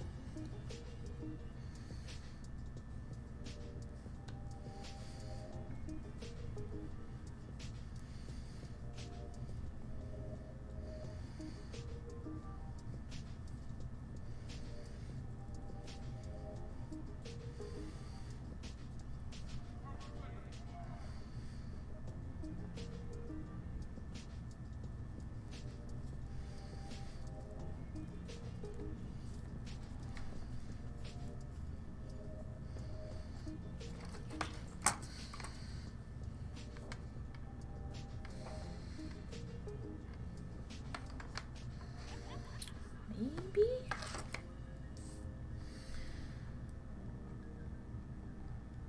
Come on.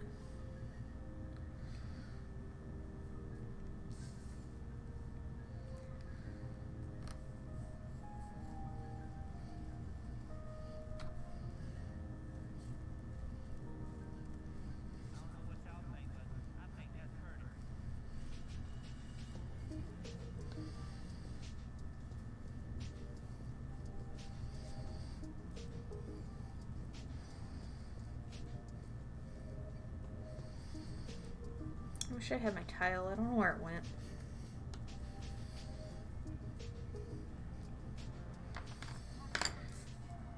Okay, that should do. 1 here should fit just fine. Gamer Mama, hello, welcome. Look at my flesh-colored slab of boring polymer clay. How are you today? Ooh, tea, yay.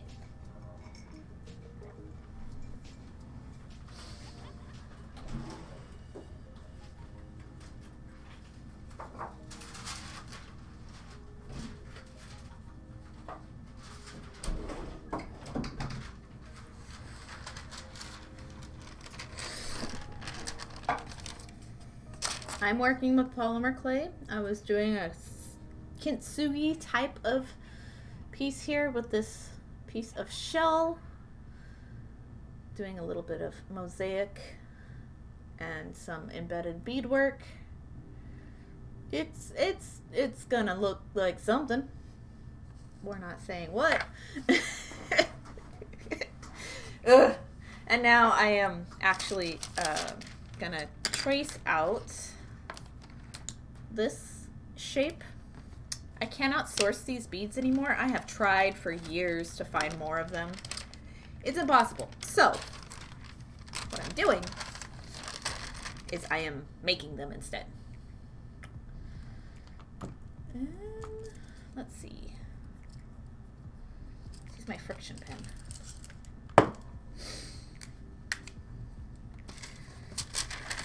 So I'm gonna do this off screen because that's just still stuck there, so can't even see what I'm doing.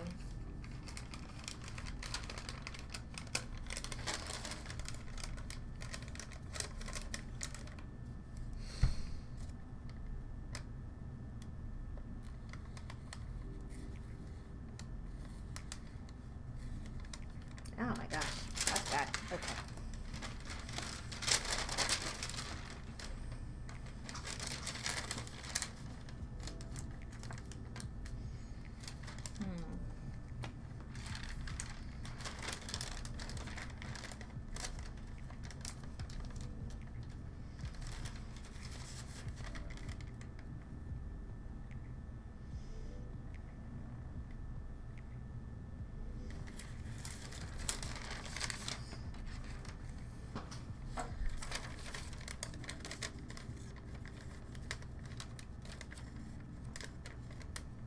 Trying to get the right shape, and it's hard because this is already incorporated into a piece and it's the only ones I have left. I'm not taking it apart just to trace it.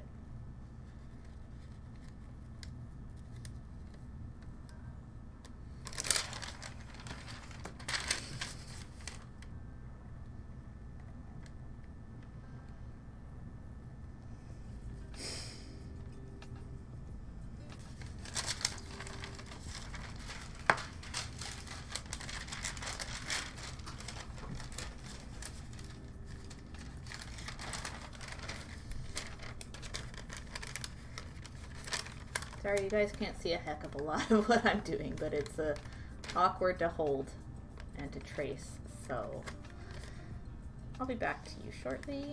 Whoa, nope, nope, nope, nope, nope, nope, nope, nope, nope, nope. That didn't work, right? Okay.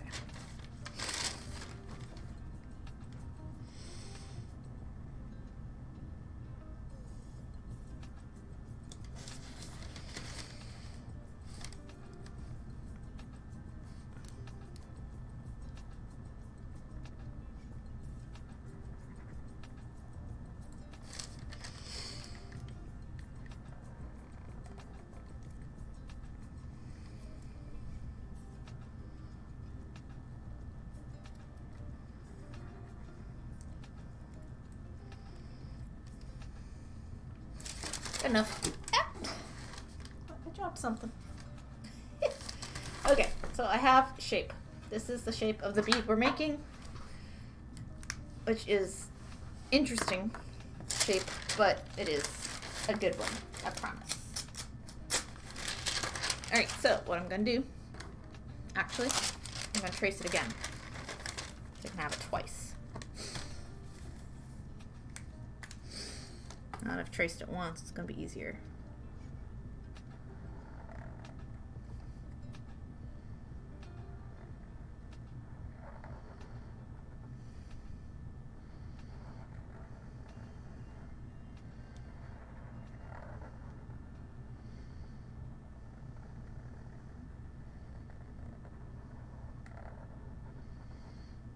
Go. Twice. The manipulating of the clay will end up making it slightly different anyway. I know this. I'm gonna arrange both pieces on here.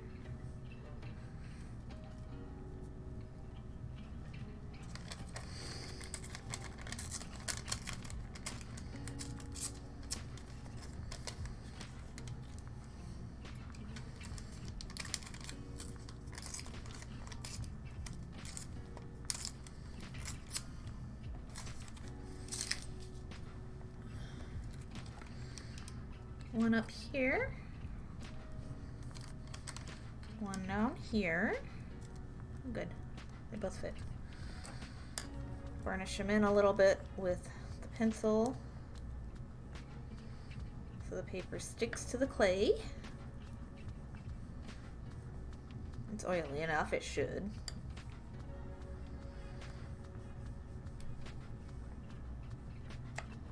Get something pointy.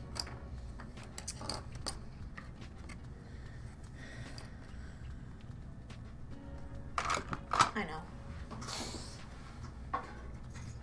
Pointy, but no pigment.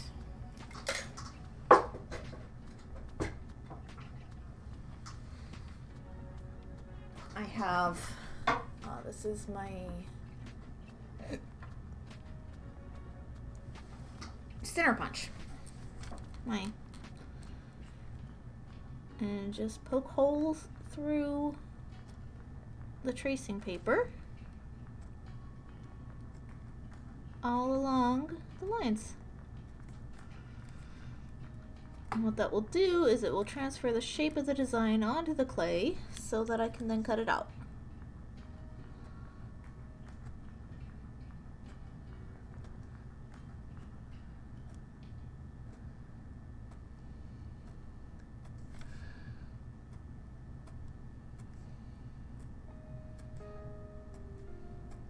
Boop, boop, boop. Like that. Isn't it perfect? Isn't it beautiful? I love it.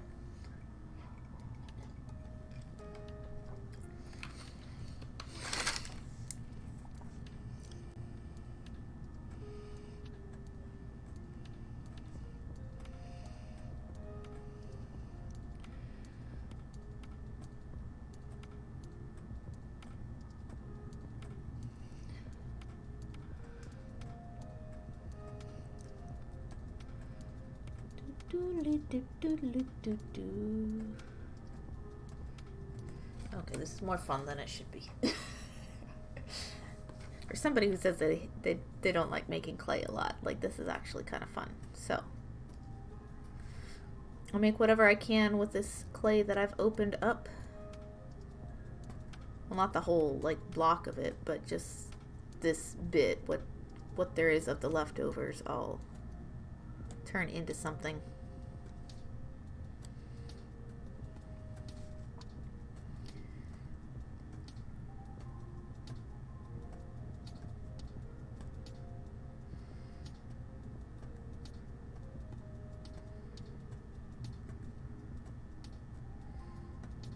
Tracing paper is everybody's best friend. Just so you know, tracing paper, your best friend. You need it in every medium. Doesn't matter what. Every art form. Leggy. Pokey, pokey, pokey. Little dots. Little dots. Little dotty dotty dots. Okay. I'm actually gonna keep those for now. Where did my X-Acto go? There it is. Where did my X-Acto go is not a sentence anybody actually wants to hear. Just gonna point that out. Nobody wants to hear the words, where did my X-Acto go?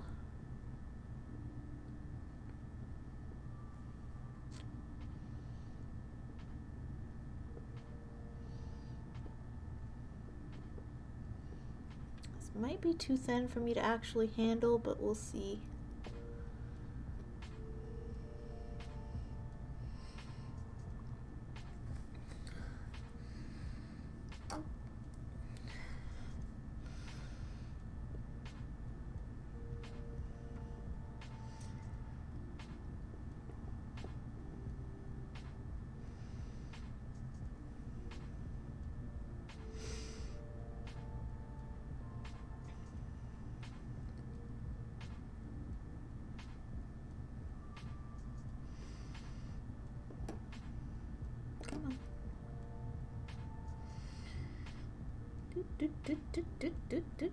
There you go. Out you go. It's like a paisley.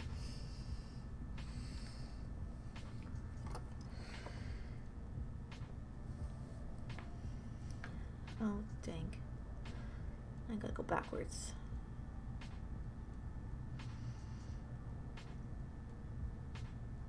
There we go.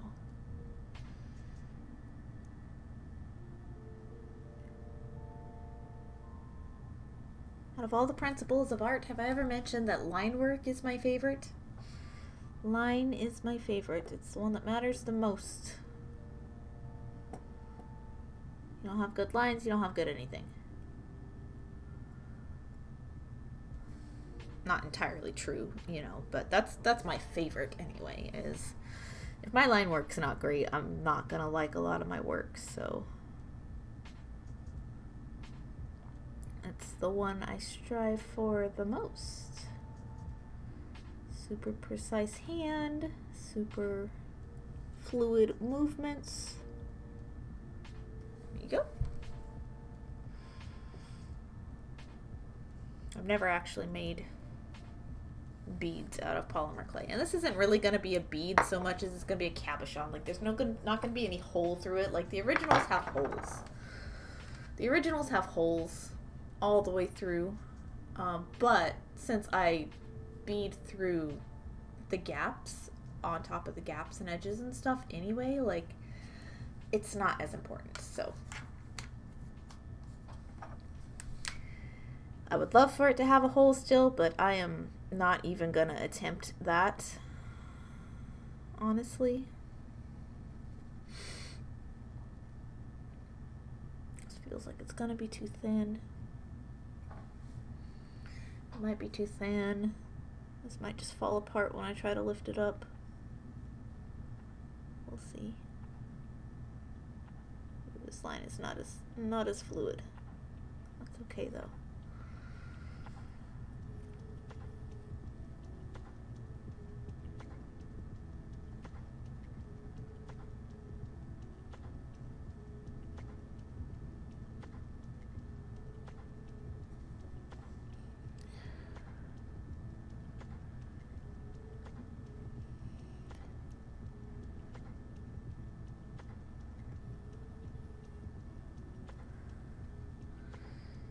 Whoop. And away we go. Whoop, bloop, whoop. There we go. They're not quite identical, but I guess that's okay, right? Like, nobody's perfect. I'm not a machine.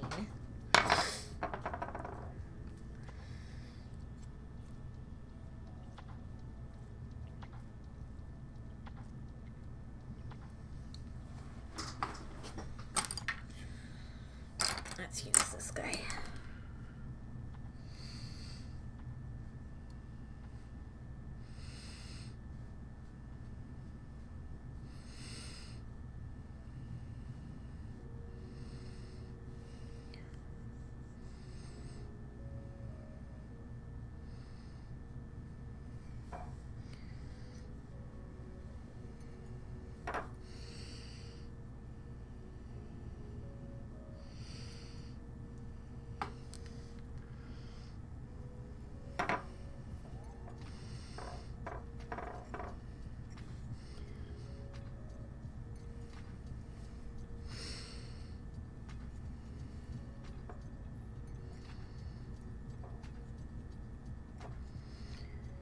I'm just trying to smooth out the edges and the poke holes where I drew the lines.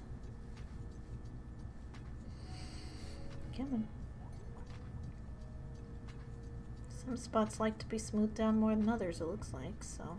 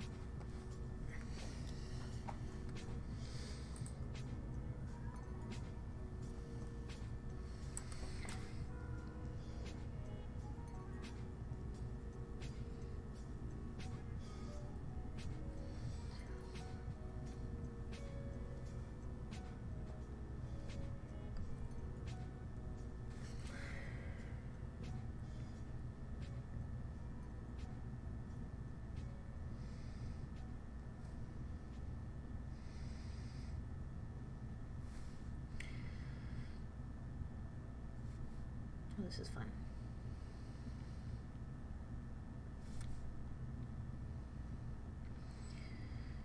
Because if I can manage to make this and it work, and it's stiff enough, like the final piece, then I can make a new piano hammer necklace. And that could be a second start for the year. Ooh, I want to use the red hammers.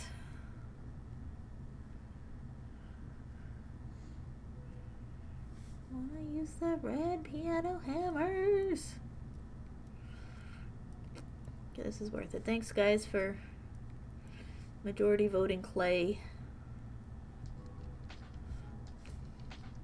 Ooh. I almost want to like buy new colors too, but like I'm gonna hold off on that.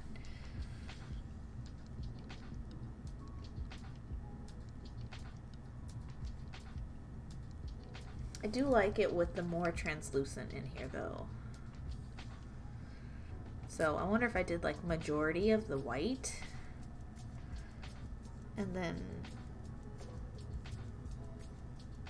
a little bit of the, what is this color even called? Copper.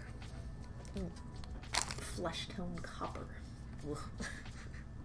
That's what it is. It's flesh tone copper for me.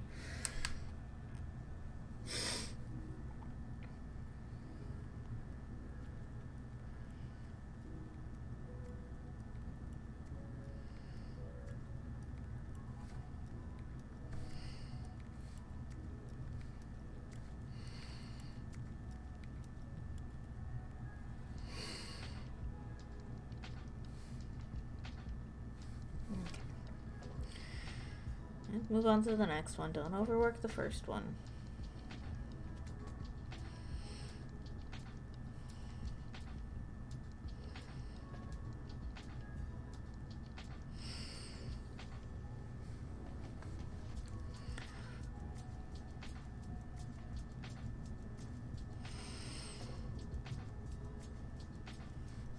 Oh, I might need a harder edge there. We'll see. I just hope I can get this off the table. That's my my concern here. I should, but mostly like without getting it too bent out of shape. That's what I'm worried about.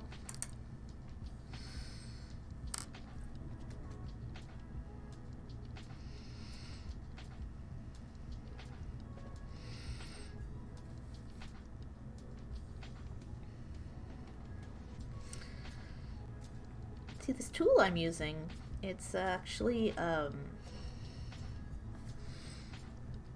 meant for oil painting. It's actually our acrylic. At least this particular one is meant for that. It's for negative painting. It's for scraping away paint or for blending paint. It's one of my favorite things. And I have the yellow one too, which this one you can make like lines in your work for negative painting work. This one you can scrape away bits of color like that. That's what they're for. But do we use things according to what they're supposed to be for? Nah. Who does that?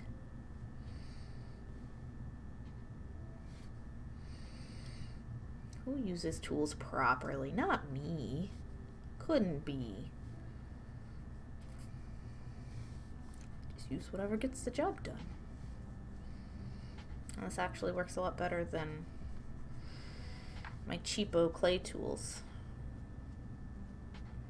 I probably need to glue the handle back on this one though. It keeps falling off. Like, yeah, I gotta glue that. Glue that on. It's not the first one that the handle fell off of. Like the first yellow one that I had, the handle fell off. I don't know what happened to that original one. I don't even remember what shape it was.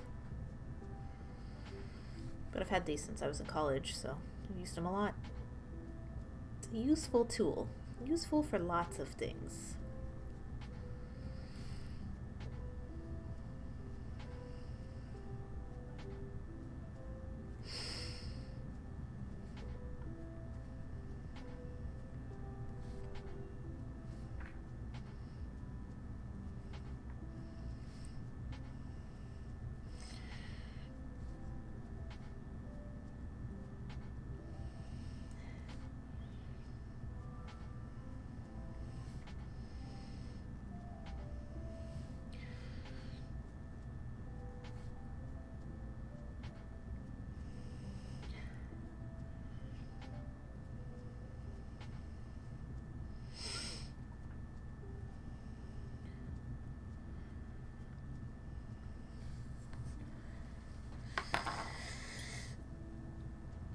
Stretchy, stretch, stretchy, stretch.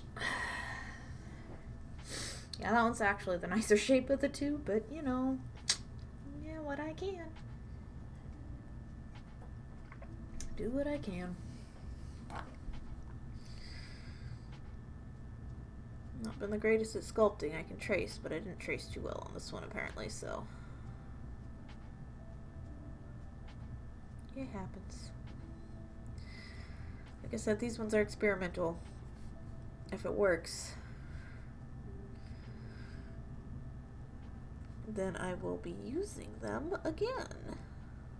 Be a little more careful next time. Probably do them a little thicker next time, but I didn't have much clay left. I didn't know how thin I could go.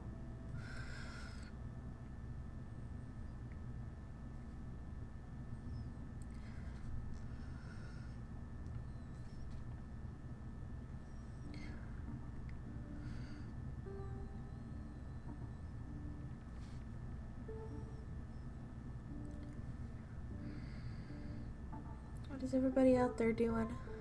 How is your evening? You making polymer clay? Probably not.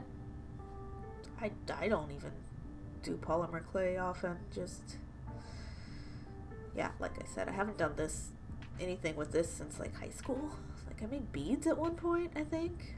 Duh. They're pretty ugly.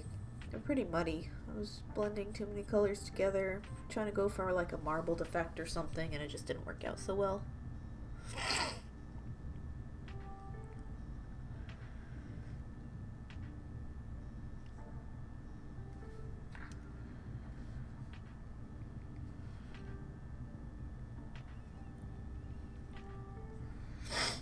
Gamer Mama, sorry, I'm making ear warmers on repeat, so lurking pretty heavily. Oh, don't worry about it. I am enjoying the chill. I haven't worked with polymer clay since I was probably in high school, if I had to hazard a guess. Okay, so let's see if I can actually dig this out.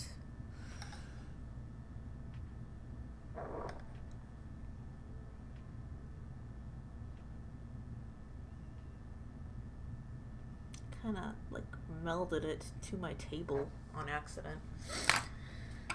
Come on, oopsie daisy.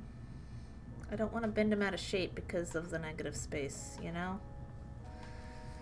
Okay, let's cut it out with X-Acto.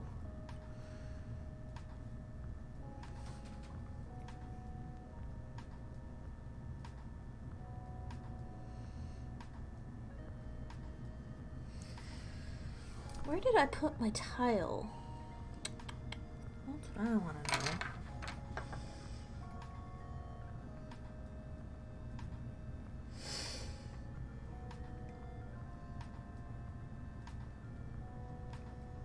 Where did I put my tile? My little green one.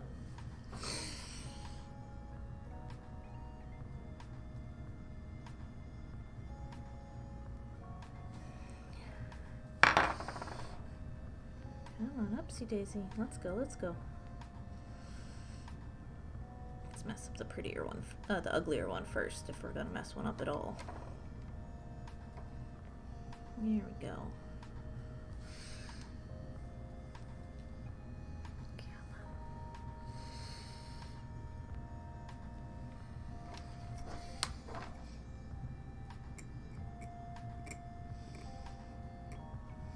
Sorry, my hair's in the way.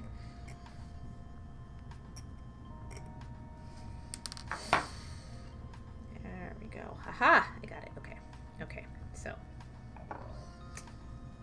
the other side is ugly, but that's okay. We can smooth it out. Where's my tile?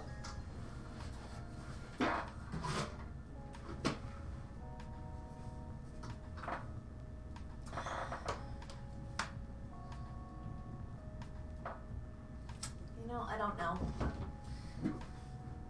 So for right now, I am going to put it on the chipboard, and it might end up being textured on one side, but oh well.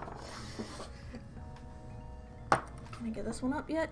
Or do I have to cut it out? I have to cut it out.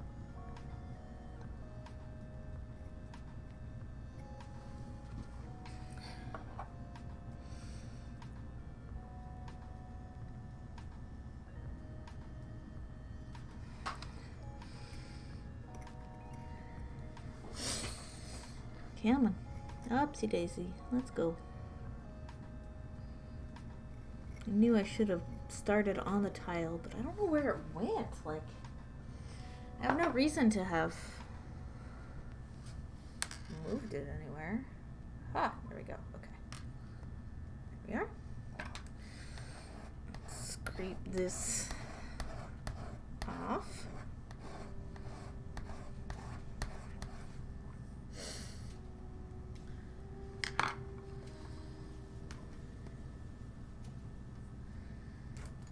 Here's our other piece from today. Now we smooth this side out.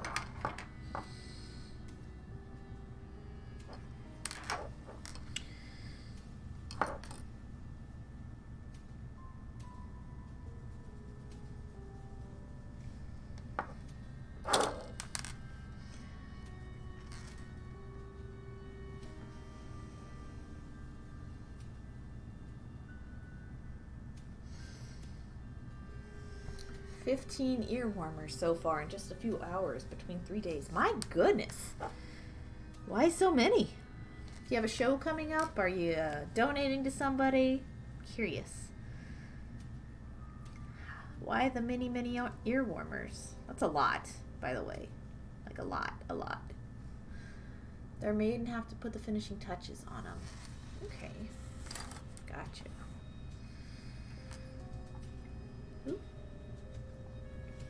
It's a lot of the same thing to make it once, but like, I'm one to talk. I've been doing nothing but finishing stuff, so.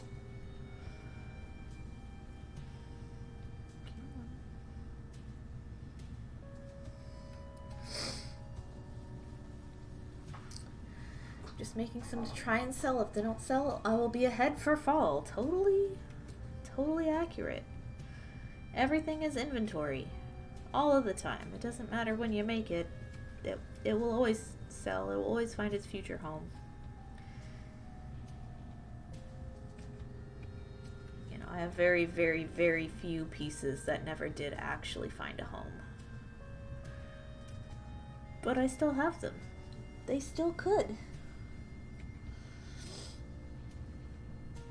It's really weird, actually, when you have a piece for like a decade and you've just displayed it and you've had it and you've like held it and touched it like for ever and ever and eons and then like suddenly it sells and you're like, wait, what?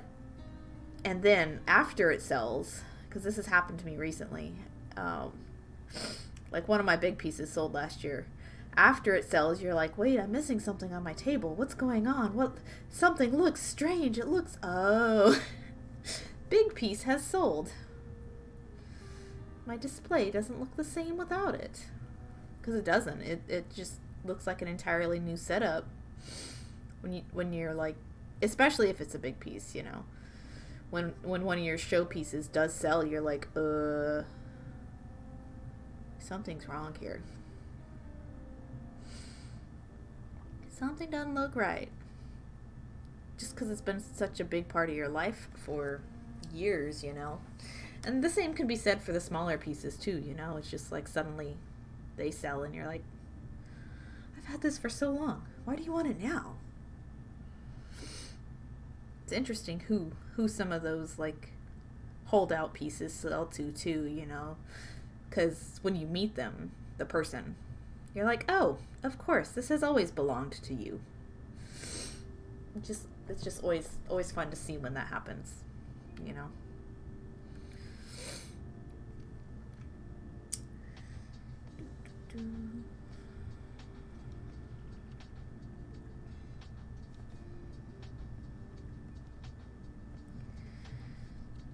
How did I get in the zone for like clay? I don't understand. Maybe I don't hate clay. Maybe I've just lied to myself for years, because this is actually kind of fun. I've actually had this project in mind for about a year. I finished my last piano hammer necklace last year. I finished it on stream, and it sold, I think during the spring crafty day in. Yeah.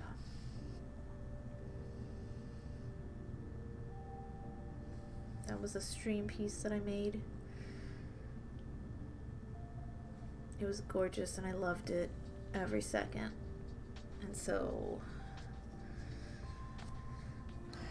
I want to use this color, this coppery color, coppery peachy grossness, with the maroon piano hammers. I think it'll be gorgeous.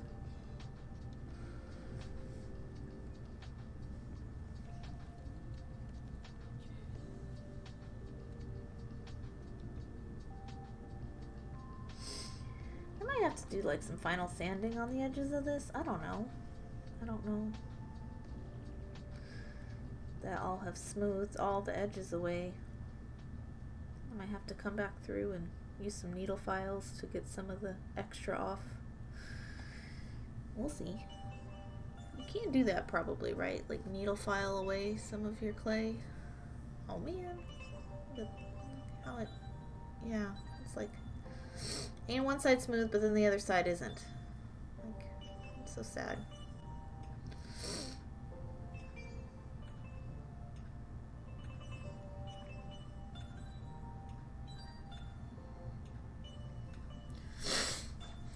Well, I have decided. Decided what? That I'm not going to make this a business and just continue as a hobby. Yeah. So things will be marked cheap that I make, and I'll at least make enough to replace the materials. You do it however works best for you. That decision is always up to each person.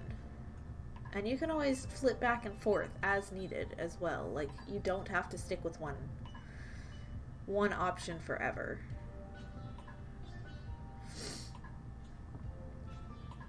Too much of a headache to do anything other. Yeah, it really is a headache. All of it is a lot. And then you have to be the kind of person that's willing to just keep trying. And if you're not the kind of person that's willing to just keep trying or look at other ways to make it work, it gets hard and it gets depressing. Not gonna lie.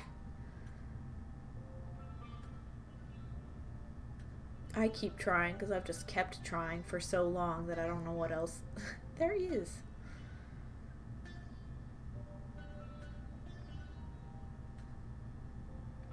But, you know, even if I did go back down to hobby level, I would still price my work properly. I wouldn't do it cheap just to get rid of it. Like, I'm gonna stick around forever anyway. Might as well get the full worth out of it. That's just me. Man, I'm really going to have to sand this down when I'm done. I like this side better. Okay.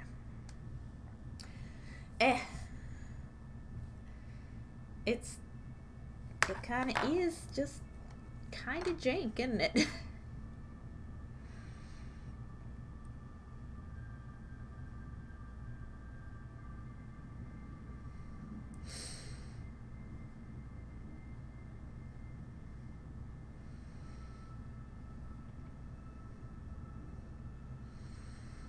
Try to shape that side a little better. Try to shape this side a little better. Oop. Squished it. And I squished it. Okay, let's just not. It's so dumb. It's so dumb looking. That is not what it should look like. Oh well. Let's leave it alone. Let's leave it alone. Right for now. That's right for now is all you need. I have been streaming 4 hours. Hi! Ruh-roh. Look. Oh no. Look, I'm making the thing. And I made your thing. At you. Oh, sorry guys. Your You shell. just stitch it back together. I stuck it together with clay. That works. And I stuck beads around the edge to whatever.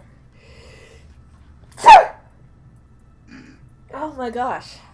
Bless you. Allergic to me, sorry. I'm not allergic to you.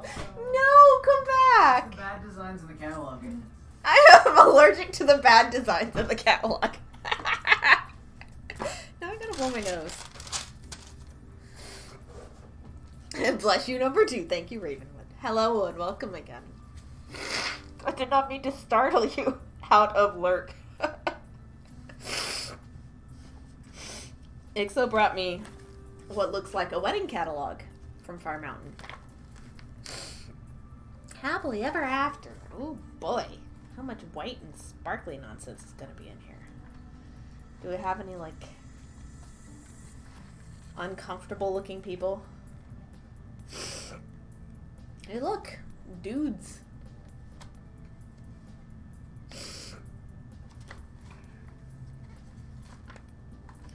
I love looking through these and just seeing how uncomfortable these people are being photographed. It's hilarious. But, like, that's part of working for Fire Mountain gyms is having to model the stuff. Oh, there's no, like, huge pieces. That's sad. I wanted to see what big nonsense got chosen. Okay, so I have one of these. It's smoothed out. It's not quite the right width. I didn't quite manage to get it wide enough. It's close enough. It's close enough that it should look okay. That one's a better width. Let's see if I can keep it that way without squishing it too much. The reason I'm making these instead of buying new ones is I cannot buy these anymore. They're rubberized beads. They used to be sold at Walmart. They're Cousin Corporation from what I remember. I could be wrong about the brand. And they're cool. And I only had like 10 total. But I never bought the other colors. Because they had them in red and purple and green. And then I've seen like a red one with like white paint specks on them. I don't know. And I've had a hard time finding them online. I found like one listing ever and it looks super sketchy. Like some site I've never heard of, and then that exact same listing is somewhere else on the internet. So it's either the same person or just like, yeah, I don't know.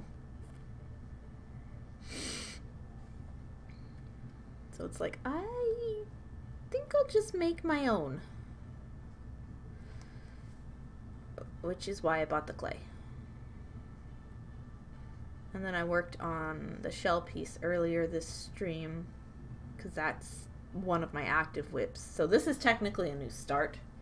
This would be new start number 2 for this year, which is totally okay. I've like finished 50, 60 things. 50 things. Let's call it 50 things this year. I'm under 50 whips. Isn't that exciting? I'm at 48. Okay, this would make it 49 again, but still, come on, I'm still under 50. It counts. It counts.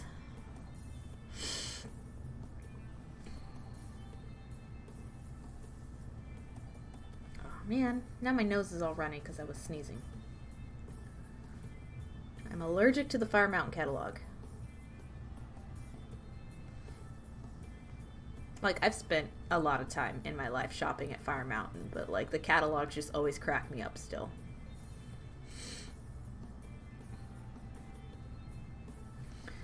Clay is stiffening up, which I guess is a good thing because these are fragile, so like the workability is getting less easy to work with though. No. But I don't have to feel as careful as far as damaging it goes.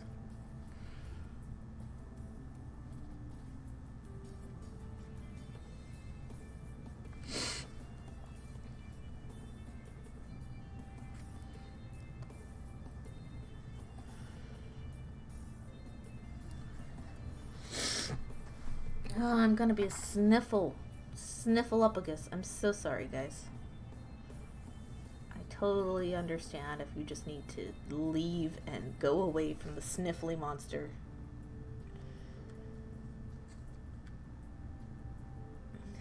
You know, Ixo runs from it. I don't blame you guys for running from it either. I can't help it. My nose just does this time of year.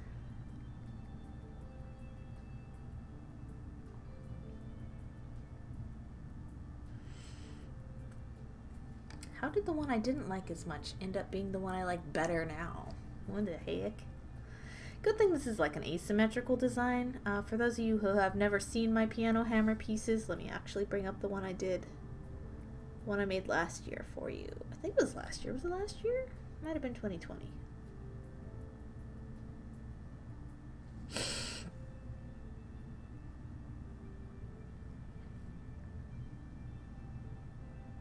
Yeah, it was 2020. I started it as a My Lovely Beads color competition piece, and I just cut out the pink from the year I was working from, and then I learned later that was 2019's colors anyway. Oh, Wheel of Fortune. Okay, cool. Okay.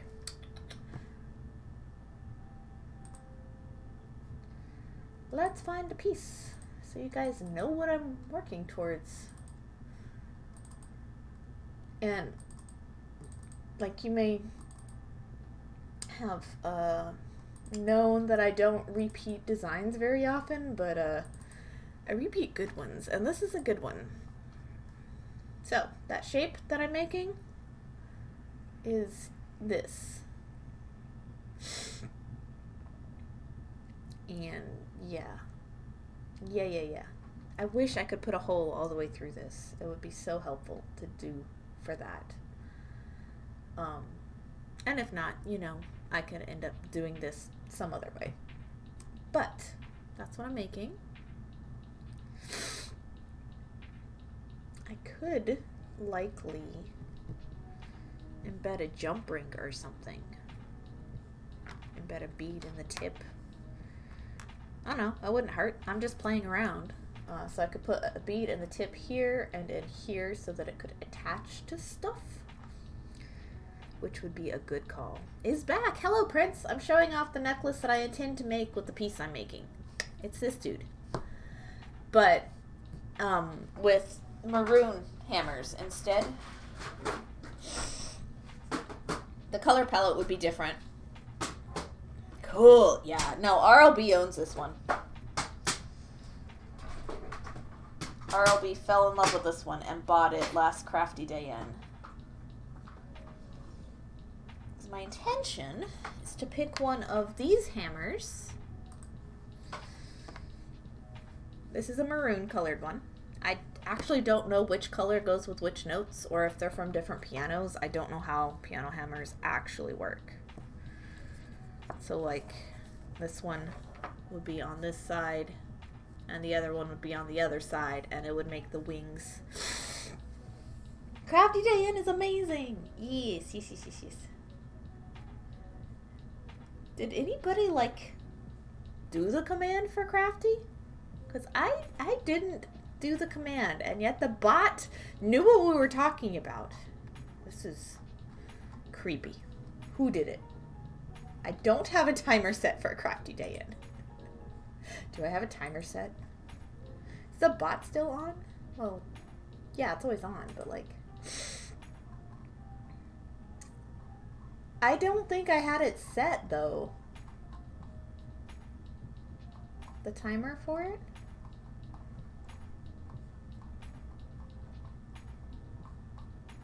It'd be super creepy if it was. It's not... That's the command. Where's my timer? Okay, yeah, the timer is still on, but that was super creepy regardless. Crafty Dan, lol, it is listening. It was on. It was just odd timing. Creepy. Woohoo! Where's my flashlight? Yeah. No, I unchecked it. I could have sworn I didn't have that set, but you know, whatever. Anyway, this one on this side, I cut this off, and then this one is on this side. And then we make the piece from there. I don't know. I don't know that I like this color. I may end up painting it another color in the end. We'll see. I can do that. I cannot like the color of my polymer clay. That's a thing. But anyway, this is where I'm at. I just finished smoothing that one out, and I'm now working on smoothing this one out. The clay is getting harder, so it's getting harder to work with. but it's getting easier to pick up if I need to pick it up and handle it, so that's a good thing.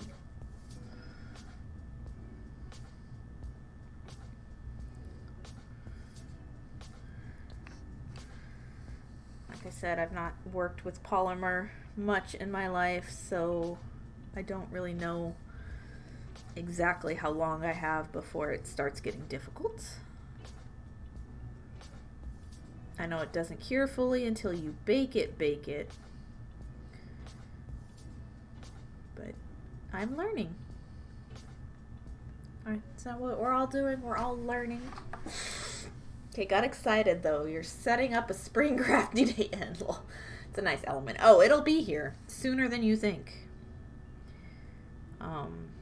Don't know when. Don't think we've had any announcements or anything, but it'll be here at some point. They're keeping them going forward.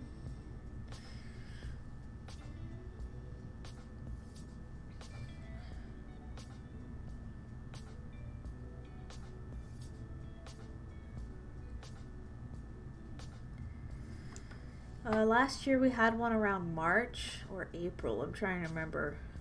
I think it was April. It was weird timing for me because the job I had at the time was rough. It's a nice element. Ooh, found a little bead cross stitch kit. Ooh, fancy. In the stuff. Nice. Lucky. Okay, let's see. I can hold this now, I think, so I should be able to smooth both sides at once if I don't stretch it out too much. Yeah, I love the shape of this element. I've never been able to find these beads again. Like I've seen them a couple times on like shady looking market sites. So I've always been hesitant to buy, and it's only just been the one listing, so I've always been hesitant to buy it. Like it's only $6, but like I don't know, the site just looked, something struck me as off about it, so I didn't buy from that site. I don't remember what it was.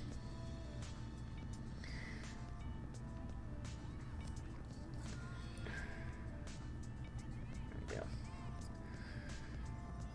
And so I've just always had it in my head to like make it when I get the chance. And so here's my chance. Here's my clay. Here's my stream.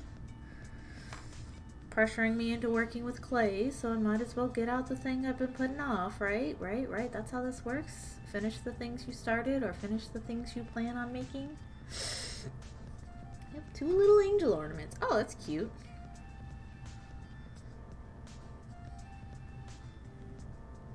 That'd be fun to work up.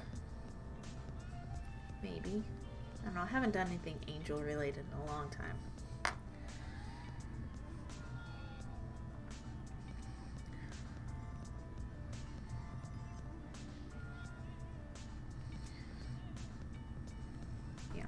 Like I was saying earlier, I think I might have to sand some of this down when I get it out of the oven. Just like sand parts of it flat. Maybe repaint it if I don't like the final color.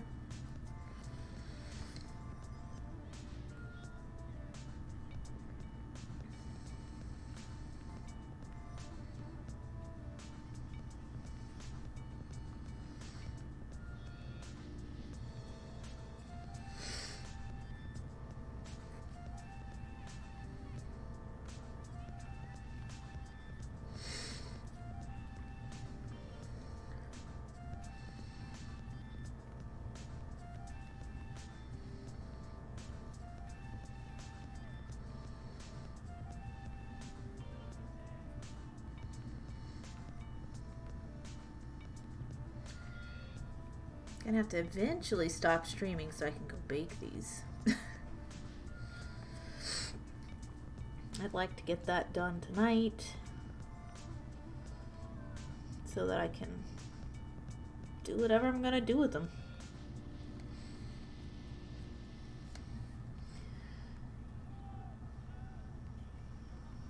Yeah, make a whole piano hammer necklace tonight? That'd be kind of cool.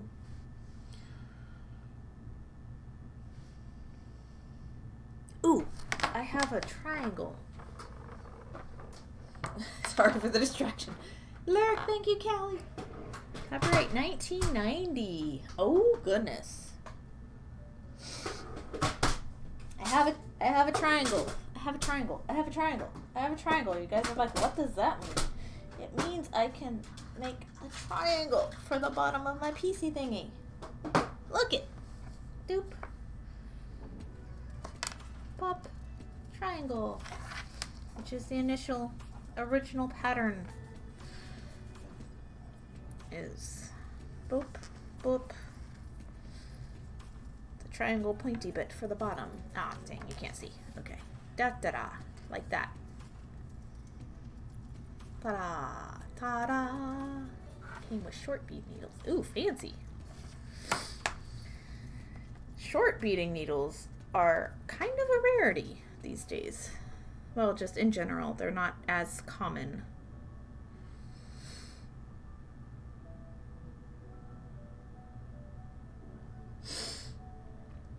Nice.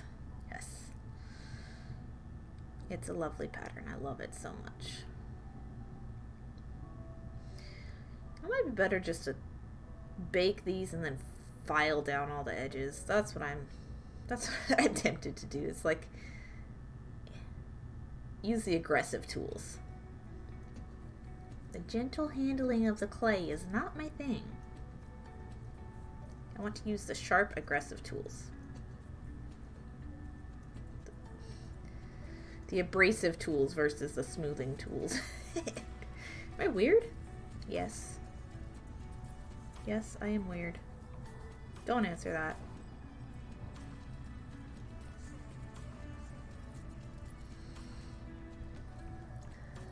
Tulip sells them. This is great. I've been wanting the short needles for some projects. Oh, neat. I have one short needle. Tulip does sell them. It's a size 10 beading needle, I believe. I haven't used it much except to like weave in tail threads when the long needles are too long to weave in the tail threads. That's mostly what I use it for. It works nice for that. For me, short needles just feel weird. Mostly because for the longest time there just haven't been any on the market for beaders. Like, I know that they've been on the market forever for cross stitchers and other fiber artists, but like for beaders there've never really been any short needles. And so it's just, I've worked with long ones for so long that the short ones feel weird. And I know cross stitchers will say the opposite, actually, because a lot of them have worked with, short needles for so long that long ones feel weird. It's just, a matter of what you're used to, right?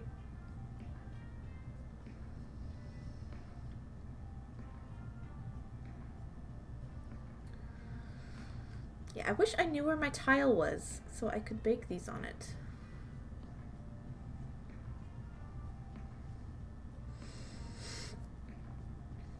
I'll have to go looking for it again. Maybe I took it somewhere to take photos with it. I don't know, it should just be in there, but it's not. Maybe it's off to the side over here with my paper backdrops. Been grumbling about it all stream. I'm like, where did my tile go? Damn it. I'm about to need it.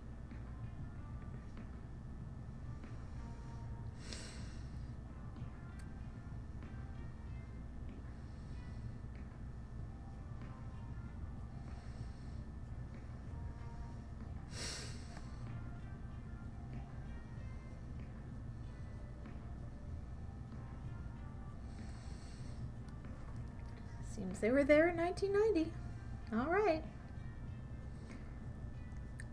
But just because something exists doesn't mean it's easily available in chain craft stores, which is where I got a lot of my beading supplies as I was learning stuff,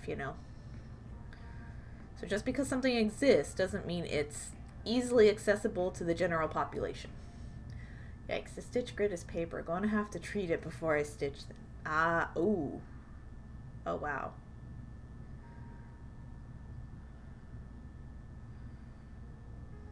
So like, I have no doubt that those things existed at that time, but that doesn't mean I had access to them, you know? I'm not saying they never existed. I'm just saying I never had access. So what's commonly available for me also differs to what's commonly available for somebody else. Differs from, sorry, not differs to.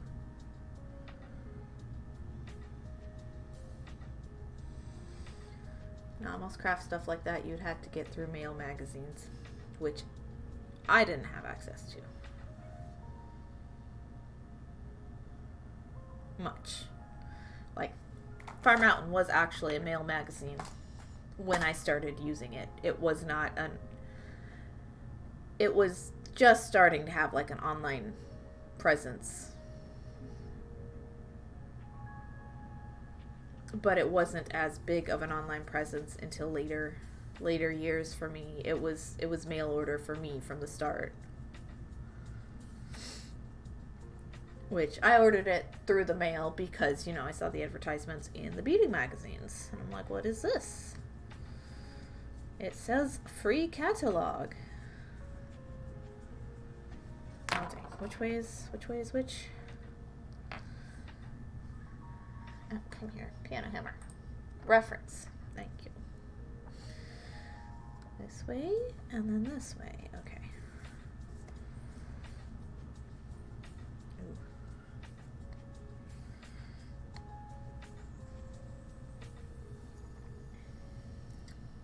So this one, once I cut the bit off, will end up in there.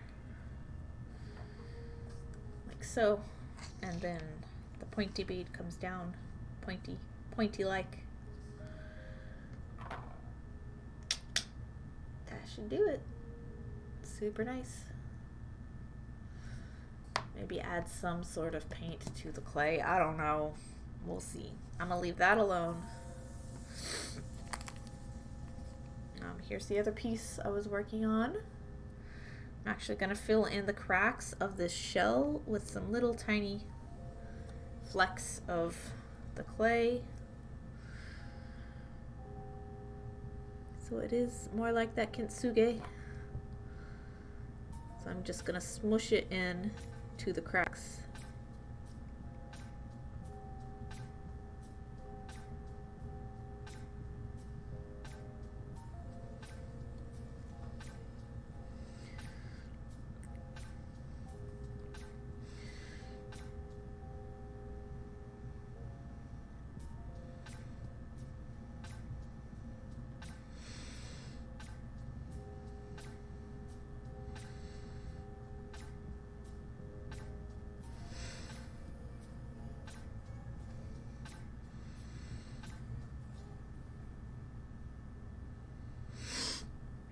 Best to see what color it will be when baked. True, exactly. Yeah, I have no clue. I'm hoping it gets a little darker. Not like I burned it darker, but like just darker. Although there is a chance that some of it might burn.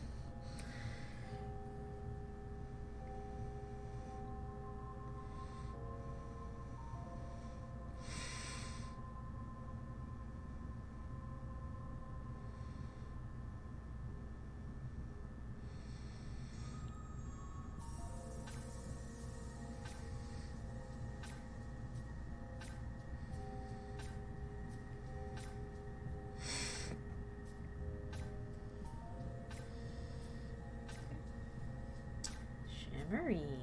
Ooh.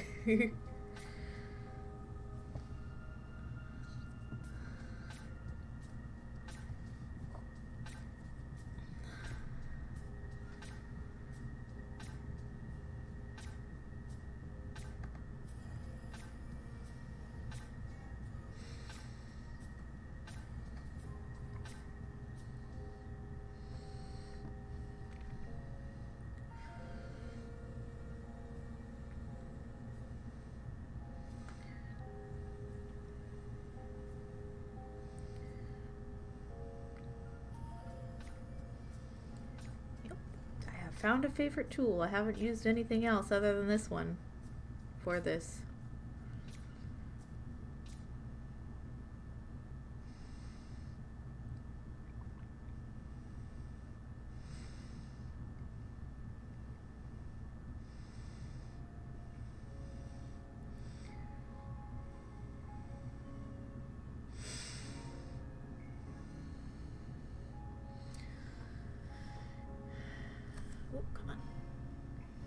focus.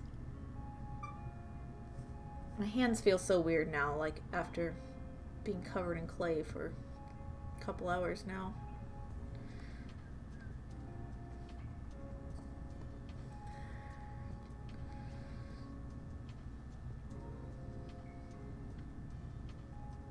Get in there. Okay.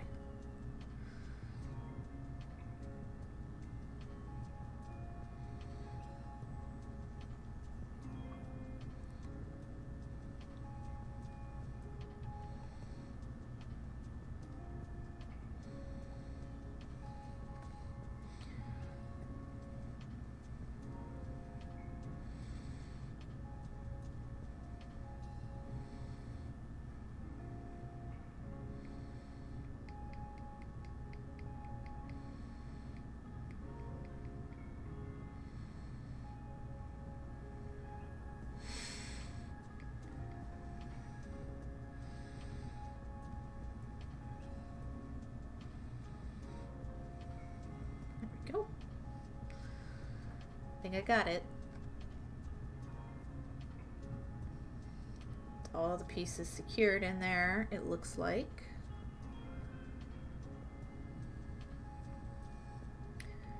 It's a shame this one broke while he was sawing out the middle. Or afterwards, I don't remember. It happened before I got home that day when he was making these. But I'm curious to see what this looks like finished or baked. It won't be finished until after I do something with it afterwards. But there we are. You know, I guess some canvas and these little angels would be cute gifted stash busters. True, true, true. It's so shiny. Hello, Allie. Yes, it is. This is a piece of shell that Ixo cut out for me from some shells that he picked up on a walk last fall. And it broke, and so ever since I've been like, okay, well, what if I just stuck mosaic inlay into polymer clay, and I have some beads as well stuck around the edges for experimenting with. What if I did that? And so that's what I did. And then I have these other two pieces down here, which is a shape that I did okay mimicking from this dude.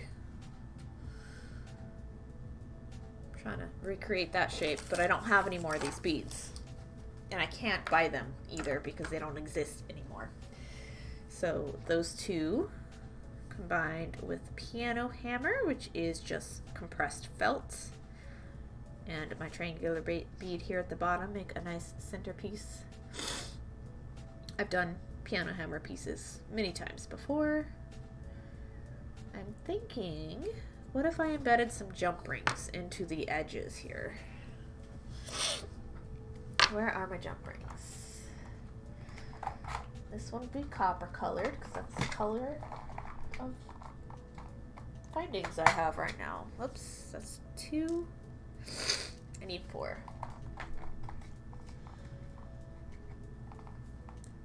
Ugh, my hands feel weird. I'm gonna have to clean my table too. Aha, 4. Okay. Mother of pearl inlay, fancy. Hi. Hello, Allie. Welcome, welcome. Okay, so I'm gonna straighten up my jump rings first because they're a little bit crooked. Just out of the box. They're just slightly off kilter from each other. Oh, come on. Why'd you do that to me? Not that many people will notice, but I just don't want it to like take up extra space if it doesn't have to. And do the same thing I did with the beads earlier, which is just shove them in sideways. That sounds gross.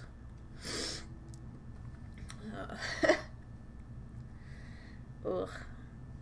I think I need to go like take a Chlortab or something. My nose is wanting to start being runny. Like if I were to blow it, it would be nasty sounding.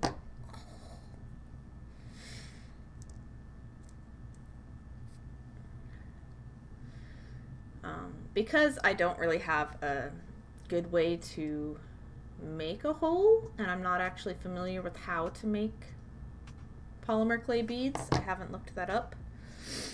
I'm just embedding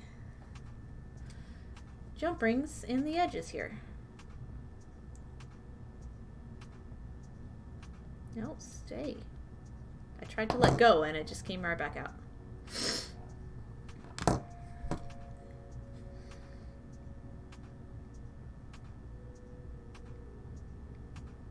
So that will be my links, my attachments to whatever I make with them. Just like that.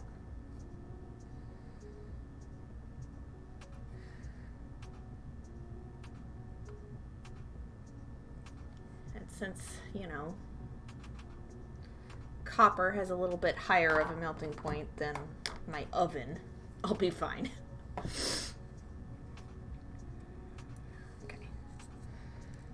Do that a couple more times. So I'm putting it in like closed side inwards so that it won't ever let thread pass.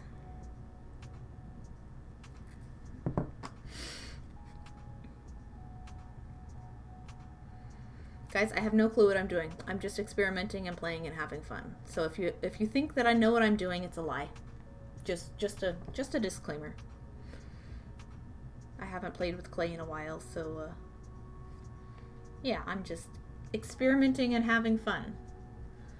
But yeah, since I can't get a hole to go all the way through it, like in the original beads, I'm doing links at the edges so that I'll have something I can attach the points to if I need to attach the points to anything. Helps the clay stick too. Yeah.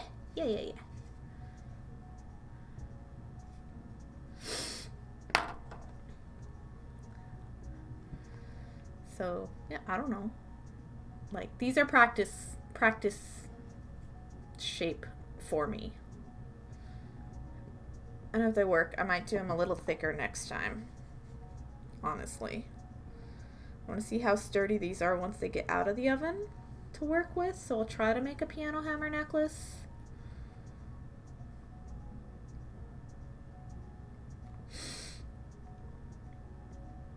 It may or may not be successful. They might be too fragile, so I might have to make them thicker next time, but this is the thickness I rolled it out to before I did all this, so it is what it is. This color is ugly. Maybe it's prettier in daylight, but it's ugly. It's ugly, ugly color.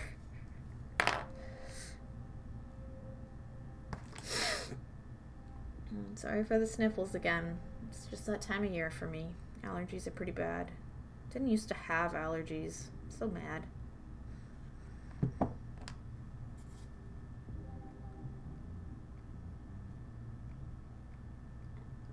Back pain is easier to deal with than allergies. Who'd have thought? You can do something about back pain. You can take matters into your own hands.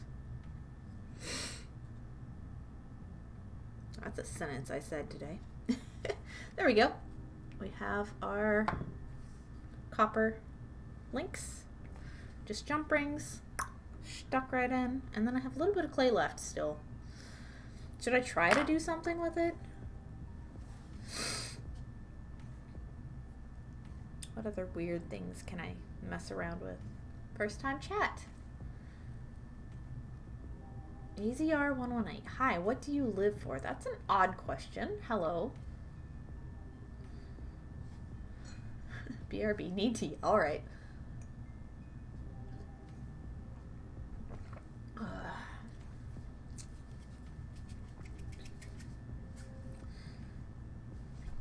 I don't think I want to do anything with this. Polymer clay will keep, right? So I think I'm good with these anyway. I've got that one and I've got this one.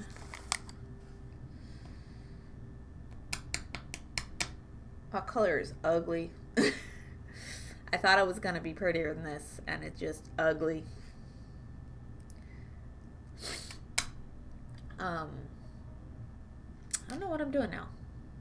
I think I've hit the end of my momentum. Oh, geez. Yeah, no, I've been live almost 5 hours. How'd that happen? Like, I just woke up. I swear, I just woke up. Okay, so I can't do anything with this until it's baked. Man, I wish that one hadn't, like, dipped in so weird.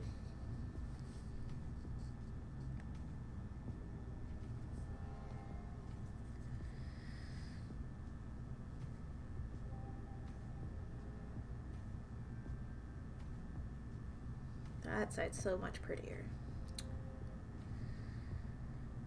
Well, kind of.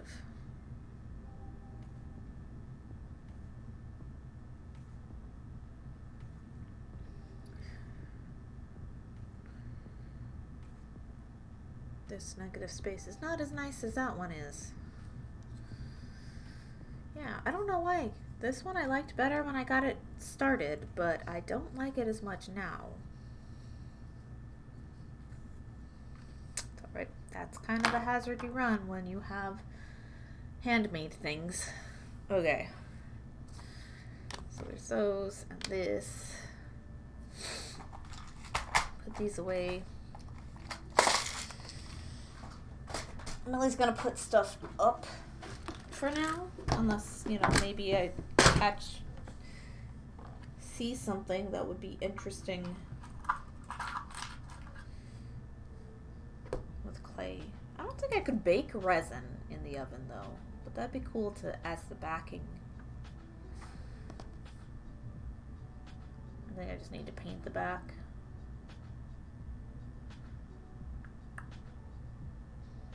Resin would melt in the oven.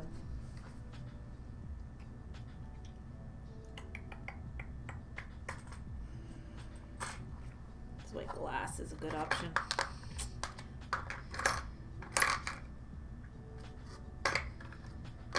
I don't know what to do.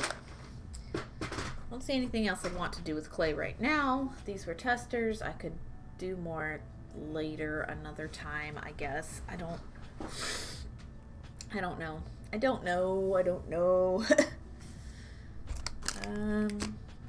Do I have anything I can store these in? Or do I have to go find something?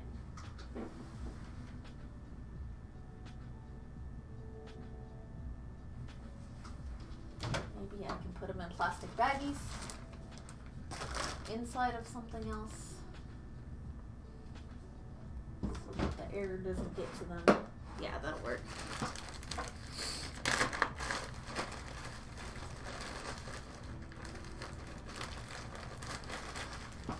There you go. Plastic bag for my polymer clay.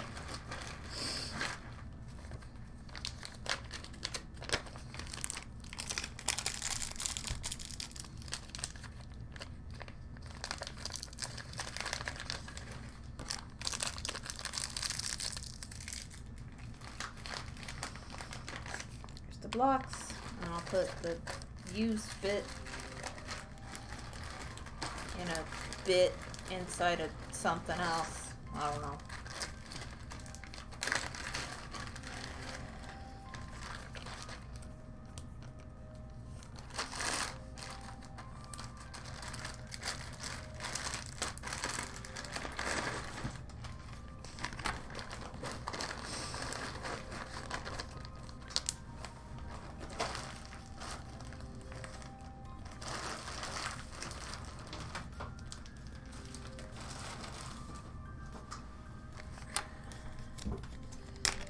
This bit inside of here.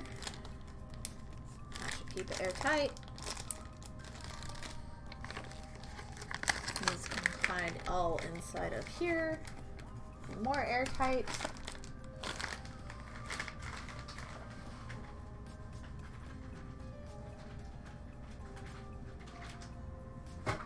Hide it away under there, where it won't ever see the light of day. Ha! Okay. That. And that can go over there. Put my tools up Come on, marker. That needs to be cleaned up.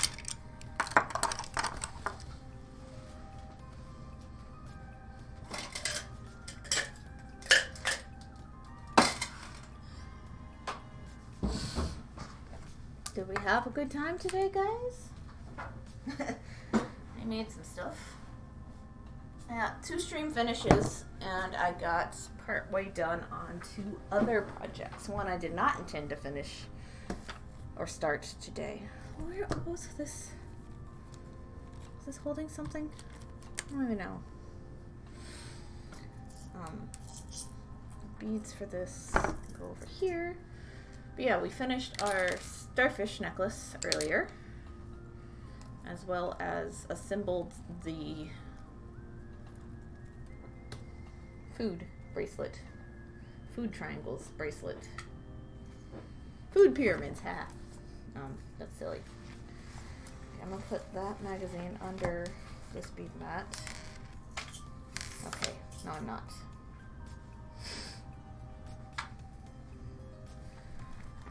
Go there.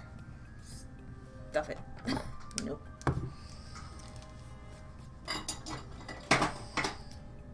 Yeah, I think I am at a good enough stopping point for tonight. I'll end up baking this polymer clay in the oven. It said 275 for every 1/4 of an inch for 30 minutes, I think.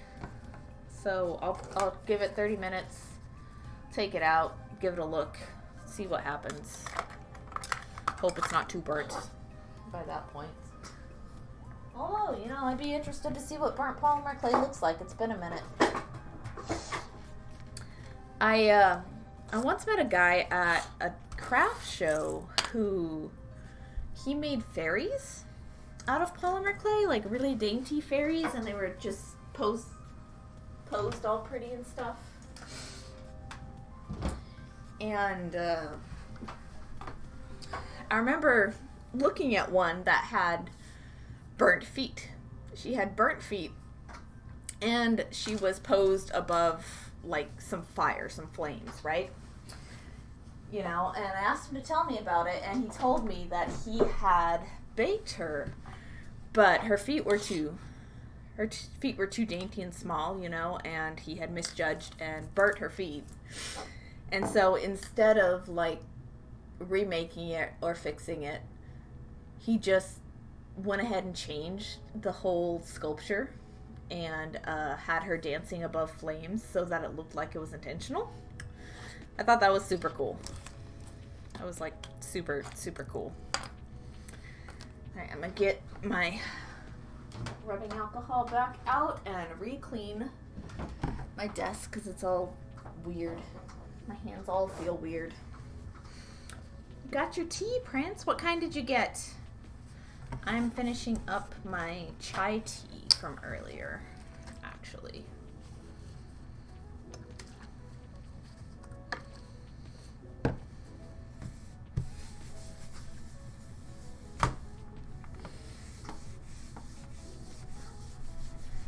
This should feel less sticky, I guess.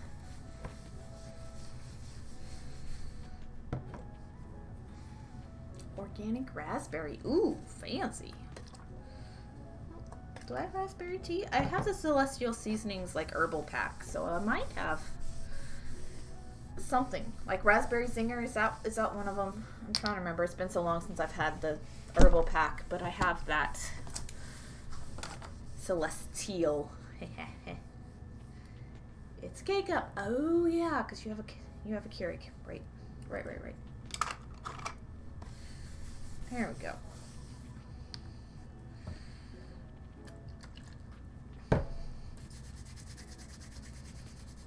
Hands. Clay feels weird. Like, I prefer actual ceramics to polymer, like, as far as, like, texture goes, because polymer just feels weird. Use a plastic. Okay. There we go. so this is what we've done on stream today. We've done the bracelet.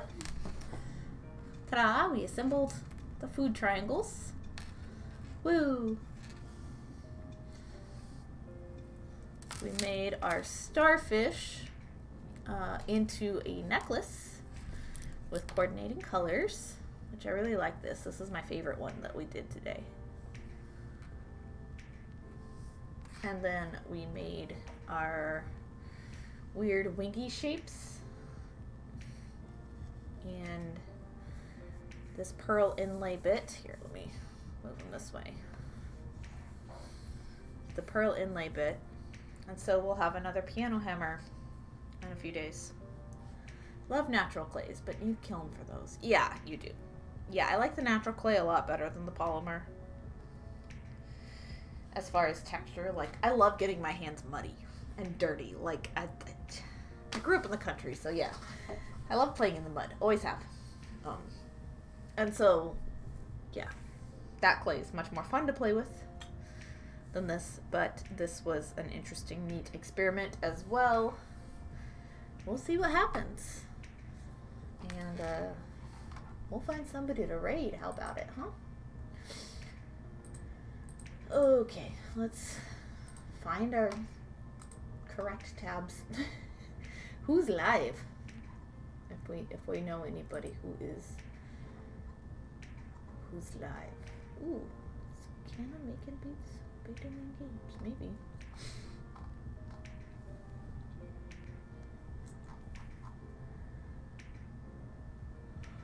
Ooh, oh no, there's the yawns. It's time to end, and I'll see you probably Saturday. I don't want to go to the market, but might have to. We'll see. Got another day or two to figure it out for sure.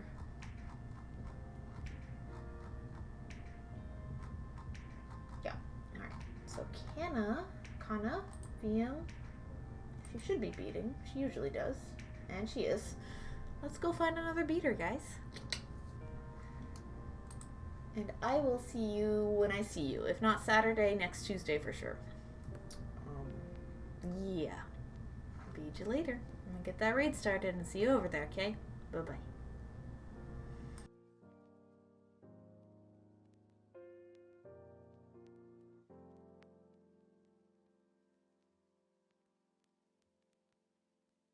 I was just about to raid Ramona. I can show you real quick what we did though. Like if that's what you need. I'm so sorry. But yeah, today we finished assembling the food bracelet here. Just a few triangles. Just a bunch of abandoned old test pieces. We made starfish into a necklace. So this was a component I'd made. Just made it a pendant on a necklace. This one was really fun, actually. I really liked it. Give it a little pearl dangle. And then we made some polymer clay bits. So I made this shape for a piano hammer necklace that I'm going to make at some point. And then we did some inlay with a piece of shell and some beads. Wow, thank you for showing me. You're welcome. We're actually going to go visit another beater. I don't know how long she's going to be live. It's Kana VM. I'm trying to remember where she lives, like what time zone.